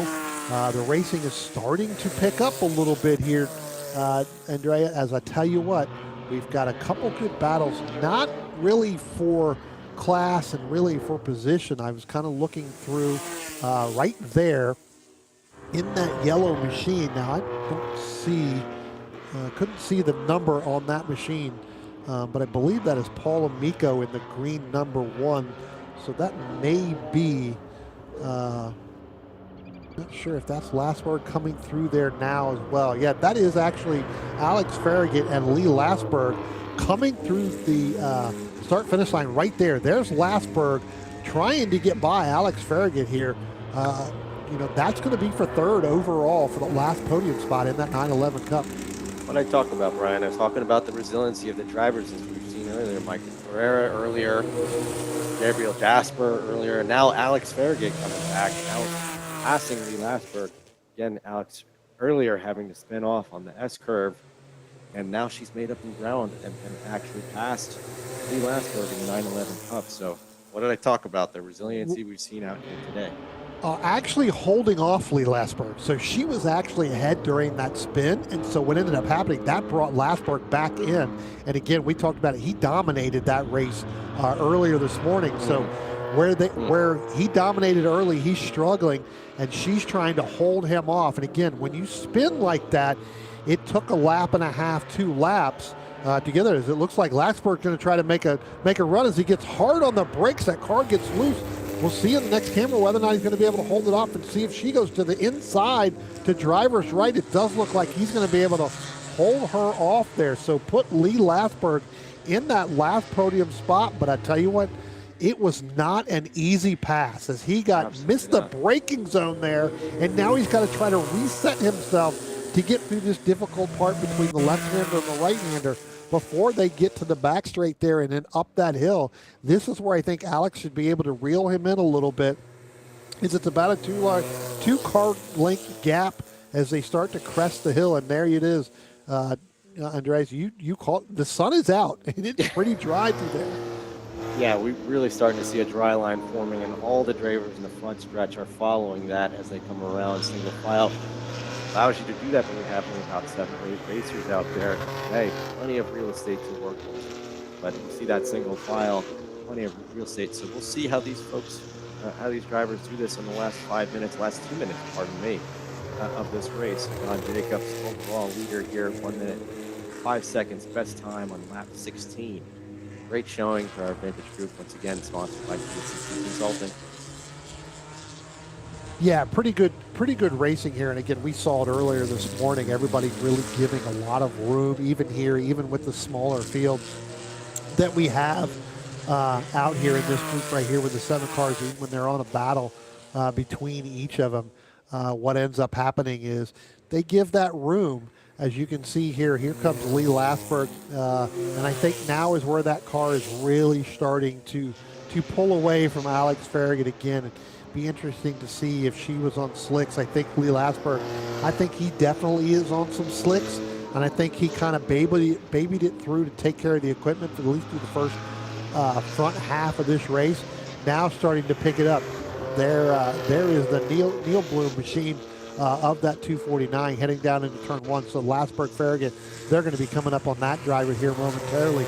But the last time when he went to go make that pass, he moved over to driver's right before getting into turn 1. You can see there the shiny part of it. That's still damp. When he got his tires in there and they got on the brake, that's when that car really got upset and really got loose, and he was able to hold on to it and propel it all the way through. Well, Brian, you're talking about Lasberg and Farragut. That's the story of this race. It's tightest, very tight in this. So again, best laps again here on the last minute and a half. Last minute, pardon me. Again, best laps. So drivers were really giving it their all in the last hit here. Yeah, as Donald Jacobs now gets the 1 to go coming out of going past the start-finish line. So we are working the last lap of the weekend right here. Donald Jacobs in that black 914, number 51. He's got that lead over 44 of Michael Pereira in that 911. Again, Michael Pereira leading our 911 Cup class right now. So again, all cars are going to be working their last lap with the exception of the cars that are in front of Donald Jacobs. So if they stay in front, they're going to have one more lap to go. If Donald Jacobs passes them, then any cars behind them will end up getting the checkered flag, as it looks like he is not going to make that pass. We'll take a look at timing and scoring and see. It does look like Donald Jacobs is going to pick up the overall win and your VGTO, and I believe he put Paul Amico a lap down. So again, Paul Amico is only going to get 17 laps in the books right now. So again, that is going to put Donald Jacobs in the overall lead. Jason Nickett now coming across the start-finish line. That's going to be second in our 911 Cup. We're waiting for the Lee Lasberg, Alex Farragut battle, as it looks like they're coming down the hill now, getting ready to come through the last bend and head down through the start-finish line. There's the Jeffrey Newbloom machine. They're going to pick it up. So Lee Lasberg runs the fastest lap here, Andreas, not only of in the class, but of the entire field on that last lap. So again, it's a product of this track dried up enough where he's got the slicks, and again, being the dominate that he did earlier on, you could clearly see that. So Alex Farragut's going to end up finishing fourth in class in the 911 Cup. Just couldn't hold off the Lee Lasberg machine. And as I talked about, Paul Miko is going to pick up the win in the VO class over Jeffrey Nieblum in the 249. And again, Donald Jacobs with the overall win and our VGTO. So as our cars start to come down and head down pit road, gentlemen, that's going to wrap it up for us from here from Line Rock Park for our 33rd Connecticut Valley Regions Racing into Spring, presented by Danbury Porsche. And I tell you what, it has been fantastic racing, knowing that all of these drivers had to go through ups and downs. And when I talk about ups and downs, it's more of the weather had the ups and downs. It wasn't the ups and downs of the cars, but trying to get those cars ready to go, pouring down rain all the way through. So great run by all the drivers to really get through this. So Andreas, any closing thoughts here as we get ready to wrap up this weekend and this sessions? Yeah, thanks, Brian. Yeah, we weren't really sure how today would unfold with the weather forecast. We saw different periods of rain. I think I came up with 10 to 15 adjectives on how to describe rainfall. Never thought it would be possible. But that's the dynamic racing environment that we had with multiple elements of that rain. What we really saw was the tire selection coming down. How do you strategize with that? Talking to a bunch of the racers here, that was a big part of the strategy, and some folks really relish in that. So a very strong showing by PCA, CVR in general, 91 racers today. Really good showing for our 33rd annual Club Racing into Spring for CVR and PCA at the beautiful Lime Rock Park. We talked to Ambrosino. really want to encourage more racers to come out here. 91 on a very, very rainy day is a strong showing for PCA and CBR. So if you're waiting on the fence to join us, please do so next year, next April. Again, we've been doing this for a long time here at CBR. 34 will be next year. So please join us. Back to you, Brian. I tell you what, great segue there. Let's move towards 34. Let's continue to build this up. So for Andreas, for Brian here, Spencer Gaynor, thank you for pushing all the buttons, giving us all those great actions that we saw around the racetrack. We'll see you next time as we leave Lime Rock Park for the Connecticut Valley's Region's Club Racing, Racing into Spring, presented by Danbury Forest. Thank you, and we'll see you again.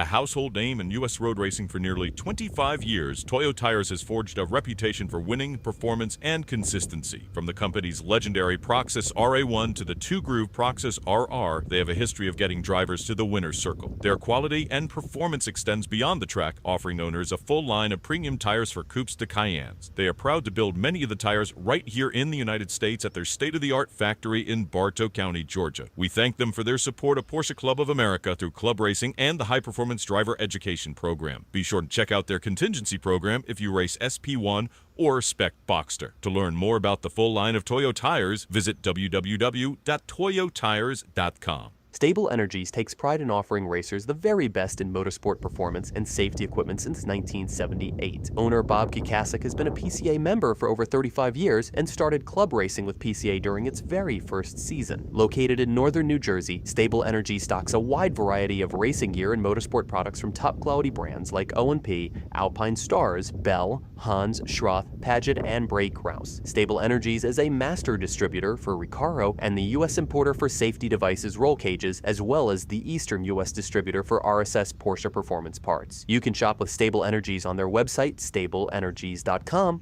You can call and speak to a knowledgeable salesperson. They're happy to answer any of your questions. Or you can have one-on-one personal attention at their retail location just 10 minutes from New York City. PCA members receive special deals, so be sure to mention PCA Club Racing. Whether your fire system needs to be serviced, you need advice about a new race seater radio system, or you want to try on the coolest looking new driver suits, Stable Energies has yet covered. Motion Control Suspension, or MCS, has proven to be the evolution of premium motorsports damper systems. Their team is continuously developing and refining damper technology that is vastly different from other manufacturers, developed through hands-on involvement in GT and touring car racing. While their roots are in the highest levels of professional sports car racing, their products excel in all environments, from enthusiastic street driving to autocross track days to club racing and far beyond. MCS is much more than just a great product. They have many years of practical racing experience both on and off the track, extensive knowledge of vehicle dynamics, and an understanding of driver expectations and needs. MCS is proud to be a sponsor of Porsche Club Racing and invites you to lean on their expertise for setup support and consultation.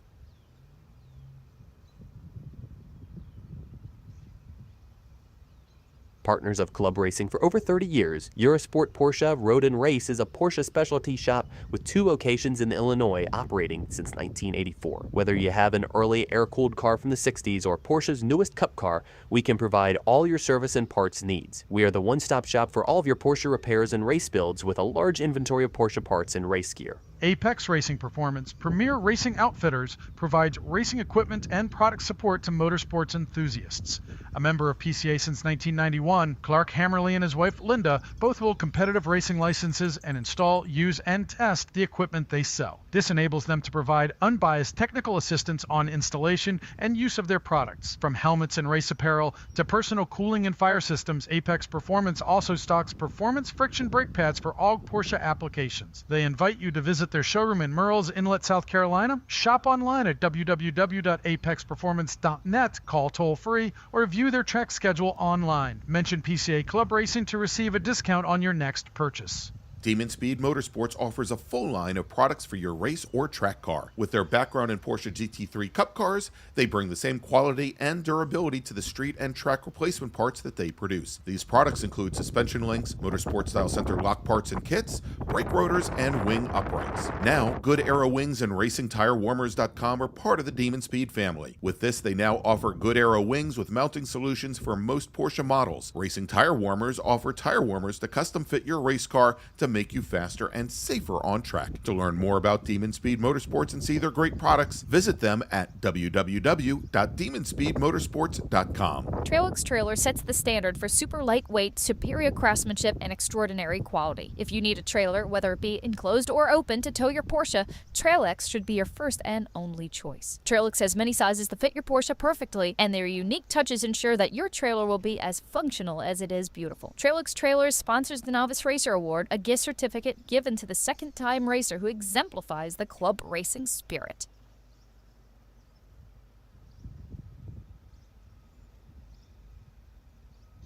Join us for the 31st Great Plains Region Carrera GT Club Race at Motorsports Park Hastings, June 20th through 22nd. In addition to club racing, we'll also be holding a DE for advanced drivers, and nobody will want to miss our wonderful Saturday night social. All GPR club members are invited to attend and experience the high-level racing, drive in the DE, or attend the social. Just a little more than 2 hours from Omaha, driving to MPH goes by pretty quick when you're cruising in a Porsche. Make sure to join us. Registration opens on clubregistration.net on May 5th. Treffin means to meet.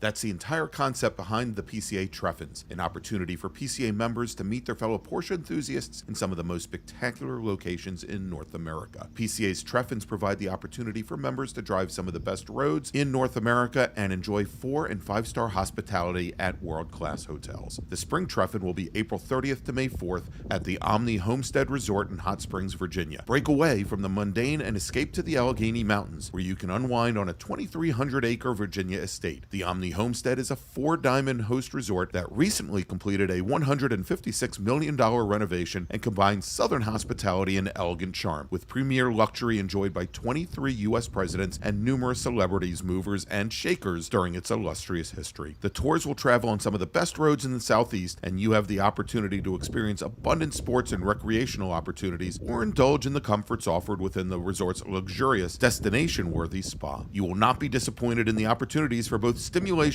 and relaxation. To learn more and register, please visit treffin.pca.org. If you're a PCA racer, Watkins Glen has got to be on your bucket list of tracks to drive. If you've driven it before, don't miss the chance to come back and improve your times and win on this track where great racers such as Jack Bratham, Sterling Moss, and Dan Gurney found glory. Maybe it's the sheer joy of racing on this superb, well-maintained track with its thrilling elevation changes. We're imagining they're running with Mario Andretti, Jackie Ickx, or Derek Bell that brings out racers from all over the USA and Canada to make this Zone 1 club race one of the largest on the PCA Club Racing circuit. PCA members are welcome to attend and perhaps consider how they may make the transition from driver education to club racing. The fun-filled weekend will include 3 sprint races and 1 65-minute enduro race, along with an advanced solo DE run group. Registration opens on clubregistration.net on April 21st.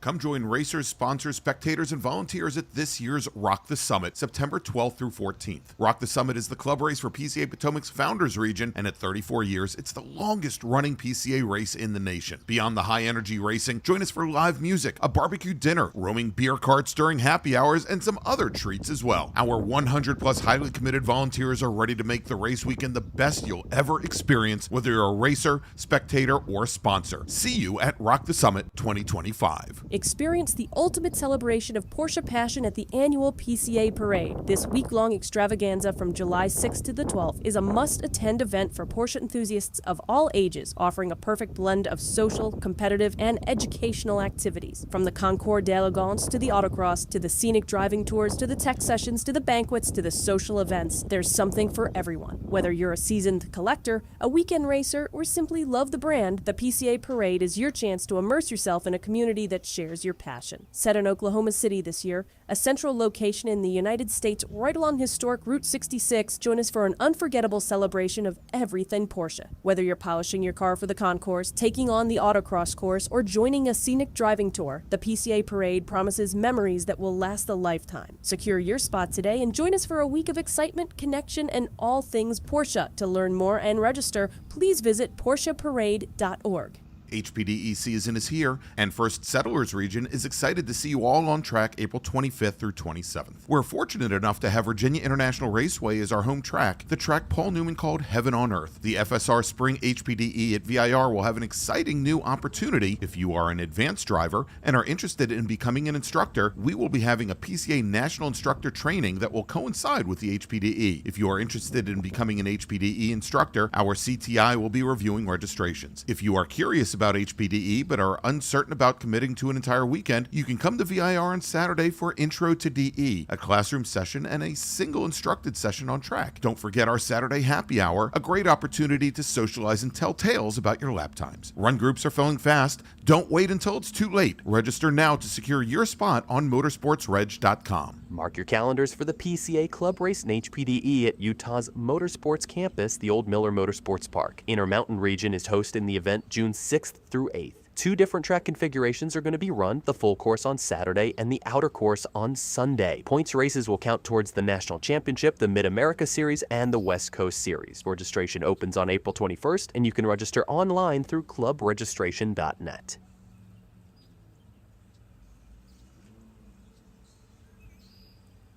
Join us for a 7-day cruise, the Treffin at Sea, to celebrate the 70th anniversary of Porsche Club. We'll be cruising August 30th to September 6th and showcasing the history and majesty of the East Coast. We'll stop in Newport, in Boston, Portland and St. John, and Halifax along the way, where you'll find in-port Porsche events. You'll also enjoy special entertainment, Porsche celebrity appearances, seminars, competitions, dinners, and the highly anticipated Porsche Diecast Concourse at Sea. The Enchanted Princess will both depart and return from New York City, making it a round trip. You'll experience incredible cuisine, culture, history, and nature, plus Porsche surprise events when we stop at port. To learn more and register, please visit PCA.org and click the Events tab. Maverick Region PCA is excited to announce our Eagles Canyon 1 Club race May 24th and 25th. We'll be racing on the counterclockwise 2.7-mile course with 15 turns at over 200 feet of elevation change. All races have points towards the PCA National and Mid-America Championships. Expect 2 practices qualifying at a 30-minute sprint race on Saturday and 2 additional sprint races on Sunday, one 30 minutes long and one 40 minutes long. Podium-winning trophies for race classes with a 4+ car count and additional awards will be presented at the Saturday evening banquet at the Over the Top Bar and Grill at Eagles Canyon Raceway. Upper Canada Region is proud to host the 28th annual Can-Am Challenge Club Race at historic Mosport Raceway in Bowmanville, Ontario, Canada, Thursday, June 26th through 29th. Described by Juan Pablo Montoya as one of the most challenging tracks in the world with its elevation changes and blind corners, it's the fastest track IMSA races on. Another racer described the speed and elevation changes like landing on an aircraft carrier, the perfect high-speed track for any car. Get in gear and set a reminder in clubregistration.net. Registration opens May 12th. Our team is here to answer any of your questions, from border crossing to the best accommodations, to help you plan your trip to our amazing track. Reach out to club-race@pcaucr.org.